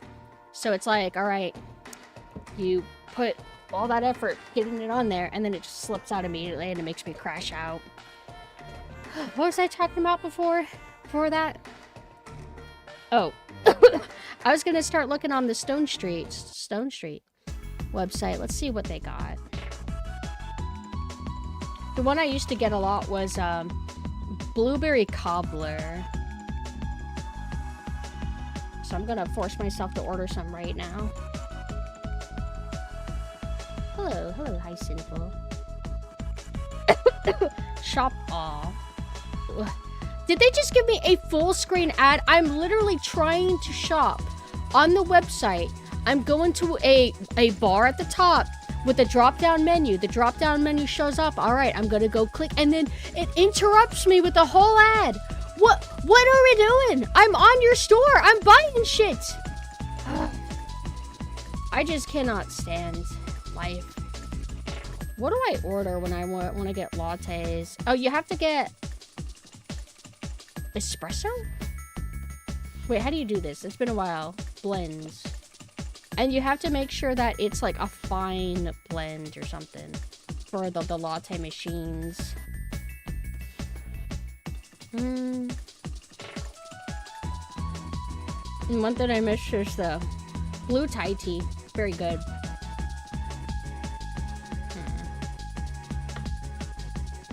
Coffee, brewing. How do you do coffee again? I don't remember.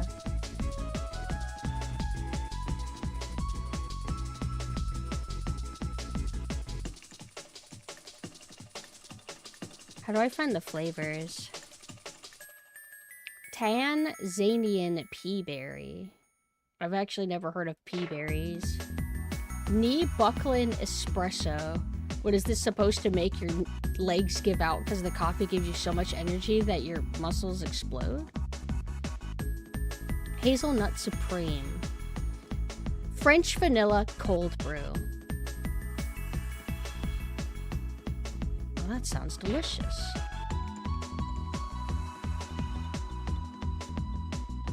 You could buy things in bulk too.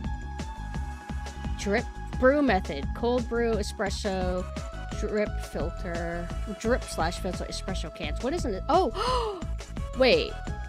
What is espresso can? Is it just espresso in a can? How is that any different than espresso in a bag?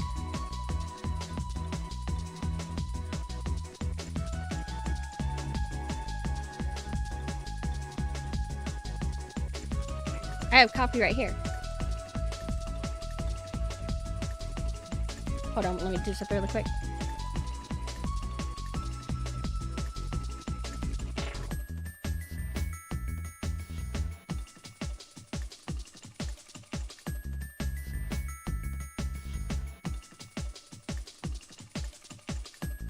It's espresso. Yeah, I know.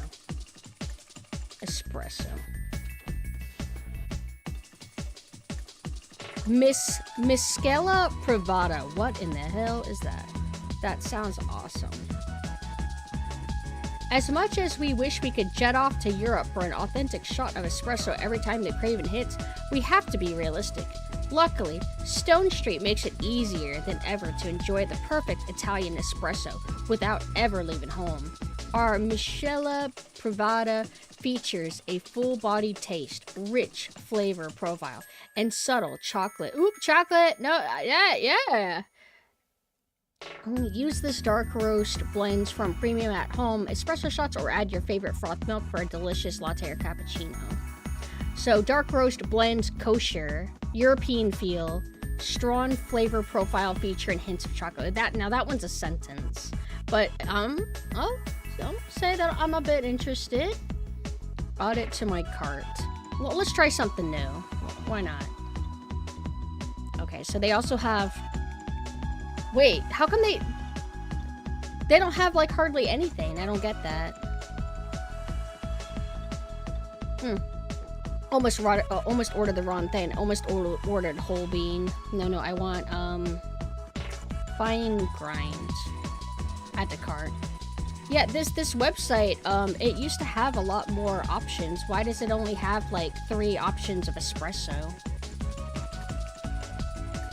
I guess they rotate their supply a lot.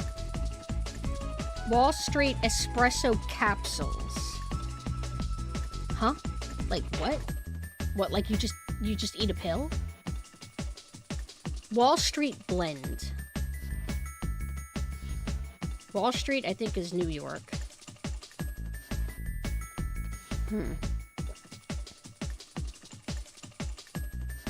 Roast level, light to dark. So if the roast level is like high, then that will add like kind of like a more of an earthy burnt taste to it, right?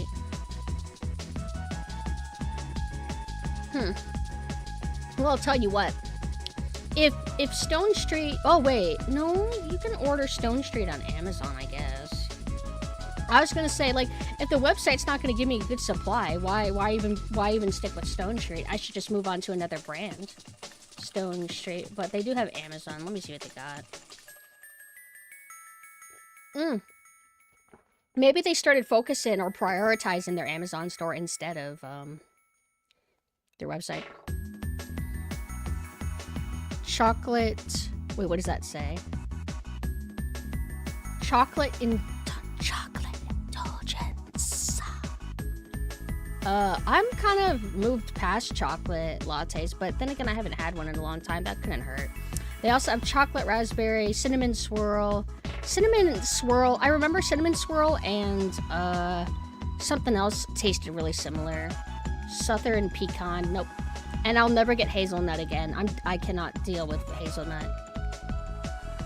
Chocolate indulgence. So delicious.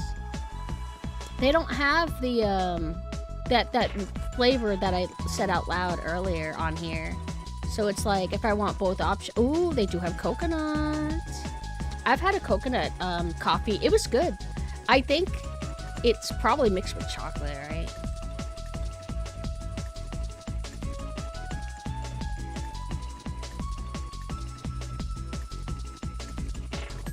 Trying to research.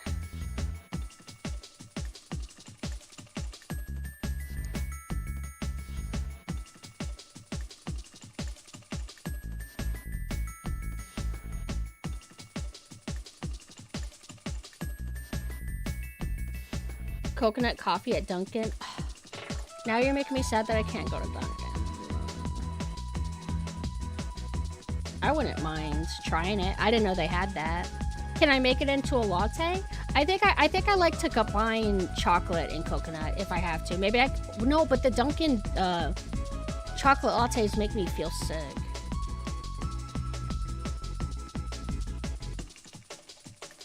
Indies struggle with strong design. There was a game a couple months ago that was trying to be a roguelike Metal Gear Solid 1, but it felt amateur. I feel like it's just tough because I think a lot of indie games are made by people who are just breaking out into making games, and it's like one person or maybe two people or maybe five at most, versus like a game like Metal Gear Solid 1 back in the day. It seems like a small little pixely game now, but that was a big budget, like I assume it was a big budget anyway, with probably quite a few people working on it, all with very different experience. Not to say that there's never been cases of new developers making something fantastic their first try or whatever, but you know what I mean. We're just generalizing. Yeah, cinnamon was too cinnamony, and I think there was a pumpkin spice and the cinnamon that or was it there was like cinnamon dulce or something. Cinnamon dulce, two things that tasted really similar, where it's not worth it. All right, I'm just gonna go for the coconut. Why does this have less listings? French vanilla. Only 11 in stock. What does 1 LB mean? Pounds? Oh, if you guys weren't here when I mentioned it before, there's this game that Mina's been selling on me that's really cool. I haven't played it yet, but I've been watching Mina play, and I own it. It's called House of Necrosis. I keep mentioning it, but it does look really cool. Mina, it has the Mina stamp of approval. It's mimicking Resident Evil 1 aesthetically and tonally, but the gameplay is like turn-based dungeon crawler. It's really cool.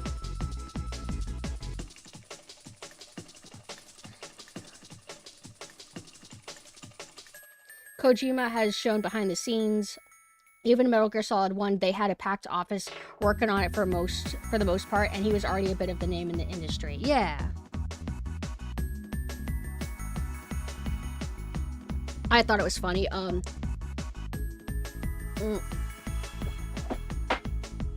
Somebody was trying to bully Kamiya for the 500th time on Twitter, and they were like, just so you know, Kamiya Mikami is better than you, Kamiya.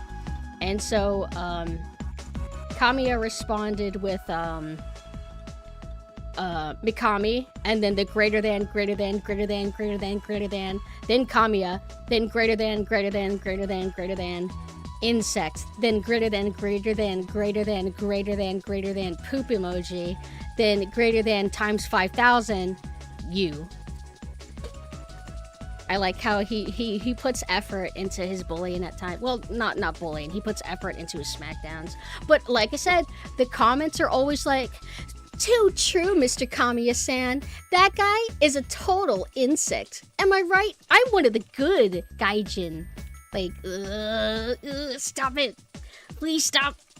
Just be dry, and Kamiya's so cool. Or whatever. Please don't. Yeah, those insects, Mr. Kamiya-san. Ridiculous.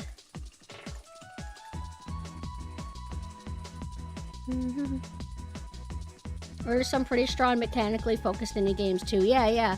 Like Signalis is a very well-known one. I really thought it was cool. And Conscript, I like Conscript a lot. Too true, PumpkinSynth. Those other chatters are cringe. Unlike me, exactly. But you cheat on me. You're a cheaper. I'm not gonna forget that until like maybe tomorrow. Oh, I'm gonna drink water. I was craving coffee, but having coffee over latte, it always affects my throat stronger.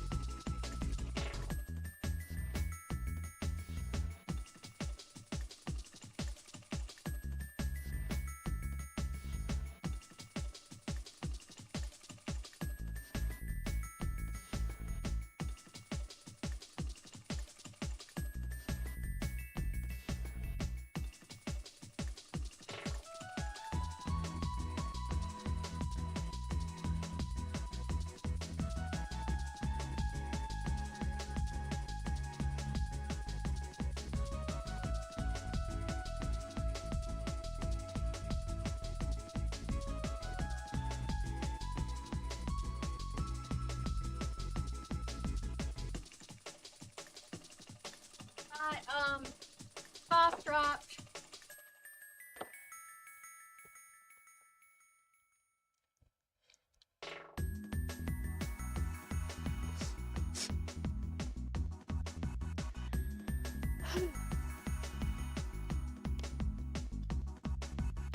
If I'm unable to get an espresso, Turkish coffee, or Deadeye, it would just make my cowboy coffee at home. Wait, what? What's Deadeye? Sorry, I ran. Oh, I'm gonna die. I have that Lethal Company stamina in real life. That's why I don't want stamina in games. Not bad stamina, anyway. This music's so cozy, y'all. Alright, let me finish my coffee order before I forget.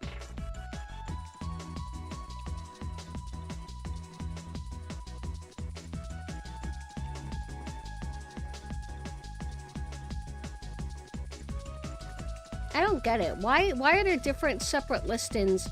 Like, one listing will have 5 different options you can get. And then another listing will have 30 options you can get. Let me just type coconut. Winning? Yeah, I'm winning. I just had my coffee and then it hurt my throat immediately and then I just drank. I drank some water. Alright, found it. How do I try to get it? Uh-oh. I just realized I probably am not... Wait. It doesn't say, how it's grounded up.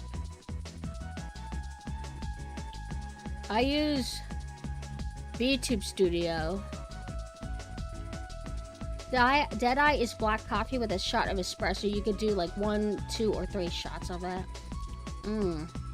Wait, I get so confused. Black coffee with just more espresso? Or like, because it already has... Oh wait, I don't get it. I'm stupid. As much of a coffee person as I am, I'm so ignorant on everything.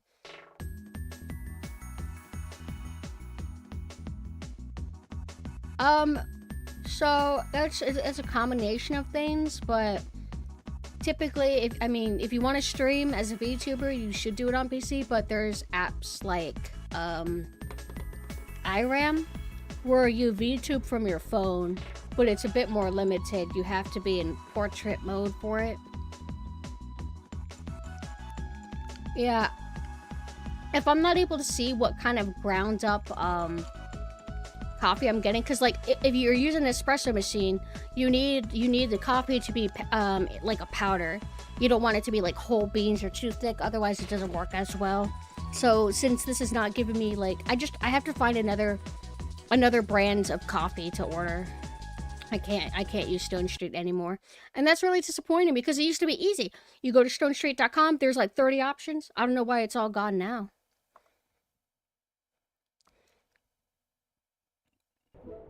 Let's go. Oh, oops. I accidentally started playing this like a computer game.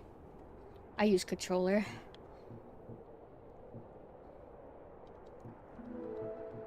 Pick up from easy each. Let's see where I am. Where am I? I feel like I was paused for an eternity. Whee! The YouTube chat disappeared. Most people just get... No, they didn't used to do that. I think the Amazon listing is just unoptimized because there's supposed to be drop-down menus. Snowy Peaks Radios... Okay, so we're right here. So we need to keep going as we were. I almost considered streaming on iRam, but I knew that I wouldn't be able to fit it in my schedule, along with the other site that I sometimes streamed on. You know, the one with Nanessa. And hell, I was thinking recently how I haven't done a stream on there in quite a while. The last time I streamed was months ago, and it was playing Shaya Uda, and I finished it off stream because I knew it was going to be a while before I resumed it on stream. I'm glad I did that because, God, it's been like 4 or 5 months, if not longer. But I need to get back to finishing that playthrough, and then we were going to play the real version, like the full version of Lust from Beyond. Yeah, it was on an alternate evil site. On an evil alternate site. But it wasn't on here because I was playing uncensored.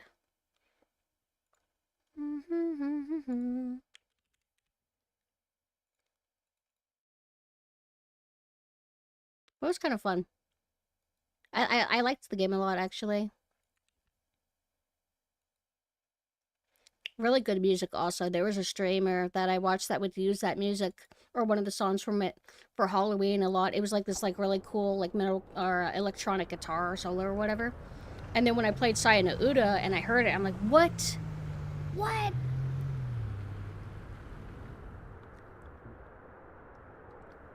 We are... It's not the most evil site. There's another evil site. There's 2 evil sites. I was doing the lesser evil site.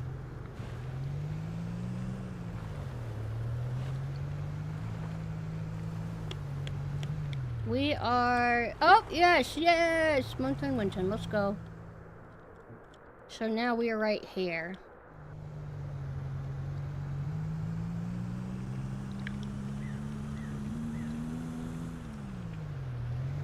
Yeah. I want to play more stuff like that. What I really liked about Saya no Uda is... I liked how focused it was on horror, the kind of horror and everything. I liked its atmosphere a lot. I ideally would like to play more horror-focused visual novel stuff. I'll go into Winton. And a bonus if there's hentai. But there doesn't have to be. And there's a few others on my queue that I wouldn't mind. I want to play that... I would always see it around, but never made time for it. Katawa Shoujo? Like the visual novel with all the disabled girls? I don't know if I said it right. And then, there's another visual novel with this character design that I really liked, but I don't remember what it was called.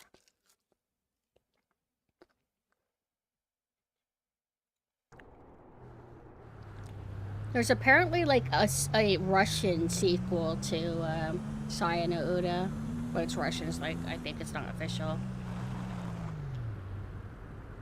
And then I played a Death Note fan visual novel when I was young, a long time ago. Really good art. Whoa.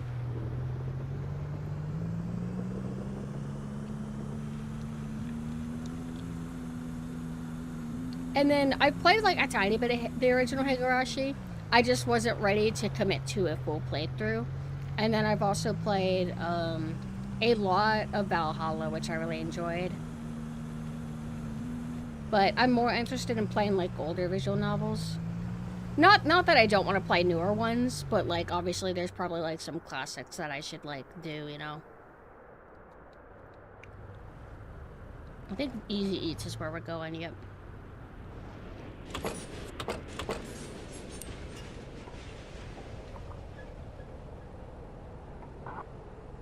Yeah, we're out of firewood.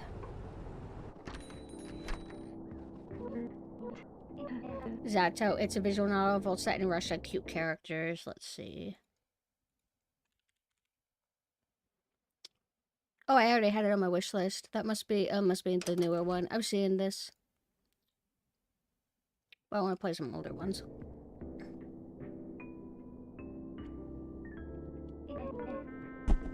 Pizza!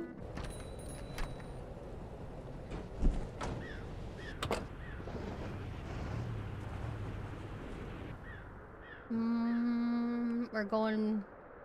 Okay. We're here. We're turning around and then we're gonna go to... Actually, let's just top off while we're here. Umineko, I think I have like low priority about. I hear good things, but I feel like there's probably more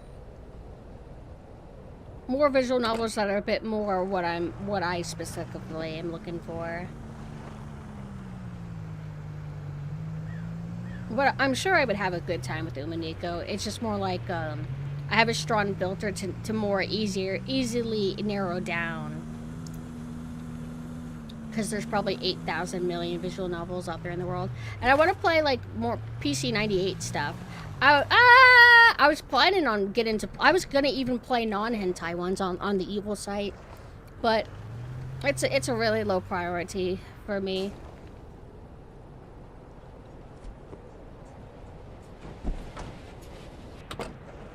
Oh, have a good night, and thank you for hanging out. I'm sorry, your 54 pizzas are gone. But I have about 3.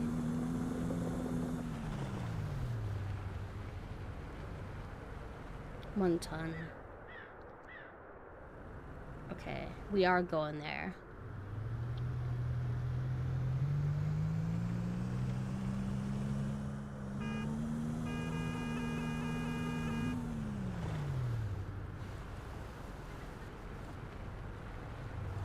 Keep going. We're doing good. This is good.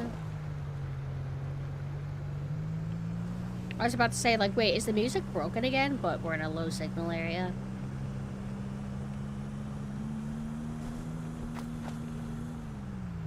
They're probably wanting to feed pizza to like a workplace or something. You know what I mean? It's a big old party.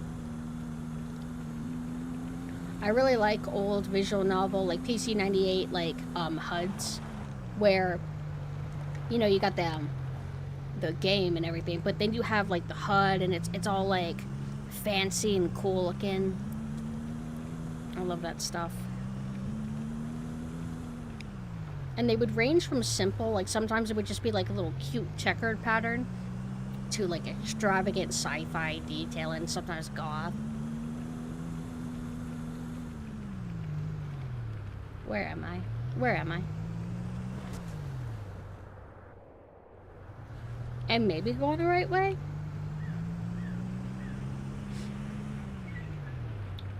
So is the shitty Silent Hill 2 movie available for everybody to see? Like, or is it still just like, is it theaters only? Is it also being streamed, or? Oh, okay. I am right. Oh, I went the complete wrong way. Damn. Okay. I want to play Snatcher, actually. That's a good one. Snatcher, and then also, there's another one by them, by, I think, Kojima. He did both, right? Snatcher, and there was something else.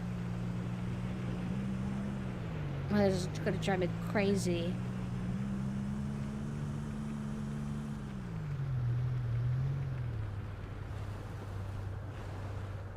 Yes, that's it.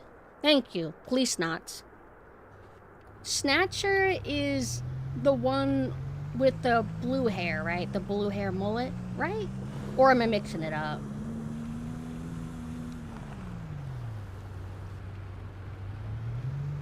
I'm surprised, but maybe they're trying to get as much money as they can. So, I don't know.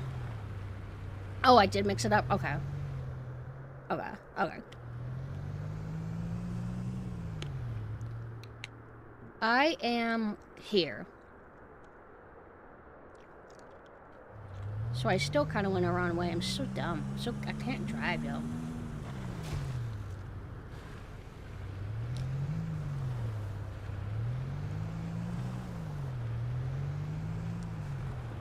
To Winton. Here we go. So, oh yeah. I have both Zone of the Enders 1 and 2, second runner. I only played a little bit of the second one, but I didn't commit to a playthrough. I kind of just was getting started out. But it was pretty cool. I got it because I really liked what I heard of its soundtrack.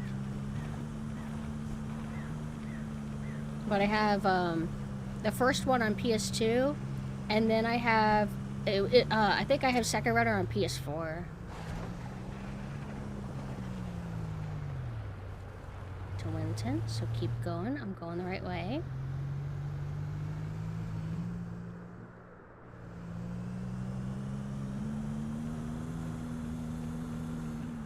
Based on a manga? I didn't hear about it being based on a manga, but I do know that it has an OVA that I've been meaning to watch for a long time. How the hell do I not watch that, but I watched the Sin OVA? Foolish. But I'll probably want to play the game first before playing or watching any OVAs.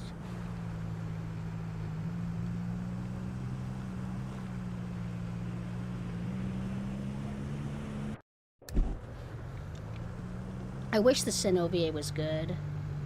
It looks good at times, but it's pretty, like, whack. Well, that's a lot of OVAs, though. Wait, did I go the wrong way? I think I went the wrong way. Yeah, I was hoping it would be kind of cool.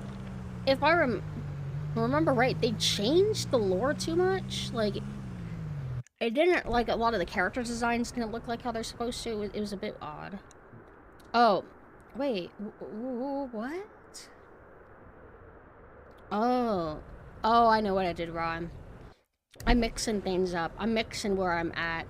I'm here. I think... What's going on? I'm so confused. So the park is... No, I'm right. Yep, I'm here.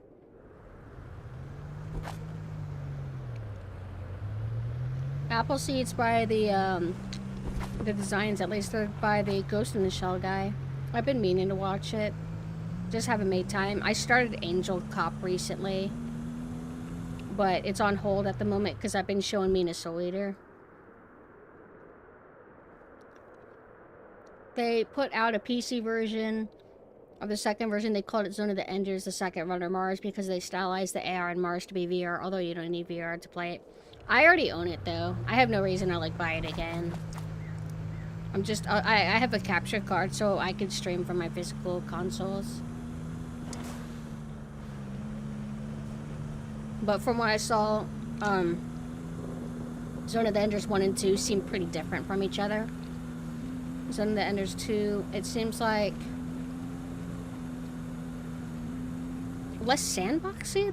Zone of the Enders 1 looked a little bit sandboxy from a glance. And it's cool from what I saw, like, you're, like... maybe it's just, like, a piece of the game, but you're in a town at night, and it's, like, a little tiny town. I'm probably wording it very stupidly, but...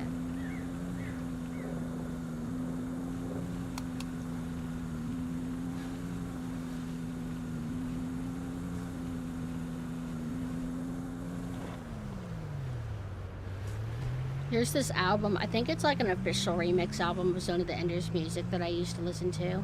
Namely, this one vocal song that I really like.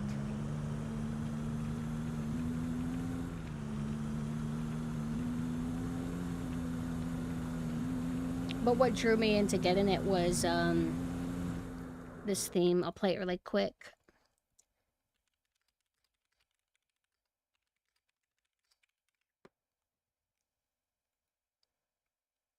Bahram Battleship. That's the song.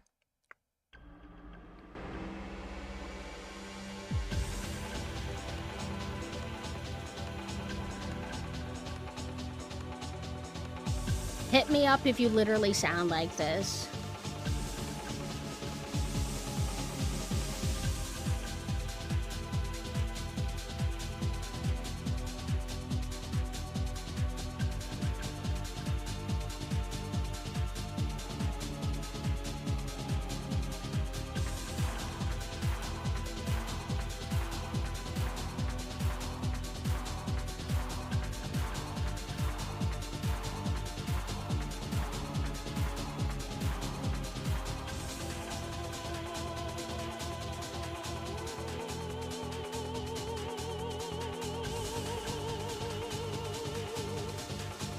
Sorry, I'm biting my cough chop. I can't help it.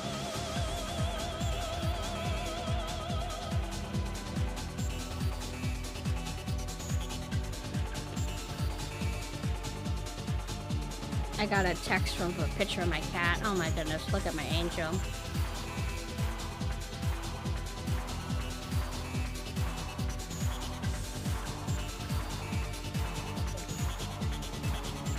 I haven't seen Comey in a bit. She's been very, off to herself. Not in the mood to cuddle. That's on, and then, let me see if I can find it.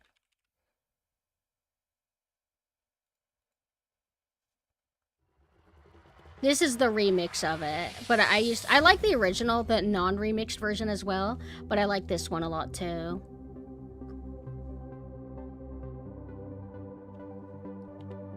I'll be right back, actually.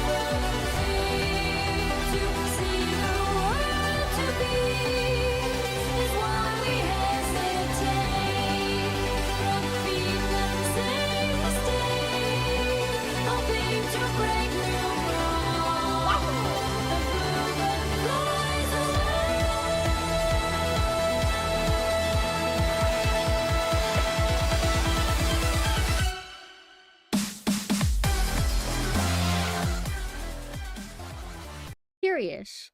I've never actually checked out or investigated Zone of the Ender 1's soundtrack. Let's find out. Because I've spoiled myself on that the least. I haven't even booted it up and done a little test.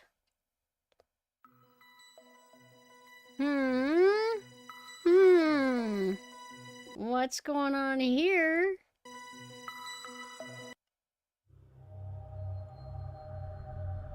What the fuck? Whoa, why does this sound good? Why is this like horror?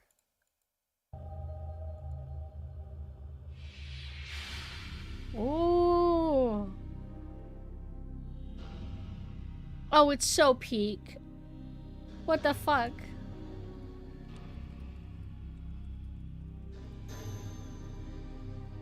I'm gonna look up who did this.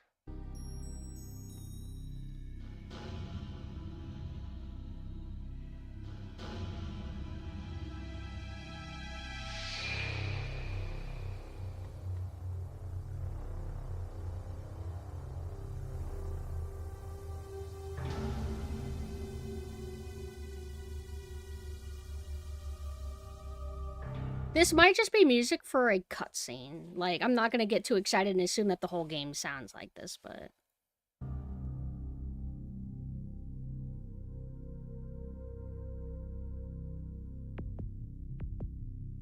Oh.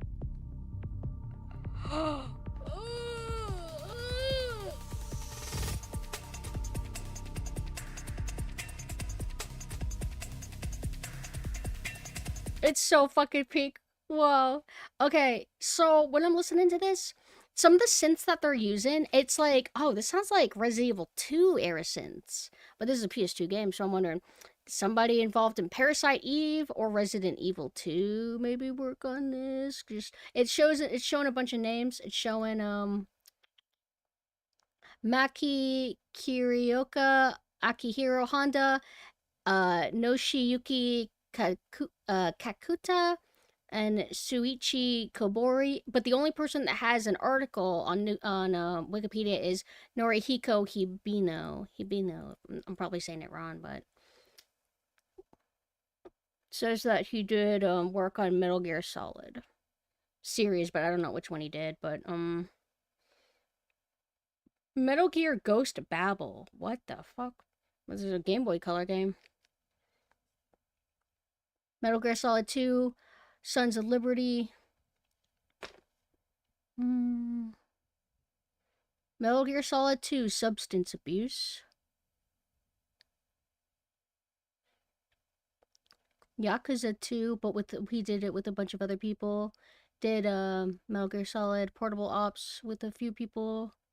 Because usually composition for games is not just like one guy, there'll actually be like a few people. Bayonetta! Bayonetta and Ninja Blade. I've heard of Ninja Blade. But Bayonetta with several others. Ace Combat Assault Horizon. Wonderful 101. Bayonetta 2 with several others.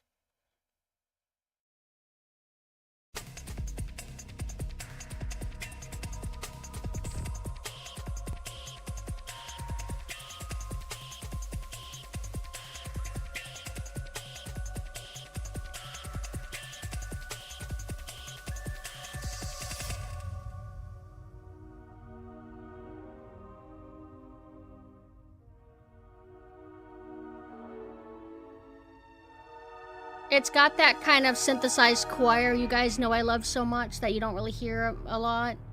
It's that synthesized choir that helps up that dark feel to stuff. I don't really feel like music sounds like this anymore, where it's like electronic but like kind of dark too. Like, do you ever hear that too much? And these old school synths, oh, so good.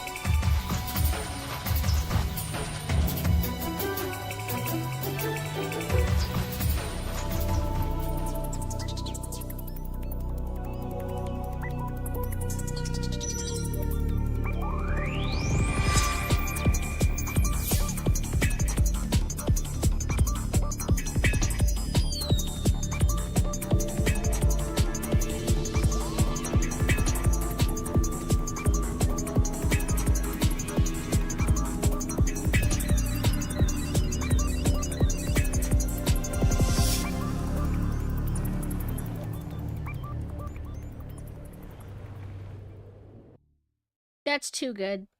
That's peak. This is gonna sound crazy, but I almost like it more than that first song that I played from Zone of the Enders Second Runner. Like, Like, it's kind of apples and oranges, but between the two, which one touches on the vibe that I like the most? Definitely this. Let's see if the other songs are like this. Also, I hope you guys don't mind if I just kind of, like, get a little bit quiet and just, like, let the songs play a little bit. Because, I mean, mostly we're just driving anyway, but I'm just kind of curious how this stuff sounds, and I hope you guys like it, too.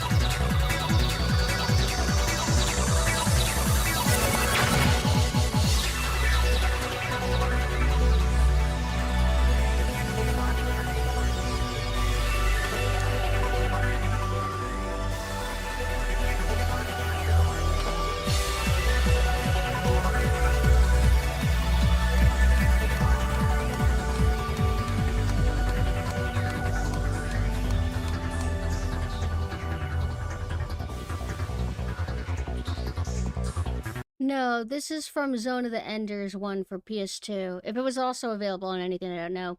I temporarily put the music on hold because we've already heard all the songs before. I'm just doing a little bit of grinding to get my money value up before I progress with the mainline plot. So I was just investigating what Zone of the Ender 1 soundtrack sounded like, since I've always listened to a few tracks from Second Runner a lot and liked it. And I'm really enjoying Zone of the Enders 1 a lot more, actually. But they're both good.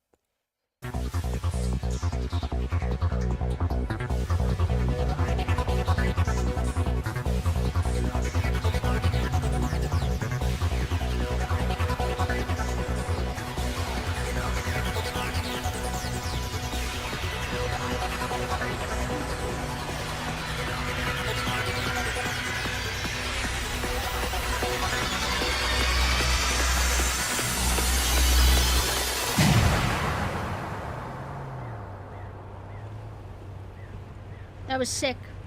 That was nice. My favorite's still the first, of course, but this is really good.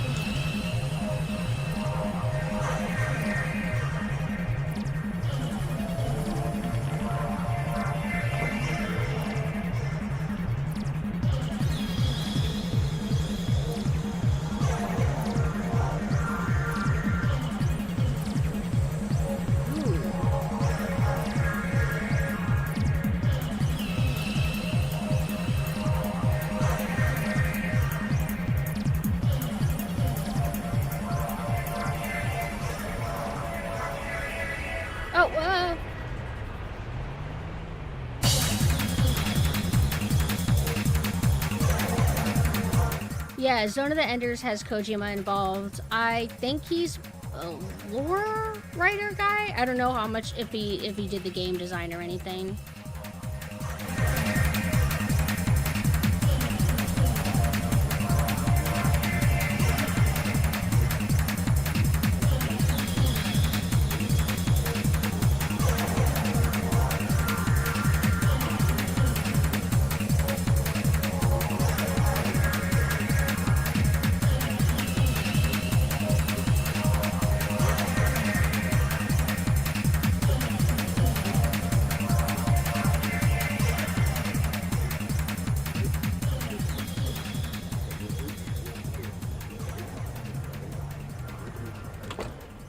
Director?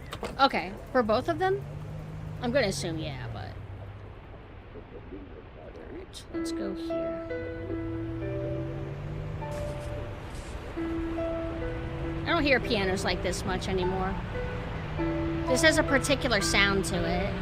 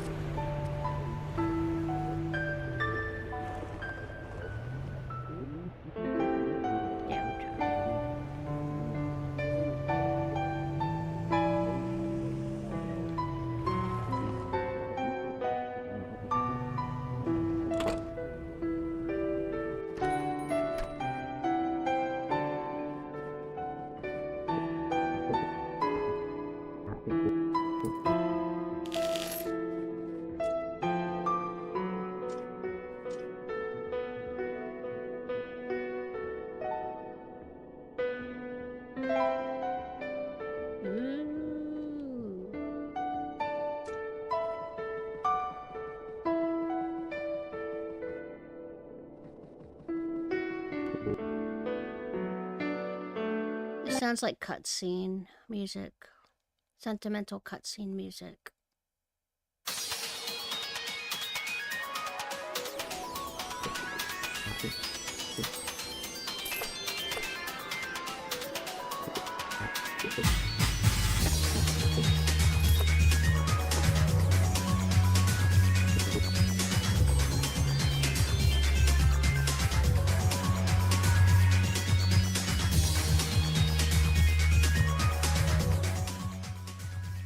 Producer for 2. I'm gonna double check my work because I'm going off memory. Producer for number 1. Okay, so he's not a game designer. He's a producer, because that's what I remember, that he wasn't exactly like the director of the overall thing, but he was like heavily involved or something. But I'm pretty sure he had something to do with the writing, right? I'm doing the stretch right now. Oh yeah, I have water in the opposite room, but I can virtually drink for you. Ugh. Oh, that's right. I need to do my stretches in general. I had to stop because my, whenever my back started, like, going through that phase, I just stopped because I was afraid of hurting myself more.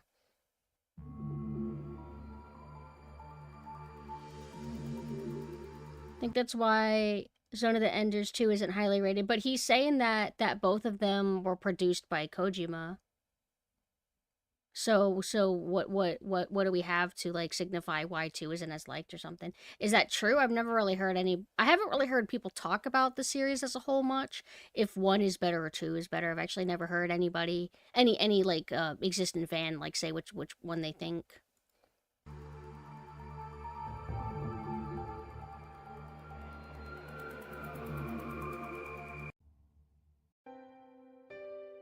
There we go. Here's a 3-minute song.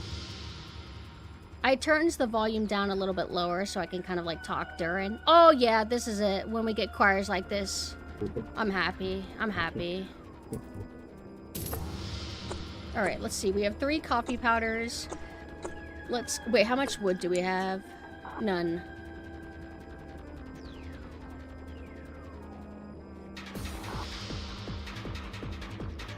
Let's get 1 more. Yeah, we have a decent amount of money. Oh, wait, I have to buy it. I'm stupid. I'm accidentally trying to steal.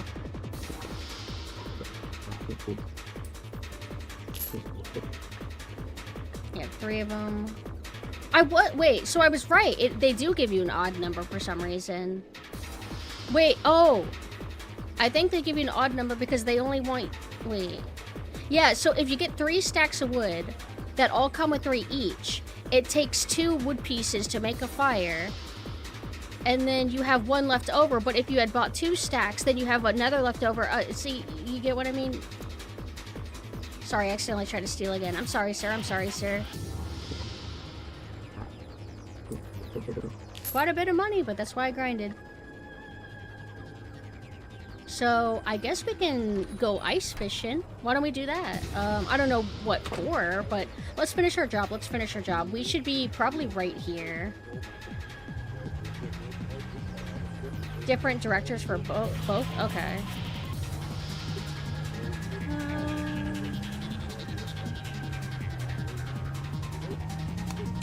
This is really nice.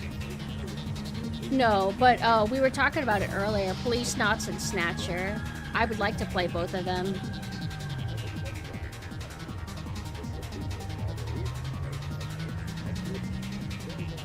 Where am I?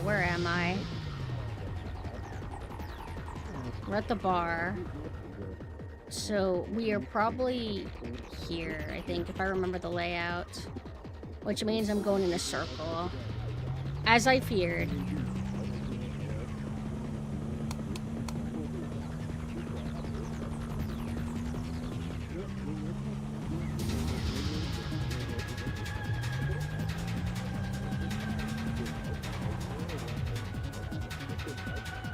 Lower Dampton.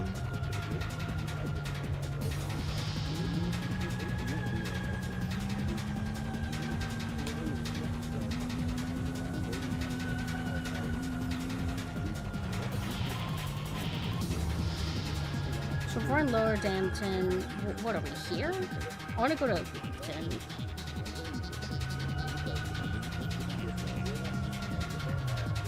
Oh, here we go. No, no, no, no, no. Wait, wait. I'm stupid. I'm stupid. I want to be in Dampton. I forgot. I wasn't done delivering. I thought I picked something up and then I was needing to go to Clifton for some reason. See, I get my order screwed up. Okay, Upper Dampton. Don't screw up again. We're going to Easy Cafe. Easy Cafe.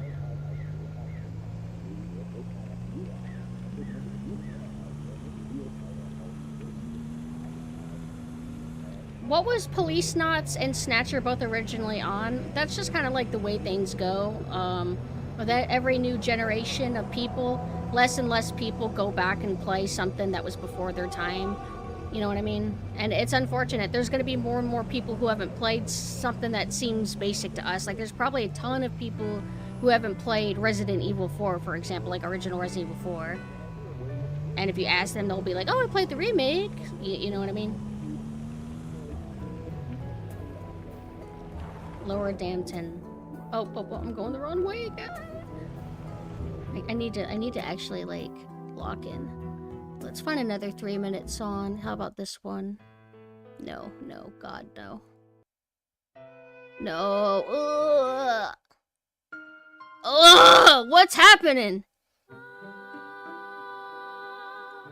I guess it's nice vibes, but that's not what I want right now. Oh, this sounds kind of... This is the song that one of y'all was mentioning earlier. Kiss Me Sunlights. Oh, this is nice.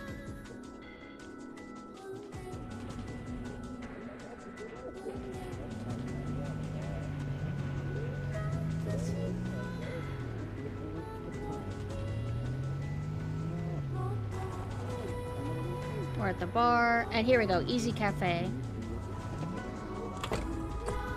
Do I have any coffee? Yes.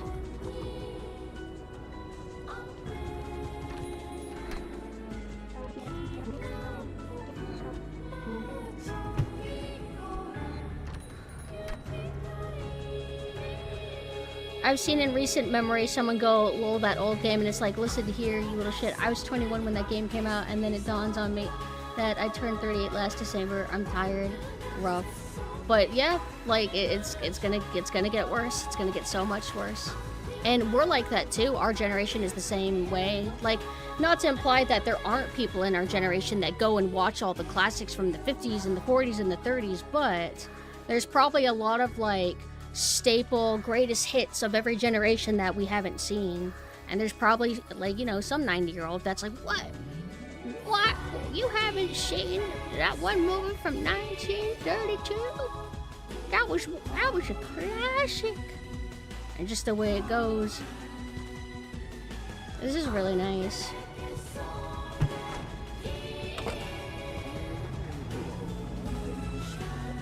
Alright, so we're in Dampton. We need to go to Clifton. And wait, we just went to a build. Okay, we are right here. Alright, just don't get stuck in a loop. Don't get stuck in a loop. I was just ever a movie buff. Still haven't seen Godfather. I think that's fine. I mean, with every generation that comes out, you know, there's more and more things that get stacked on top of the new generation, or newer generations. Like, okay, welcome to life, Irkin child. You are now 16, and you have to watch every classic from the 1910s. Let's start with there. 1910s, 1920s, 1930s, 40s, 50s, 60s, 70s, 80s, 90s, the 2000s, and so on and so on. It's just, you'll never be able to do it all. Or, you know, play all the games, all the greatest, really good video games out there, or listen to all the really good music out there. Thank you for the follow. It gets overwhelming when you really think about how much stuff there actually is to get to. But take it easy and get to it when you feel like it. I didn't watch Godfather for a really long time. Like, I've always wanted to. It's one of my mom's favorite series. And I even gifted her, like, a full collection of it a long time ago for her birthday. But I didn't make time for it until last year.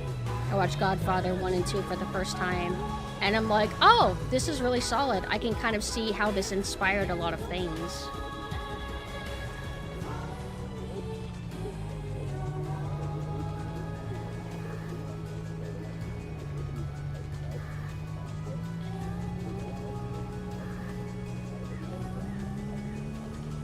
Hell, I haven't even really caught up with all the stuff from my own gen. Like, there's still so many PS1 or PS2 games or GameCube games, like so on and so on, that I missed out on and just haven't made time for. Because I'm too busy replaying RE4 all the time and not playing XYZ. Clifton. I'm in a weird place where I like all the older shit and all, but I also don't think all the new shit is terrible either.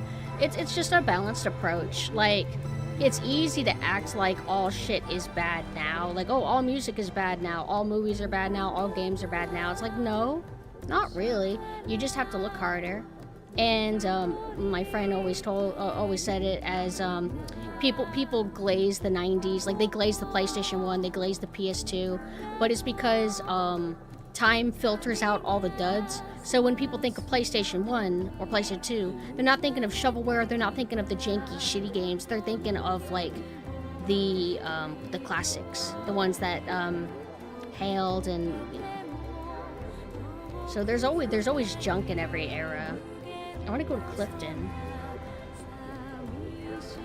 I have Fear Effect. I played a little bit of it. It was pretty cool, but from what I remember, it just turns into like a boring environment. Like, it started off really cool. It was out in the city. It was like kind of like a steampunk city, very vibrant and colorful. It had fixed camera. I don't remember if it had tank controls as well. And I think it was pre-rendered. And it just gets kind of lame at a certain point, vibe-wise, from what I recall.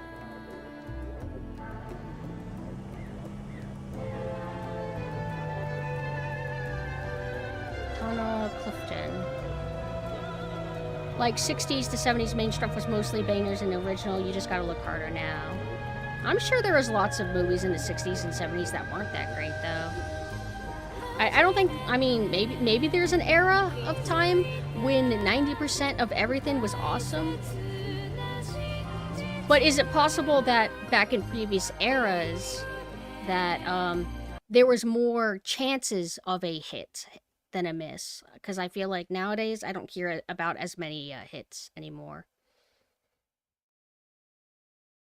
What I'm saying is things that were great got deserved attention. Well, yeah, I think we're all saying that.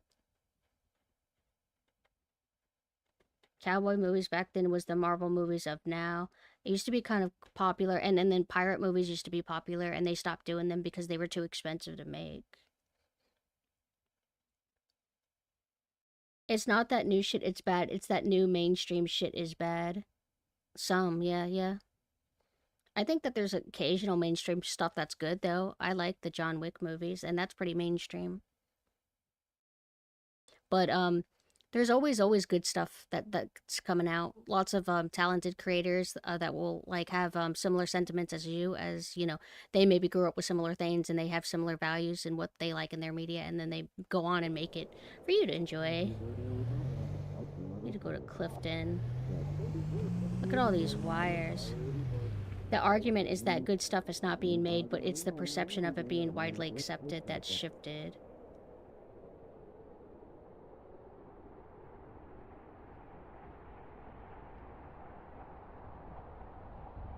Perception of it being widely successful. Are you talking about how a lot of mediocre things are hailed as better than they are? I've been seeing lots of debate about, I don't know if that's what you're referring to, but if I'm going off of that, good stuff exists but doesn't get attention like it did in previous generations. I feel like that's fair. I feel like it's just probably doesn't get as much marketing or just doesn't get noticed as much. But there's this movie, I think it's called Sinners, from what I've seen.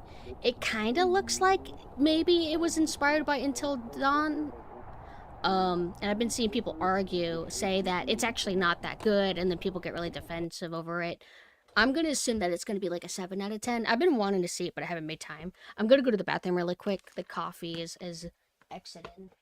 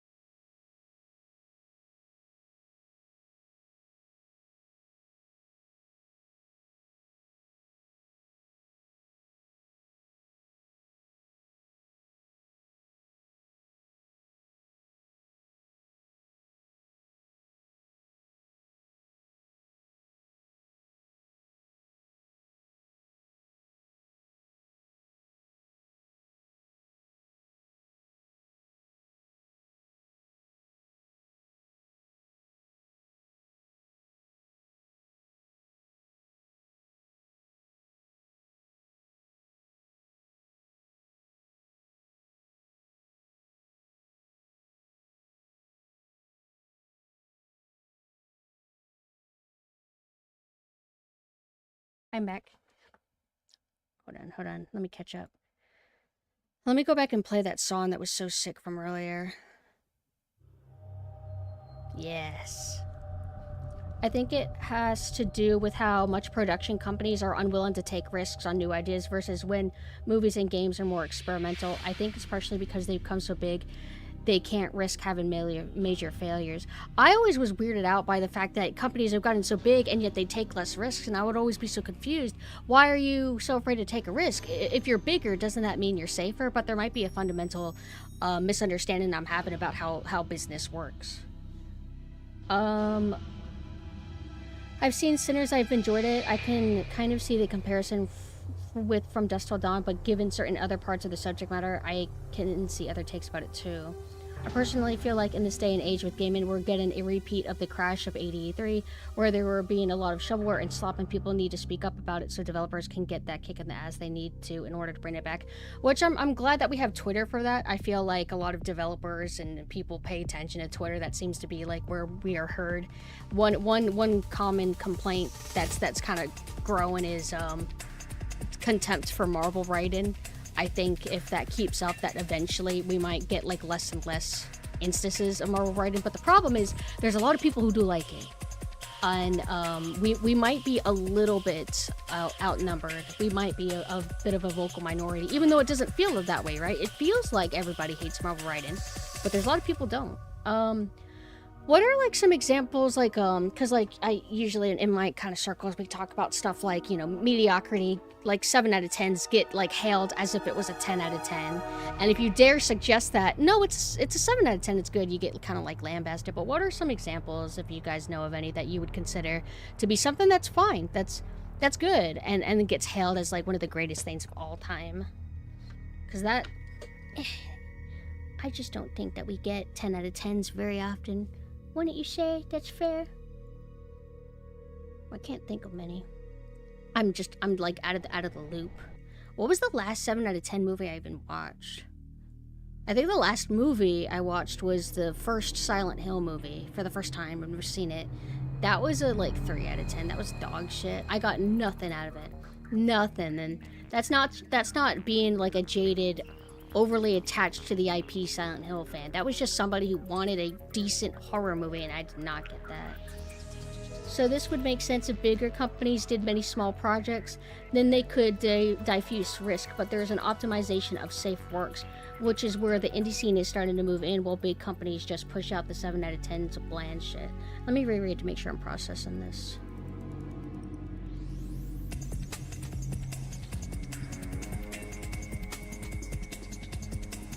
That strain that's in the background, it's kind of like a low-pitched strain. I swear 4Kids use that kind of thing in Yu-Gi-Oh! All the time. In the 4Kids dub.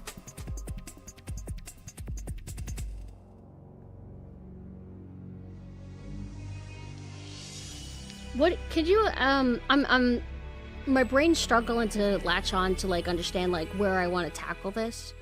Could you elaborate on what you mean? Optimization of safe works. Optimization of safe works. Just for analogy's sake, I'm just pretty sure a 10 out of 10 in media is as rare as running into a person who's a perfect 10 out of 10. Yeah, definitely. And I think a lot of things that might, you know, somebody might say is a 10 out of 10, it might be more objectively, quote, closer to being an 8 out of 10 or a 9. Big company makes big safe movie. But why? That's what I don't fully understand. Big safe money will reliably make back its investment, but not really push the boundaries. And is it also because, like, well, because if you're a really big gaming company, you want to put a lot of money into one project or fewer projects in general, so it's more about, quote, quality, quote, rather than quantity. But what stops a company from, like Capcom, from just doing a little on-the-side cheap project? Why don't they do it, other than they don't see the point in it, because they would rather just chase after the bigger reward by making just one big, huge thing? They don't want to gamble, put in millions in... Well, why do they have to put millions into it? I mean, why can't they do like something on the level of RE1 Remake, to where if they made something like that now, they don't have to do $10 million into it. They could intentionally do it as a cheap project. They've done it before. They used to, with like Resident Evil Dead Aim. Like, how much money do we really think they spent on making Dead Aim and marketing Dead Aim? Like, I think it was a cheap project on the side that they did. Same with them doing Umbrella Corps. They did like that Umbrella Corps game, or you know, they did like, well, the Revelations games probably had like a decent budget. It's also the fact that in the movie space, you don't want to compete with yourself. Ah, okay. So in the case of movies, then it's better to do less movies at a time. They recently announced they're working on Ace Attorney, Mega Man, and Devil May Cry, so they kind of are. Well, we don't know how much money they're going to put into a new Mega Man or Devil May Cry, but I wouldn't view Devil May Cry as just a side project, as like a cheapo side project. I feel like they tend to put a decent amount of money into it. I mean more like more niche-er things, more niche-er side games, like they used to for Resident Evil. And they're also, they are like Capcom is finally doing something. Now that I remember, they did mention the Ace Attorney and Mega Man, but also Onimusha, doing a new Onimusha. But that looks like they're going to put a decent amount of money into it. I don't know if they're putting as much into it as like a new Monster Hunter, but even if they do make a new IP that pushes the envelope, it almost never gets marketed in a major way. Right. Because they're insecure. They're like, I think they would, what do you call it? Sleeper hit? They would rather just like drop a game, not put too much into its marketing, and if it explodes and goes crazy, then they'll probably up the marketing on the sequel or something like that, right? Like, I think that's fair to say. But I'm going to take a break from Zone of the Enders music. We're going to go back to the in-game music. I didn't want to like do that for the entire rest of the stream. We just have news? Oh, here we go. Makes sense. It's a bummer, but like I get it from a business perspective, and I try to balance things. Like, I am just a consumer. I am a greedy consumer that wants a thing. Part of it is also me being a desperate person that just wants my niche from Capcom. I just want the little fixed camera tank controls game. I'm really desperate. It's not like I'm stuffed to the brim with those kind of games, you know? But I also get like why they don't do it. I get why the remakes aren't like RE1 Remake, why they changed and went like third person. Like, I get it. It sucks. You have to balance art with business, and sometimes business wins. Tunnel to Mountain Town. That is where I need to go, actually, so we must already be here. Hi, Faultier. I'm actually doing really good. Good morning. Tunnel to Mountain Town. Faultier, have you ever checked out the Zone of the Enders games? I just found out that Zone of the Enders 1 has like amazing soundtrack, because I've never listened to it before, only 2s. I enjoy that we can talk about this kind of thing and not turn into a fight. It's kind of really cool. I feel like most of us are kind of chill. We don't have too many altercations here very often. Every now and then, but it'll be like this dumbest topics. It won't even be related to games usually. It'll be something really stupid, where I crash out and then I annihilate a chatter. But they don't seem to take me seriously. It's like, if I get mad, they're just like, ah ha ha, the little tiny streamer's angry. But I'm serious. I should be taken seriously. I'm a real threat. And then they pat me on the head and say, you're so cute, teehee. But you're also Ron, streamer. But no, we're chill here mostly. But I feel like most of us are kind of on the same page when it comes to like what gen we're from, what values we sort of have, what IPs we like, and that sort of deal. So I think there's a lot of common ground.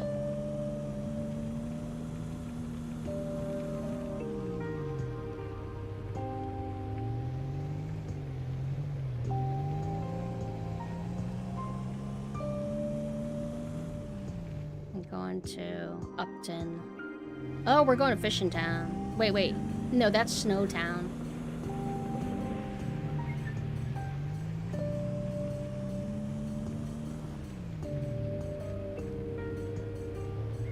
Is Melchior, is the video you're talking about the Never Knows, one of the Never Knows Best videos on MMOs, or is it somebody else?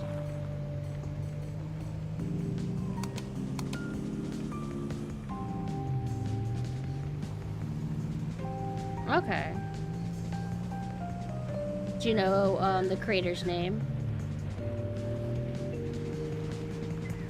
I liked Never Knows Best on the MMOs. It's a genre that I don't really have a stake in much, but it is fascinating. It's a fascinating genre. Because it seems that there's not really that many that have, like, super active communities. But there was a time when a lot of them were coming out, but they just wouldn't, like, last long enough, and I guess people would just go back to World of Warcraft. And I think over time, that Final Fantasy one has gotten more and more popular. I don't think it used to be as big as it is now, right? Life FX, okay. Occasionally does Star Citizen content, got you.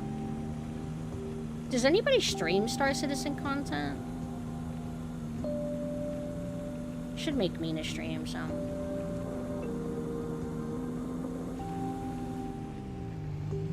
But played a little bit of them. Very cool.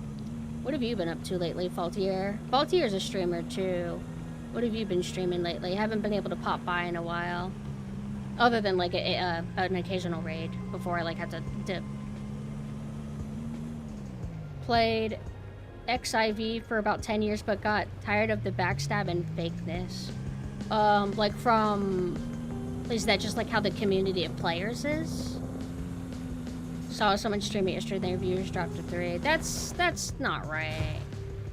It seems like it would be an interesting game to just glance at, but I don't really know. Usually between 1 to 3K. What? Oh, I thought you guys were talking about the same thing. I'm like, what?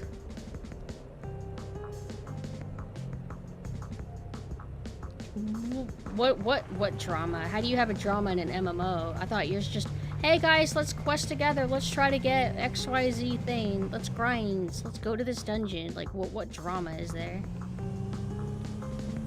I was forced to play it once. It was boring. I'm not into those kind of games. I never really grew up on them, except Lord of the Rings Online a tiny bit, but I played it for a month and then I would move on, you know. Trade-in drama, guild drama. Cringe.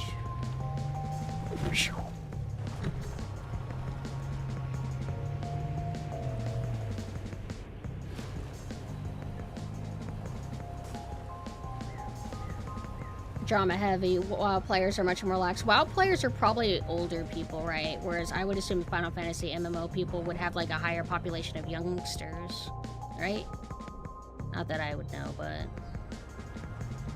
been very sick lately. I'm actually going to the clinic today to get myself checked out. I've been streaming the Demon Souls remake because I couldn't get it to work right on the emu. I hope that you're able to get that sorted out. If you want to share, like what kind of sickness do you think that you might be dealing with?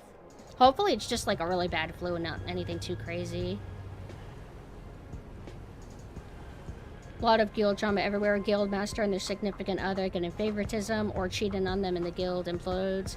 That's basically friend groups in general, especially like younger ones when it's a bunch of like teens together or early 20s.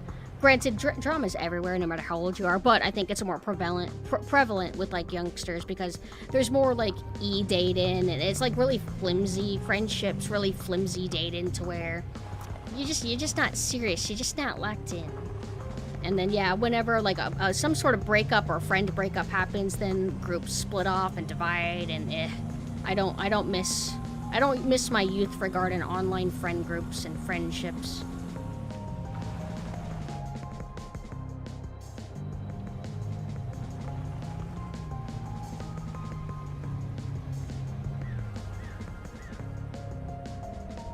MMOs have the same issue almost every community has. Eventually there are disagreements for any reason, or the GM or significant or whatever. Folks that don't see online friends as real friends. I think some of them do. I think they just don't... I think some people when they're young, they're just a little bit too self-absorbed and don't really consider like their own actions and just don't take things seriously.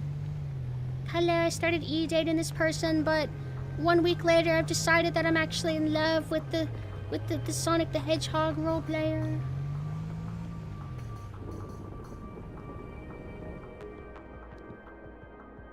But most of my friendships, like the better ones, it's always been online. It's just that, you know, you do have to deal with like an occasional period of time where you have a friend group and then one day it breaks and then you're kind of like back to being astray and then you find another one and you'll keep collecting good friends that you retain along the way.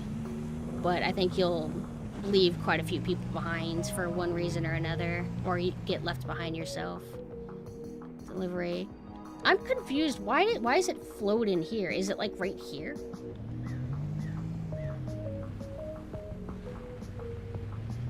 Did have bad experience with someone who did treat our friendship as nothing as it was online. Same. Wait, what specific? A Shadow the Hedgehog role player? Mouth has been super dry no matter how much water I drink, and I've also been urinating a lot too. Some people think I might be diabetic, even though last time I was at the doctor's, my blood sugar was pretty good. This is gonna sound dumb, but do you... Well, we'll obviously still go to the doctor. But do you possibly sleep with your mouth open a little bit? Because if you do that during like winter, I think it just, you know, gets dry. I deal with that sometimes, but there could be something serious going on too.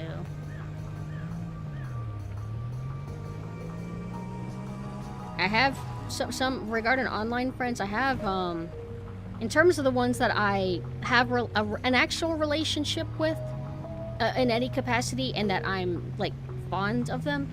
I have friendships going back 15 years, still going strong. It's like me and Shayla have been friends a long time. Love Knife, Gleam, Mina, been known Mina for a really long time. I'm trying to think of people that you guys would know. Uh-oh. I have to make, I need to make, coffee.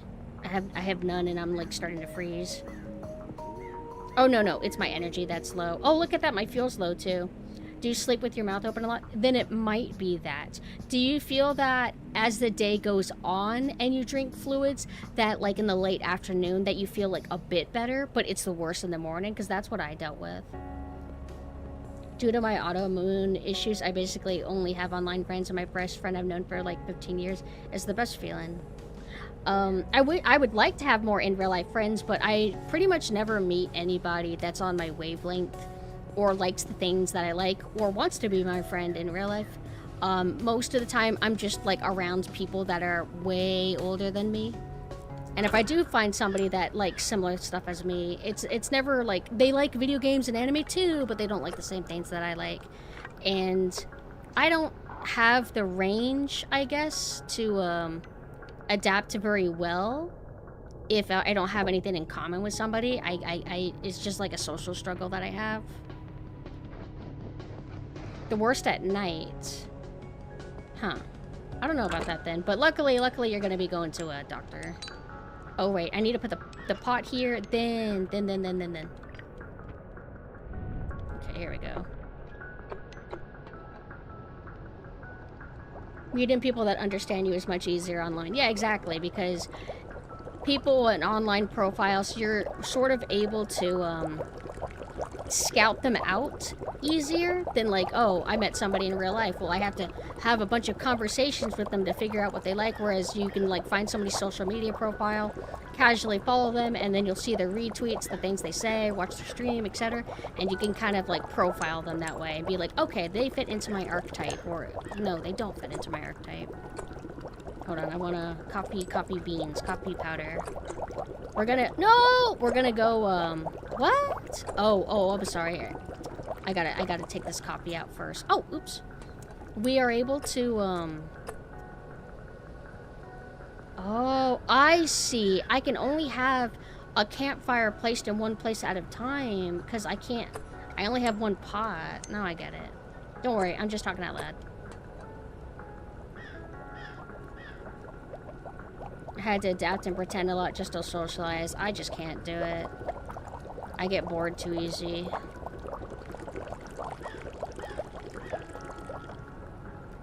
But I think they're able to sense that, they don't have common interests with me either, because they usually don't invest in me. I don't ever feel like, for the most part, I don't feel like a coworker who happens to be around my age range. They never seem like cleany and, I really do want to be your friend, even though I don't ever get like that vibe.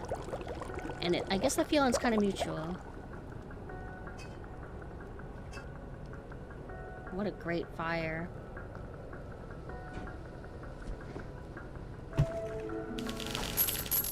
Alright, we need to go to,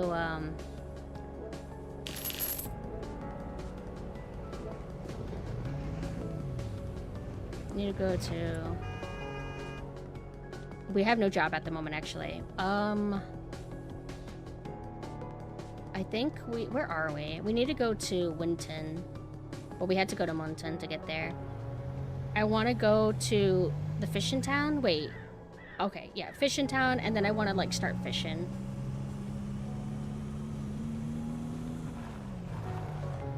But, if the situation was different, I would like, if my online friends lived near me, then I can have an excuse to go out and socialize in different ways. Where it's like, oh, let's go out and just eat and chill. Because I like going out. But Upper Munton, Winton.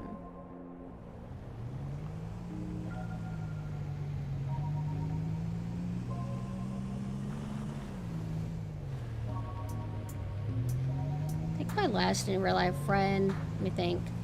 We were co-workers, but when we stopped working together, there was just less motivation to really reach out to each other. We had a barista that we got along with, but he stopped working, and same kind of deal. Out of sight, out of mind. It's pretty common. There was a time where I would go out and eat a lot, just to get out of the house. I haven't done that in a while. I need to. I kind of miss it. Just dining in and eating in a restaurant. But, like, I don't know. I've gotten more antisocial and more homebody over the last few years that I'm just like, I'd rather just stay in. Or my streaming schedule made it difficult for me to actually go out, because by the time I would off work, I would have to, like, oh, time to stream, so I'd have to, like, rush home so I could make it.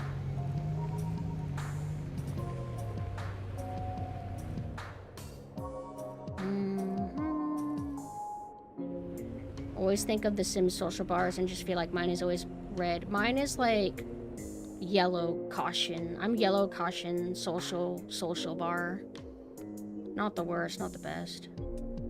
Where am I? What am I doing? Oh, we're in Upton. Let's go to Easton. We go to West End, then Easton.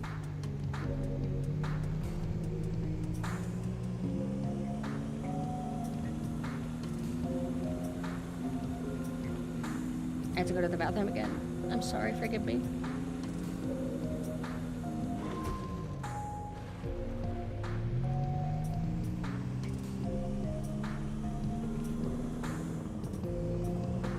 My social stuff that isn't online comes from the fact that that guy is my in real life brother. I live with him and we both have like one in real life friend. Fair enough. Fair enough. La la la la.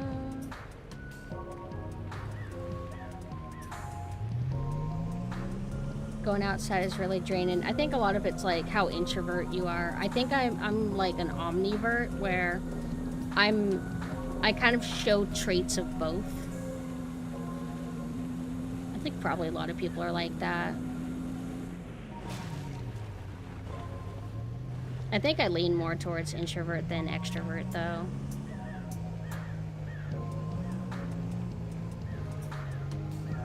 But I struggle to know, like, how more extroverted would I be if I was a bit more confident? Am I more introverted because of that, or what? I have no idea. I can't tell.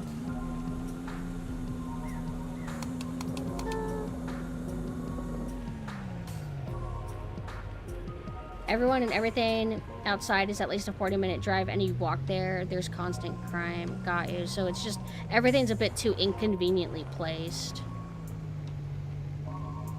Wait. Okay, we are going to Easton. We can get gas. And we have a bit of money piled up, so we should be good for a while. For fishing, they said that we're gonna need to have, we're gonna need to have a fire. And I guess, like, we can't drive on the ice, but we are able to walk on the ice. And we're gonna play a fire there, and then I guess we go fish? I don't know if there's, like, gonna be ice, like, holes in the ice, maybe?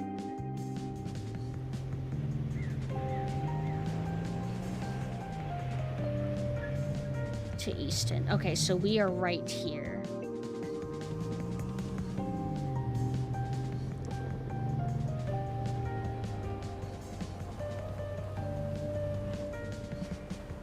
The nice part being that one friend we have is an ex-medic who was pre-med prior to becoming a medic, so that means he just to what I want, or what I need to keep things from going sideways. It's kind of nice.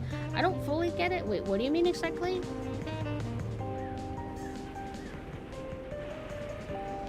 Wrong way, wrong way. Wait.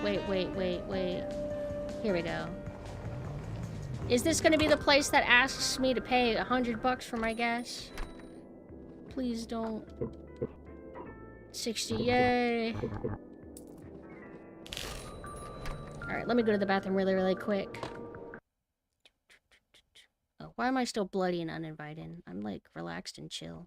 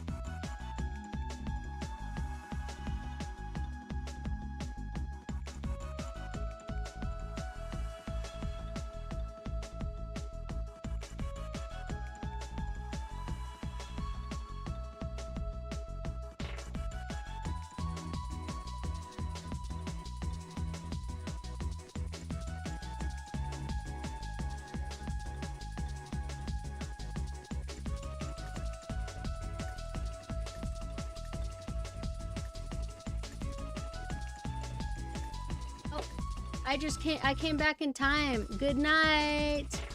Good night. Thank you for hanging. Oh, and Riot too. Good night. Everybody sleepy, go sleep. Let's go back to the game. Okay, so we just got gas.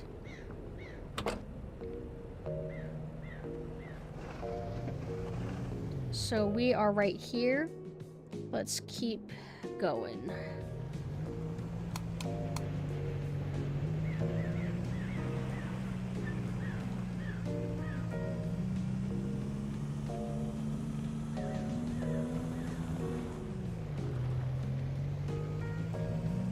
This is so exciting. I'm gonna assume that the fishing mechanics are very simple. If it even works the way I'm guessing it might work.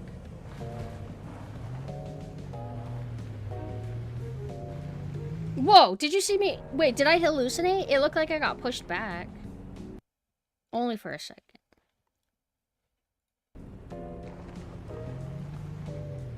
Okay, so,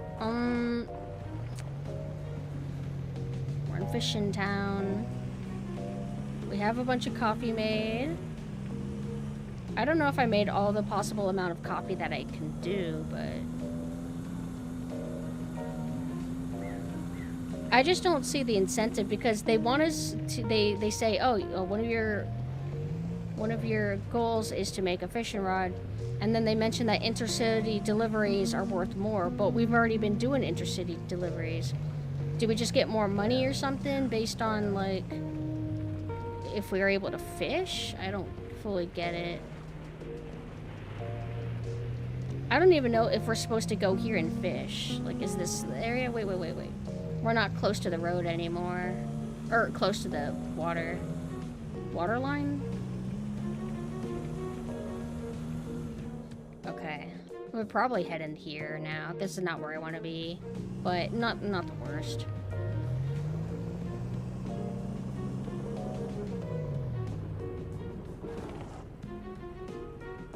Is that like a person?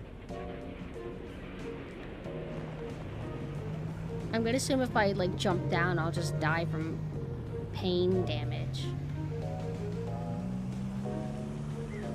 Oh, no, that's taking us higher. We don't want to go to higher ground.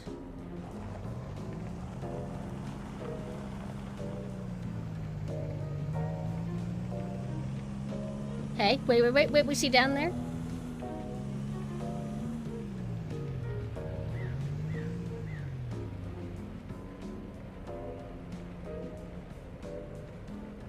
So am I gonna fish on the pier?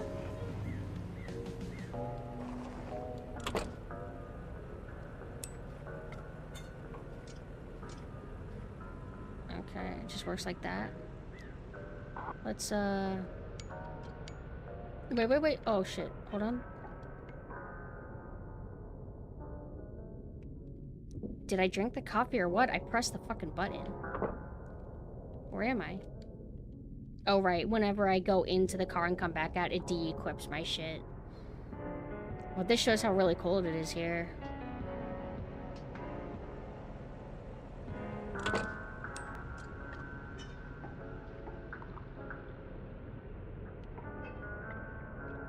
Alright, let's go back in. I'm gonna wait it out, and then when I'm ready, I'm going to... Why don't I just do this? I hope this is the right thing. But it's ice fishing, so it should... Everything's going to be covered in ice. So I need to find an obvious designated spot. Yeah, I think I was doing the wrong thing. Let's keep looking. Wait. Is that... No, that might be Shadow?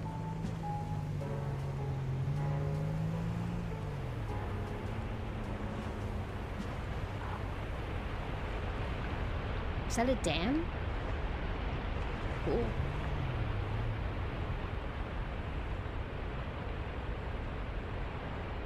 Maybe I should just progress with the mainline goal. Maybe that'll give me an opportunity to do fishing. Because whenever to go here, you have to go over ice, but...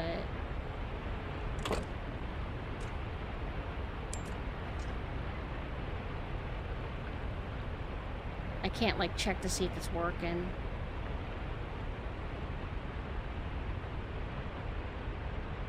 Yeah, I don't think I'm doing it right.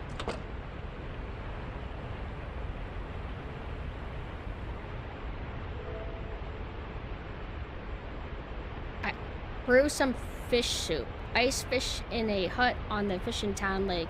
You'll need firewood and a cooking pot. How do you fish? Ice fish on a hut in the... Okay. So there's like a specific place.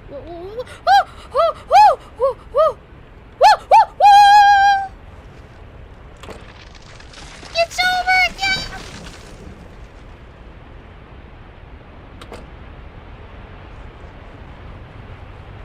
Welcome back, WW.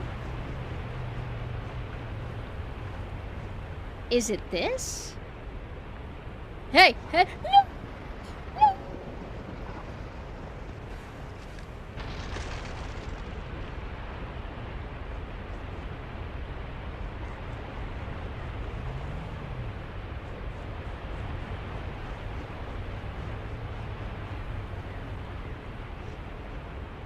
It showed a marker. No, don't slide down there.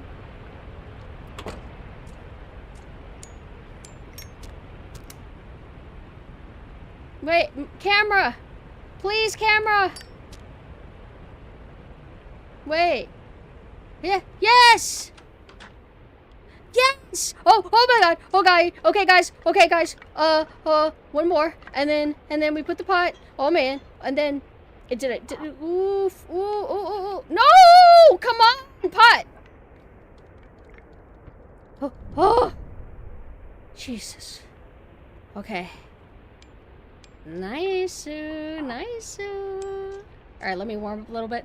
Hopefully I'm close enough to where, like, I can stand a bit away from it. Yeah, looks like we're fine.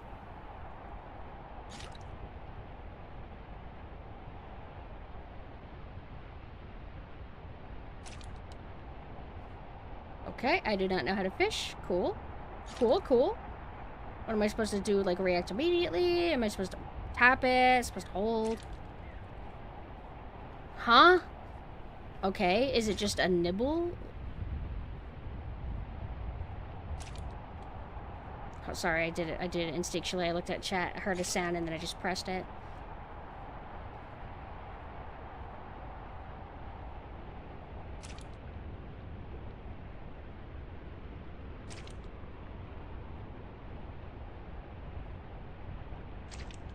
Ugh. I hate this fucking teasing shit. Just go for it.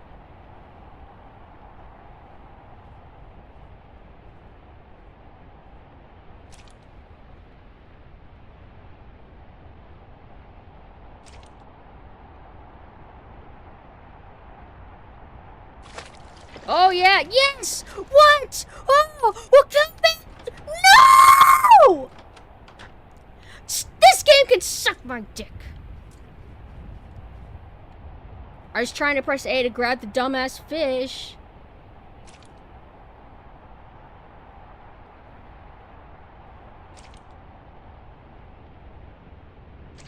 No, I accidentally opened the door when I was trying to pick up the fish. Come here, stupid bitch. Stupid bitch. Now I'm gonna eat you. Dumbass bitch. Yeah. I want to watch the life leave his body.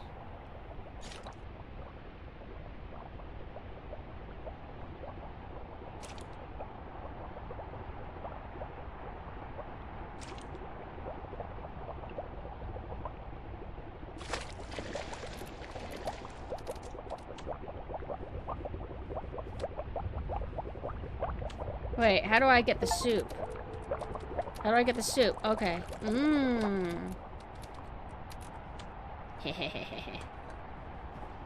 Ooh, alright, we're gonna eat our food, our first soupy. Goal obtained. Head to the factory town just west of Mountain Town. Let's see what this does for our energy. Ooh, oh shit, this is good. Let's fish more. We should grind here a little bit.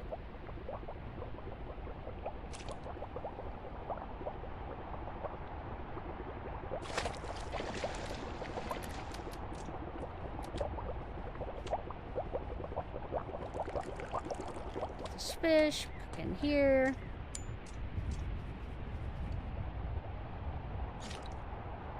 Hopefully our car isn't still like draining, because I think it's always on, but I don't know how serious it is if we're not actually in it or even near it.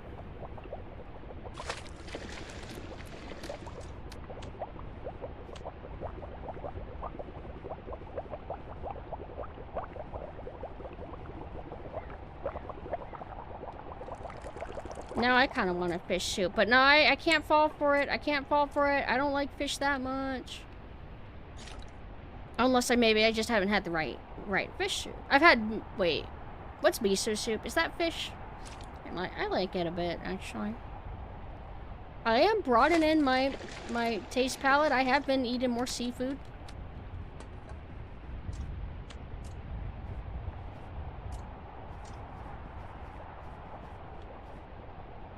Yeah, salmon. I want to eat teriyaki salmon.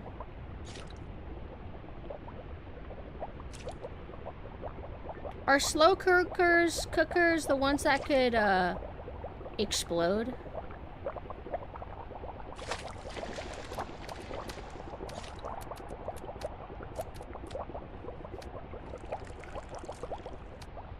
I have 2 fish. I'll just cook these 2 and then I'll leave. Oh, pressure cookers. Okay. That kind of sounds good. I don't know if we... Wait. Isn't slow cookers or crock pots, right? Or like another way to refer to them? Yeah. Then maybe I should try that. That would be kind of cool. We might have one.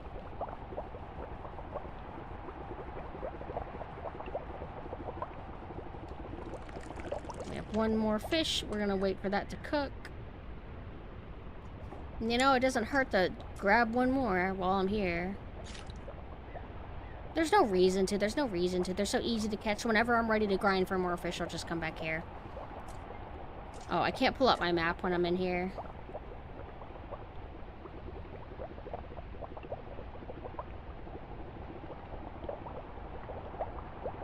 The place where I put my braces to try to stop the cut, and I think I pushed it in the wrong spot. It has not been helping, so I just...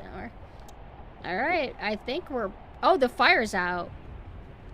Yeah, so... Oh, it's like temporary... Wait, what's in here? Nothing. Okay, let's go out here and not freeze to death. Hello? Let me leave. Let me leave.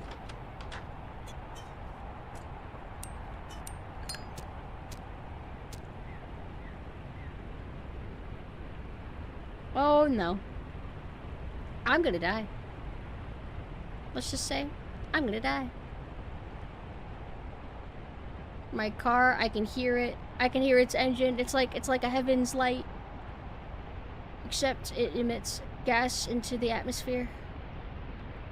Oh, that was so cool. Alright, so we're probably somewhere around here, maybe? I don't know where we are, but we need to go to... We need to go to Clifton. Oh, jeez, this is where... Oh, okay, wait. Yeah. We're okay.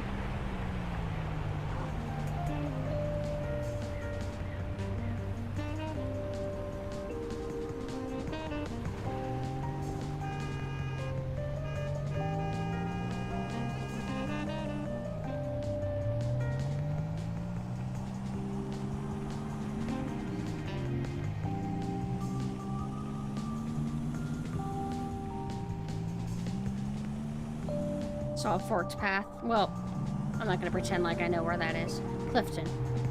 Clifton to Dampton. Okay, to Clifton to Dampton, which means we are probably here. No reason to get gas, but we are getting close to the gas station, at least. Whoa! Wait. The turn direction is a little bit... Actually, I don't think this follows the road path exactly. I think it just kind of, like, simplifies it, if that makes sense. Like, the shape of the roads on the map.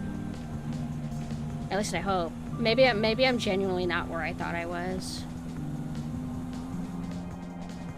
To Dampton. No. We go here.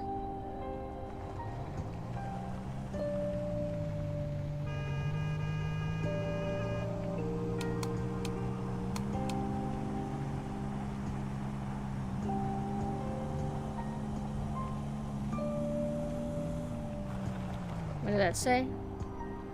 To Dampton. Nope. Let's keep going.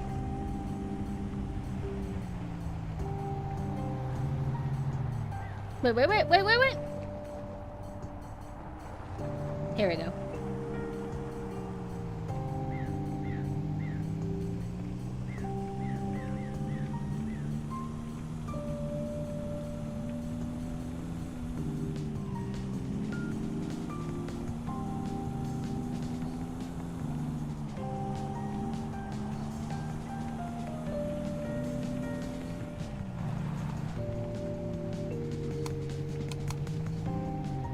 Feels so good to get out of that blizzard.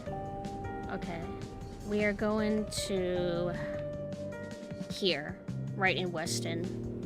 For once, we're going to Weston, not to just simply go to Upton. Whoa. Oh, okay, we're okay. It was very atmospheric, but it made me want to be a bit cautious about my driving. Not that I ever would. Like, once you start, like, putting the pedal to the metal, It's hard to restrain thyself. Like, it's like you can a little bit if you want. It's for immersion, but nah.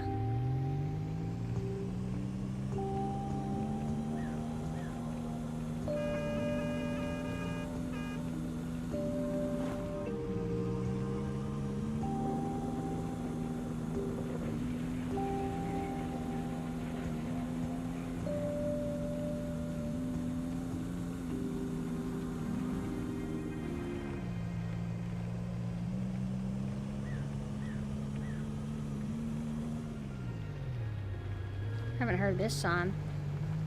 Or at least not in a while. Yeah. Like, the world kind of feels like it's lived in. Like, there's some stuff going on to where I doubt we can go to that train. I think it's a monorail. Maybe.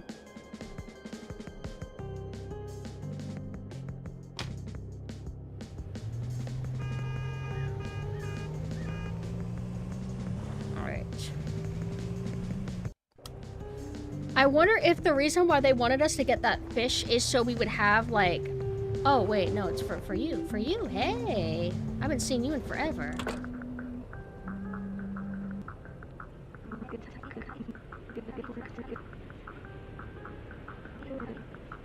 You'll need some speed. I would go with you, but my programming doesn't seem to allow it. I've been trying for months to get it in ever since. Make sure to top up on energy before heading in. Good luck in there. What do you mean by that? So am I running over there? Because, like, every time I try to drive, I die, but maybe it's because I didn't, like, keep going. Like, maybe I hesitated, but... If they're talking about energy, then it has to be that I'm supposed to go there on foot. What if that's the end of the game? Like, am I actually at the end? I'm gonna have, like, trouble being able to adapt. Oh! Alright, are we sure that this is what I'm supposed to do?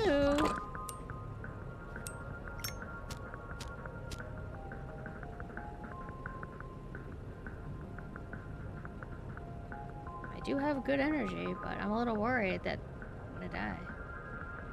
Let's just say you're gonna die. Maybe I'm supposed to set that on fire. Oh my god, what's going on? Oh, I see. The camera just gets so awkward whenever you are, like, on foot. Seek shelter. I know, I'm trying. I can't see them.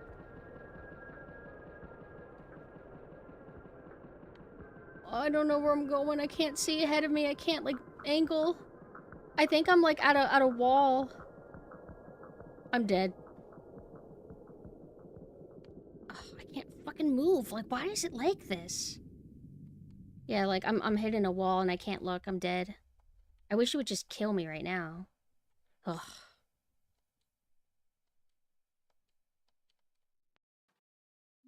Back at the purgatory. Oh, what the hell? They didn't make me do this before. Normally I had to go through a maze. Birds! I think I'm feeding them. It's symbolic. It's symbolic of birds like seeds. What does this want from me?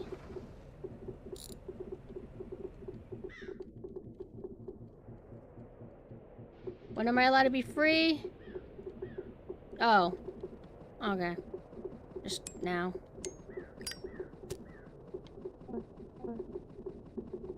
You hear that?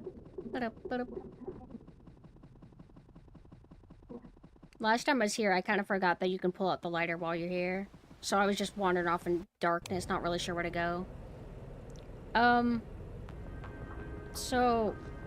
what am I supposed to do exactly? I hit a wall, so I need to just... I need to just go straight and never stray.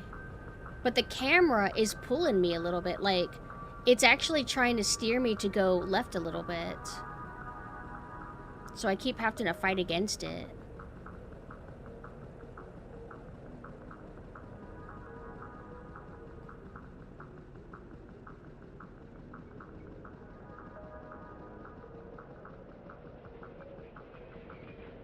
And hopefully going completely straight.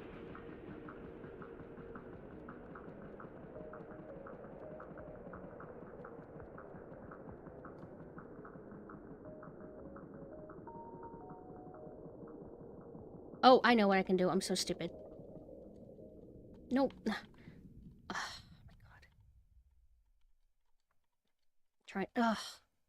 I'm supposed to plant that so I can just like rest for a second. I keep forgetting to do it.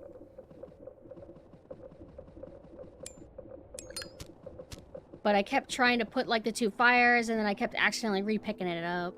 I'll get it next time.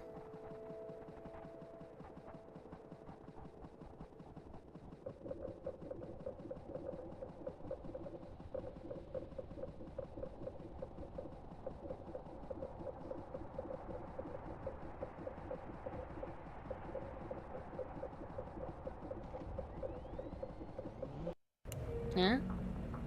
I went to a dead end. Why does it keep parking me on the ice like that? I don't know if I'm gonna want to put a fire on the ice, so I need to at least get as far as that snow. I just won't go as far as I did last time. I'll place it on the very edge. But yeah, I keep having to sort of tap my right stick over and over and over again, and then I just hold forward the left stick. Okay, I think we are on ice, or we're on snow.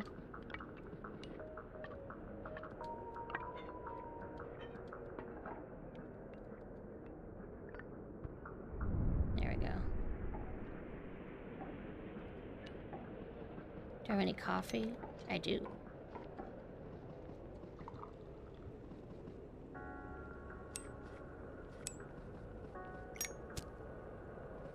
I don't have any more coffee beans, right? Okay, yeah.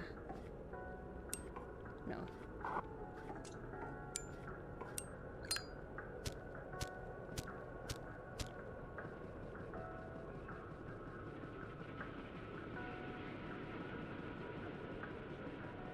I don't know where I'm going. I'm hitting a wall. Ah, this camera.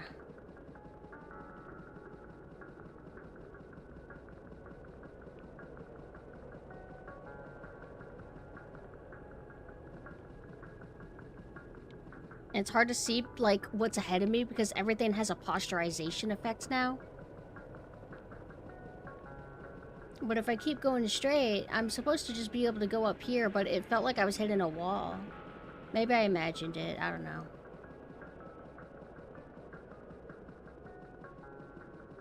I think I'm going somewhere. Maybe up a hill?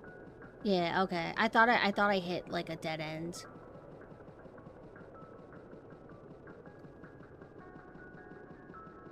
I really hope that they're not expecting me to set another fire. I don't have any more wood. I can't fucking see!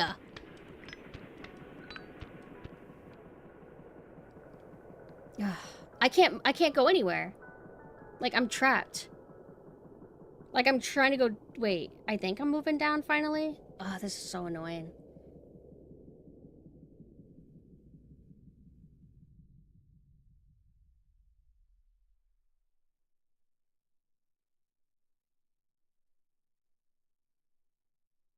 Not vibing. This does not spark joy.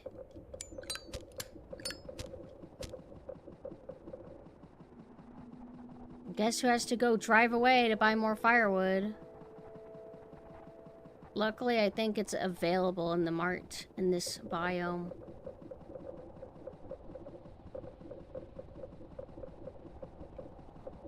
I'm not even able to access my my goals from here.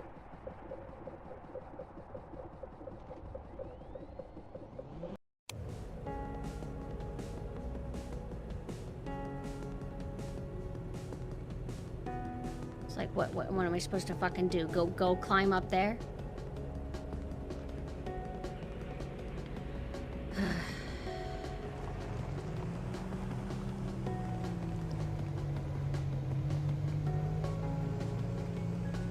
Guess it's supposed to be challenging.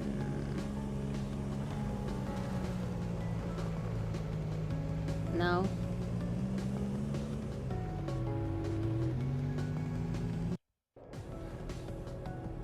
We should be near the mart. We're like right here. So this town, something might have firewood to buy.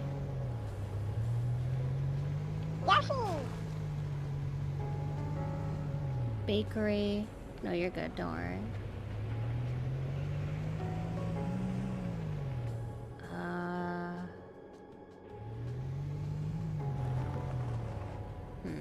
I think I'm going too far.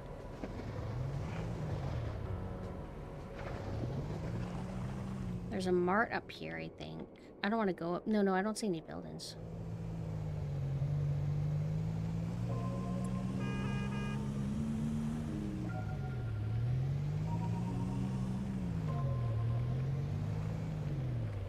Depot.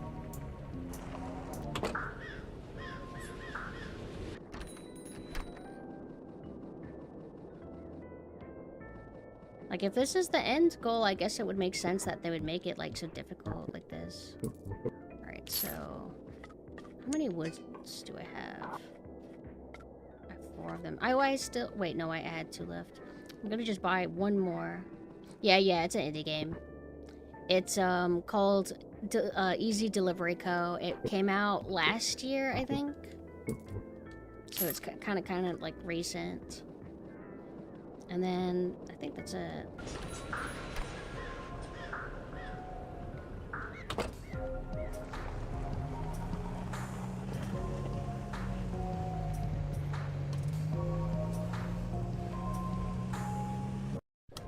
Just basically trying to look like a PlayStation 1 game.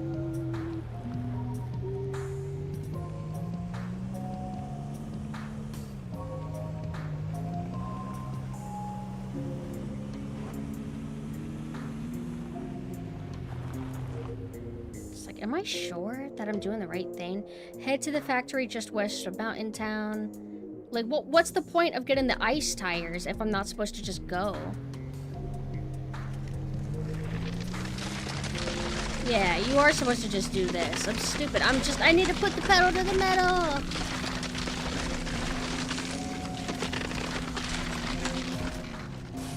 Wow! Oh my god, imagine if I got... That's why I couldn't move, why I was getting stuck. I was walking in the fence, but I couldn't see. Look how foolish I am. I'm just stupid. I'm a stupid driver.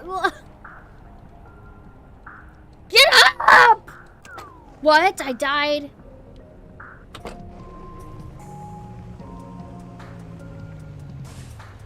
Don't accidentally press A. Don't accidentally press A. Oh, I woke you guys up. Hey guys, good morning.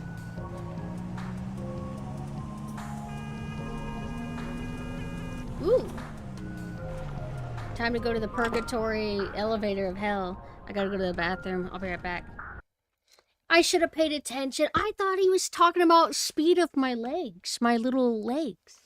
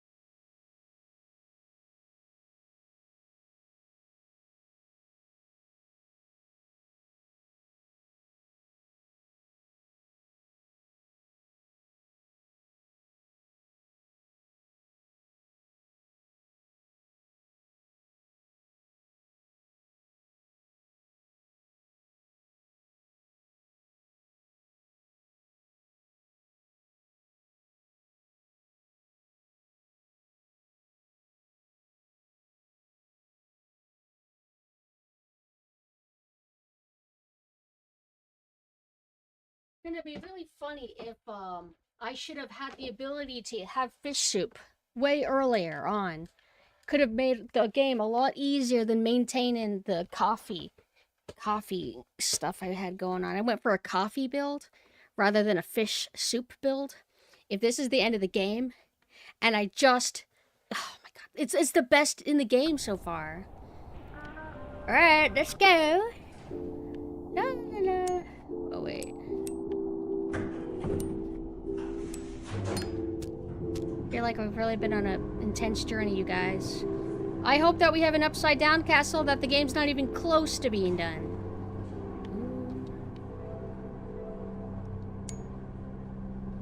What? I think the fire is a 3D model. Look at that. No, it's just a bunch of fucking pixels.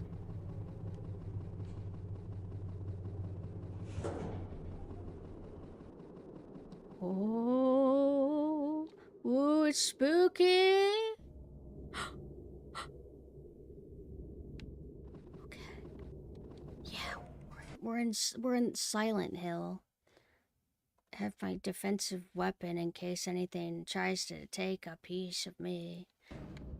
But I would say that I'm the real threat here. Dude, if I have to hit that one more time. Ooh.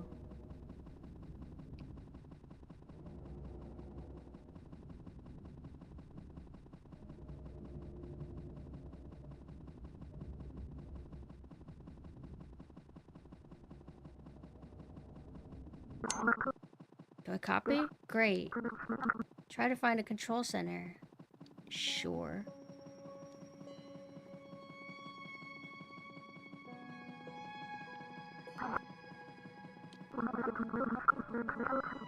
My name is Mr. Whiskers.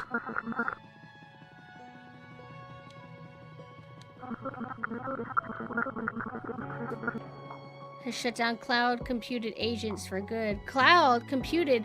That means that I am a robot. I'm a robot delivery service cat. I'm gonna go Blade Runner. I'm gonna go crazy.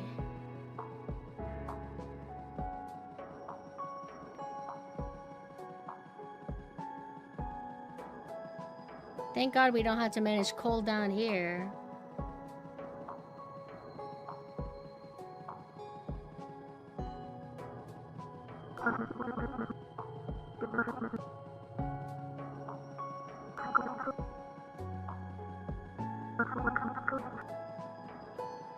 ML agents, male love.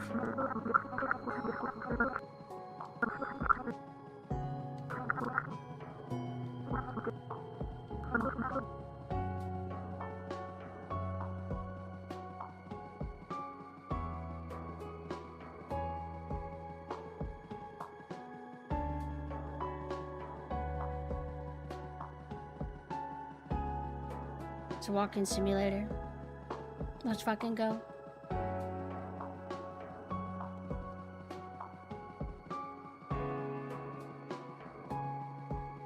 How cool. I'm not using my... I didn't realize I'm not using my lighter to illuminate. I'm using my radio.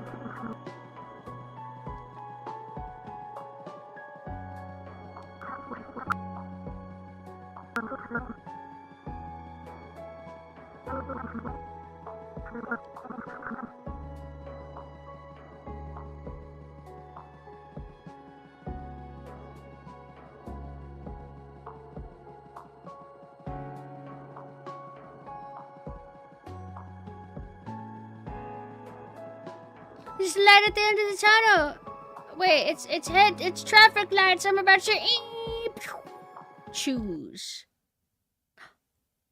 Choose what? Ooh! And now we're at the very beginning of the game.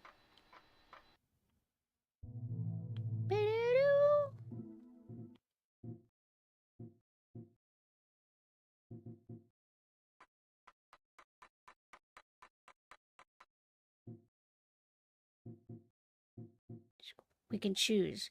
Reboot the SD units or hydropower turbine. What, kill them all? What's the right ending?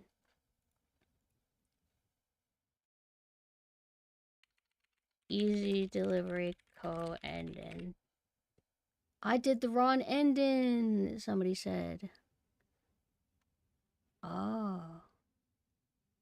Drive to a depot in the mountains, the lower town near Fishing City Tunnel. There should be a recovery disc you can steal. Drive back to the factory control center. Use the disc on the computer. It'll trigger happy ending and credits. Drive back to MK's hut. Talk to him. Okay. Shutting down EasyCo and saving the cities can also be happy ending in its own way. Shut it down. Oh, shit. Okay, let's kill them all, I guess. Yeah. Yeah. Alright. We got a somber ending, then.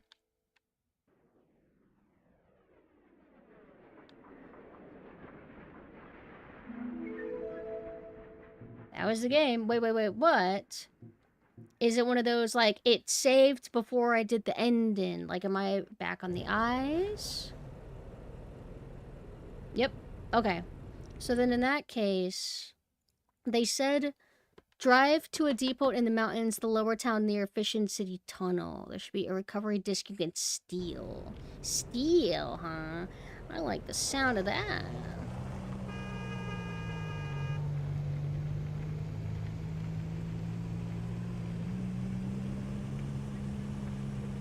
So, if we rebooted everybody and didn't shut the dam off, I'm going to assume that we still wouldn't get, like, any special animation. Whoa, whoa, whoa, whoa, whoa, whoa, whoa, whoa.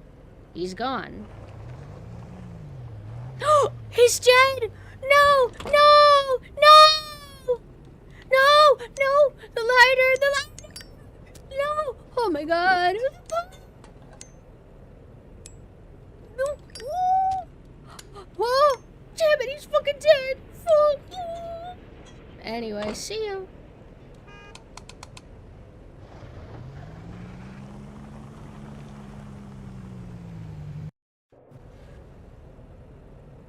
Alright. Near Fishin' Town, they said near depot near Fishin' Town.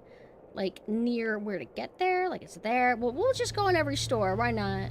I mean, I guess we are at the end.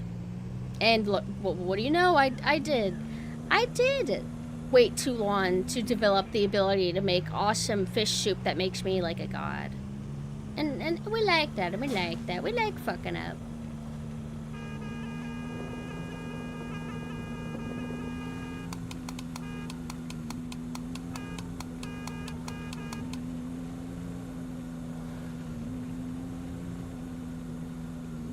This reckless driving could be symbolic of my mental digital deterioration, finding out that I am a simulation or something. Or that I'm a robot. A robot cat with a robot dog friend.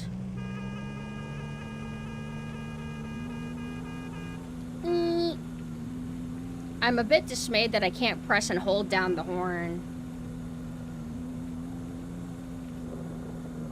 Where am I? Am I accidentally going to Upton? I don't want to do that. I want to go to Easton. I'm a fool. Yep, we're going to Upton. I fucked up. Oops. Whoops. Let's crash the game and load it back up.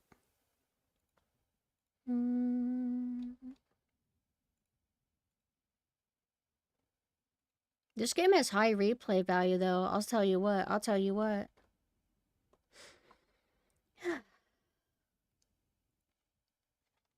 What's up, Masakari? How you doing? What's going on? Play. Hey, it counted how many deliveries I had. I missed the number though. I didn't look fast enough. Where's my dead friend? No, it quick saved me here. You fucking piece of shit. Goddamn you. Goddamn you. Goddamn you. Goddamn autosaves.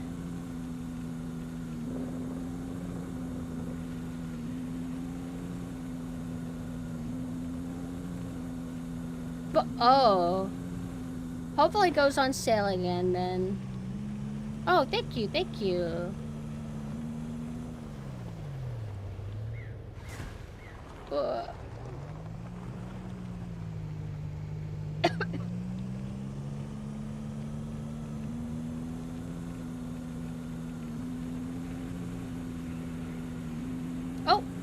Hi, Mumkey. Thank you so much for the raid. How are you guys doing?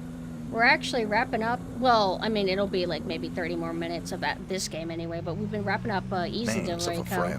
Thank you for the follow. How are you guys doing?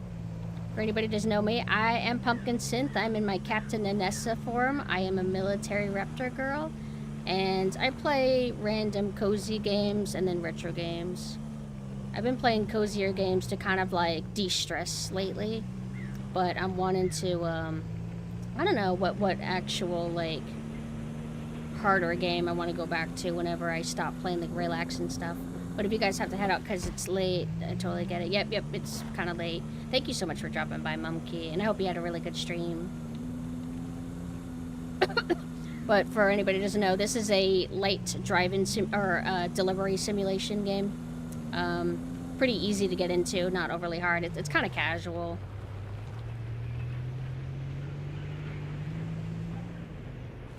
Oh, that's what I was supposed to do. I'm supposed to play Ace Combat Zero soon. With Love. That was like the collab we had to cancel because of my schedule messing up. Okay, so wait. No, we don't want to be here. We want to go to the depot first that's near here. Hold on, what did the Reddit say? Depot in the mountains, the lower town near Fishin City Tunnel. Okay. Just beat the game on Ace mode. How is it? I've never really looked or spoiled myself on what Ace Combat's actually like. I have no idea what I'm in for. Learned how to cook delicious barbecue. Good barbecue or sinister?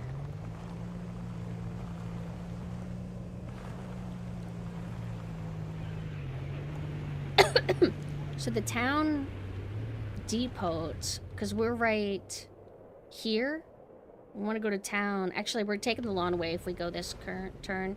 Oh, cremated. Like, eating grandmas and stuff? Based? Is it cannibalism if you eat somebody's ashes? And we're supposed to steal the disc also, they said. This is a pawn shop. Oh. Names of a friend. Thank you for the follow. I'm mad. They are making me grind. Wait, am I supposed to steal it or am I supposed to grind for it? Because the Redditor said... Can I just... Oh my fucking god. I could have... Oh my god! They saved me the grind. Dude, that is sick. Got Nana's ashes mixed with the instant cappuccino mix. I was trying to buy some coffee beans earlier and my website wasn't working. But I want to get coconut lattes with mixed with chocolate. Drive back to the factory control center. That's all you have to do. That's all you have to do. Yeah, that's it. I wasn't sure if there was like another secret step.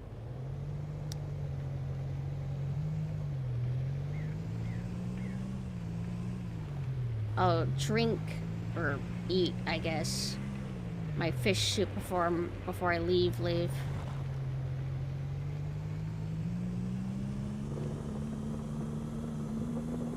Wonder why 0?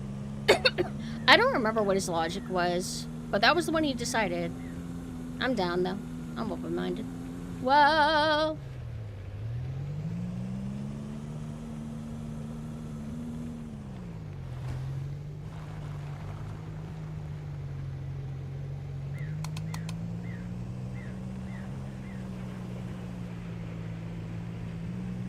Sucks that it's such a long run that we have to do. Like, once we get there, it just becomes walking simulator while you have dialogue play out. Our friend's dead, by the way. Technically, we can take shortcuts by doing that. Oh, wait. Maybe a bad day. No, we're okay. Cafe Bostello. What's that? Okay. Let's eat our soup. Because we made so much anyway. Look at how much energy I got. Okay. Wait. I don't want my tailgate open. Okay, ready? Once we go, we gotta keep going or we'll die from the ice.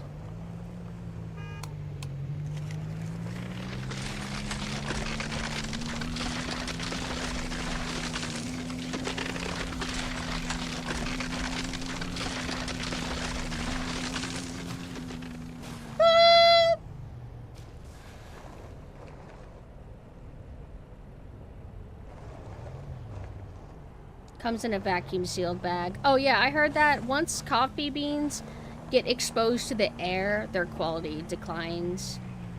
We do have some coffee bags, but yeah, they've been exposed to the air for way too long. Should put that stuff in jars instead of like just a bag. We have like just like a loose bag that they come in.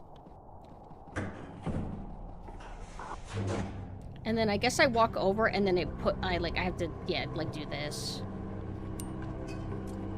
Do we get like a whole cutscene? But most of the game, for the new people, most of the game, it's very chill vibes with occasional surrealism, but it's very subtle. But when you go to these elevator areas, then it's like kind of like more overtly creepy.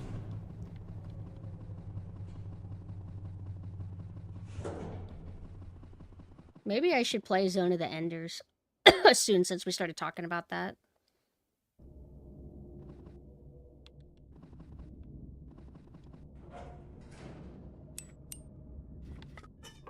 Whoa, all my inventory is huge.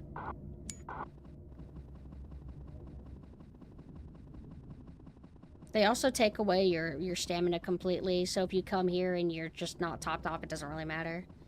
I guess they didn't want you to deal with the tedious stamina management when you're just like at the tail end of the game, which is funny because that's what I thought you had to do. I thought you had to walk over the ice and then get all the way over here on foot, not in your car. And I'm like, wow, that's really tedious, but maybe they're doing it because it's the end of the game. How come my radio buddy's not talking? Is it because I already went through this?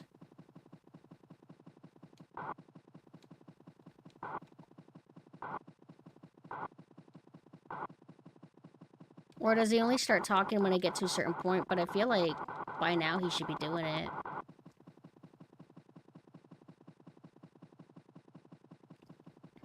Wait, okay.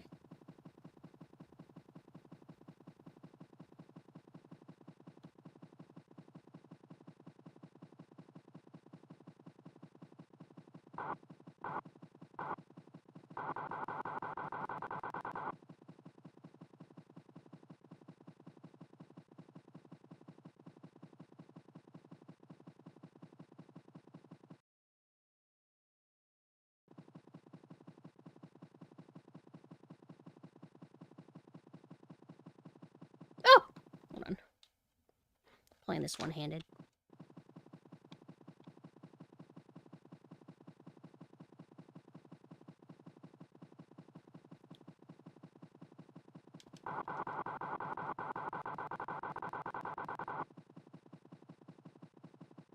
Almost there.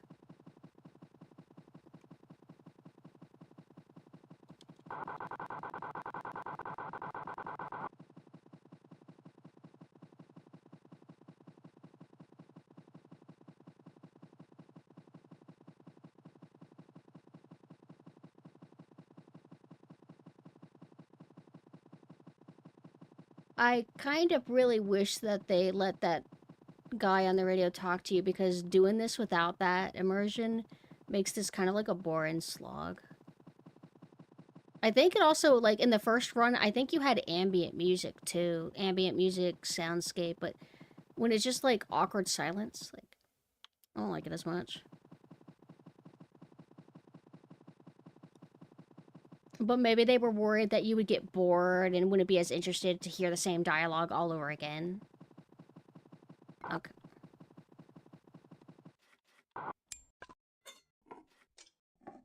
Huh? Where's my... Oh, it automatically brought up my disc. Okay. Did I do it right?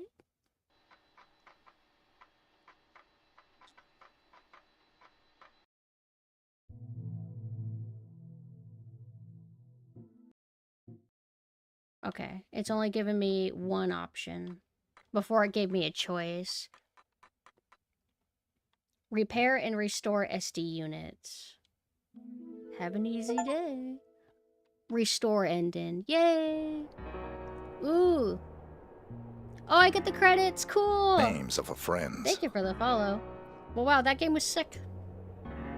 Highly recommends. Great atmosphere.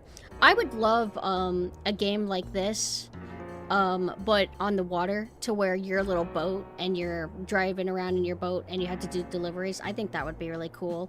Dredge kind of gets into that a little bit, I suppose, but you're delivering for, you're delivering for quest line mainly, and it's not quite the same as this, I guess. Like similar and different, I guess. Music by Proti and Sayahon. I don't think I said that right. But you really can't go wrong with like nautical theme and aesthetics and snow. Help and moral support, Rin. That's probably a cat. I appreciate the heart. Cat friends, Tom and Crow. Thank you, thank you. Wow, I feel pretty fulfilled. I was hoping that the game would go on longer, but for a little indie game, I think that we got a decent amount of playtime out of this. I'll have to look at the file to see how long this took, because I like restarted the game from the beginning a few times because I kept taking too many breaks. Lana pixel font. Brew Barons has you flying from island to island, delivering the booze you make. That sounds kind of good. Let me, I'm gonna pull that up on the second monitor. Oh, I can't like, oh man. It pauses the, our immersive credits. Thank you for playing. Damn, they didn't have a lot of people working on this. The magic of the indie game.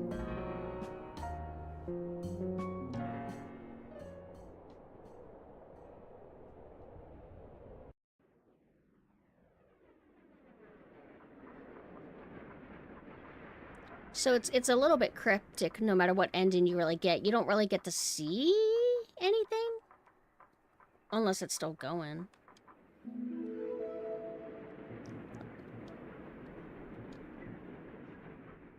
$34 deliveries. I feel like I did more than that. Day 22. I didn't know that there was a day tracks cycle. How much of this game did I play? 18 hours. And then I would say 10 hours is probably how much it took to start the game and actually finish it.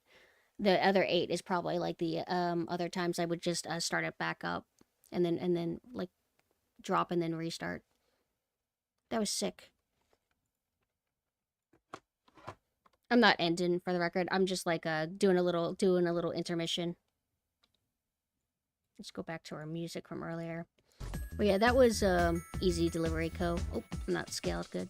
Let me link that for you guys if you guys liked that.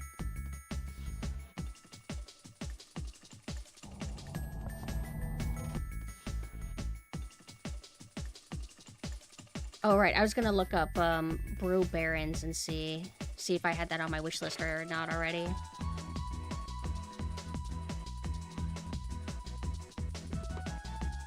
I did. Oh, I was mixing it up with another game. But I do have this on my wish list. I'll get it at some point. Who made what else have the Easy Delivery Co. people made? Developer is Sam C. Oh, just that. I guess that's his first game. At least first game on Steam anyway. So let's see, what other stuff do we have on queue that we need to finish up? Subnautica is the big one, but I want to wait until Gleam's around for that. I do know that an easy one that I could hop into right now as our next game to resume would be Fruit Bus, which is another game where you drive around a lot, but it's been a little bit, so I'm sort of out of my rhythm for it. So we have... Or I could play like an adrenaline one, like... I think maybe booting up Mercenaries wouldn't be a bad idea. I might do that. Because we've been playing this cozy game for a while. I need a little bit of, like, action. Oh, that's right! We started Doom 2 recently. We started Doom 2, and I'm, like, 75% through it. We also started Frogun. So, let me write this as notes to myself. Okay, so... Doom 2... Frogun... Soul Eater... PS2, technically. We're playing a fighting game. I guess we can... kind of get a little bit of mileage out of that, finishing up the story mode, which is really long. We have Fruits Bus. Bioshock we dropped because I just cannot get into Bioshock the way I like System Shock 2, and I just don't see myself really making time to go back to Bioshock. I apologize. We have the JoJo Siwa game, I guess, but let's not actually count that. Subnautica. Technically Pools. We never finished the last 2 levels, but I would want to, like, wait before I, like, do that. We have Yoshi Story and Yoshi Island, but that's just replays. We've done that before. We have Conscript, which I've played a lot of before, but I restarted my game, and I haven't ever actually finished it.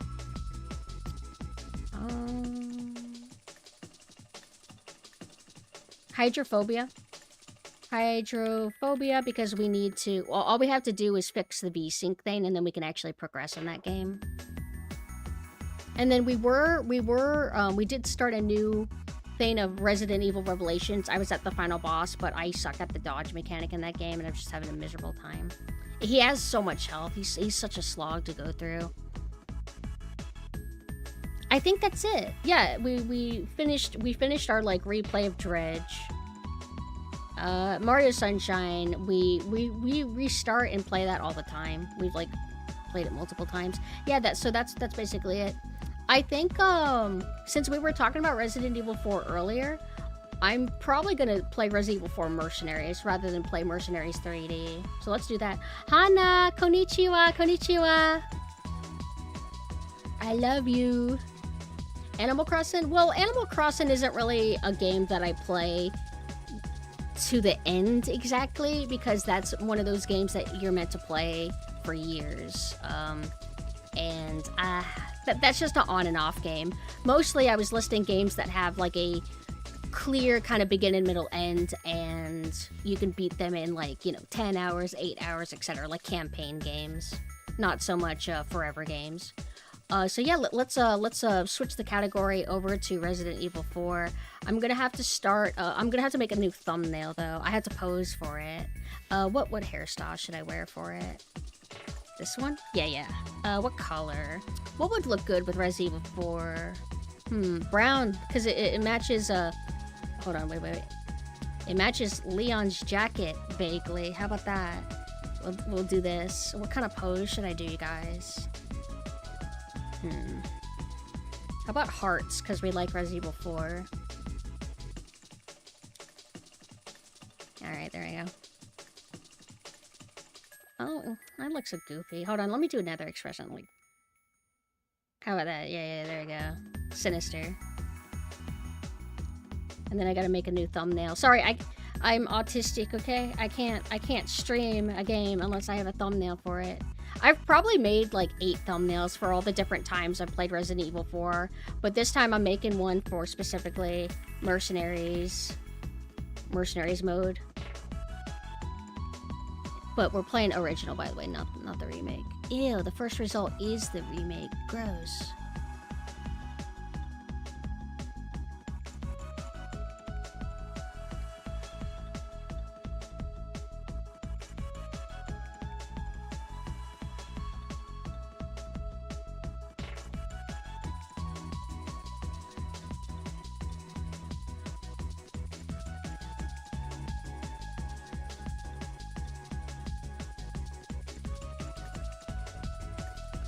Give me a second. For anybody who's at the YouTube chat, if anybody is there, I'm gonna end up stopping the YouTube chat so I can switch categories and have things separated into different VODs. I like to have things kind of nice and tidy. That way, when you click the thumbnail, you're gonna get the game that's in the thumbnail, if that makes sense. But this is gonna be a long stream. This is how long I wanted to go yesterday. What made me have to... Oh, I had to go to the grocery store, which ended up being really crowded. It was awkward. I felt really bad because they put an elderly man as our cashier. There's like a... you know, it was like packed. So we had an elderly man that was our cashier, and he had no bagger, so he had to bag things too. And he was very, very, very, very slow. And I saw the line kind of like build in more and more behind us, and I was really worried because I've seen stuff like it happen before, but I was worried that maybe some like high-strung 48-year-old dude was gonna get like a little bit like stressed out and be like, "Come on, man, So I was like, because I felt so bad for the guy. But nobody said anything. Most people are kind of non-confrontational, so people would just give up on the line and move to the next one.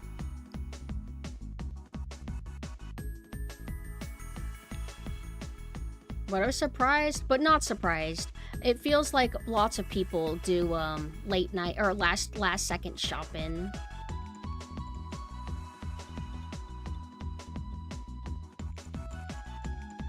Okay. RE4 mercenaries. All right. So I'm not ending. I'm only ending on YouTube, and then I'm gonna restart it. So if you're at YouTube, just like refresh. So I'll be right back.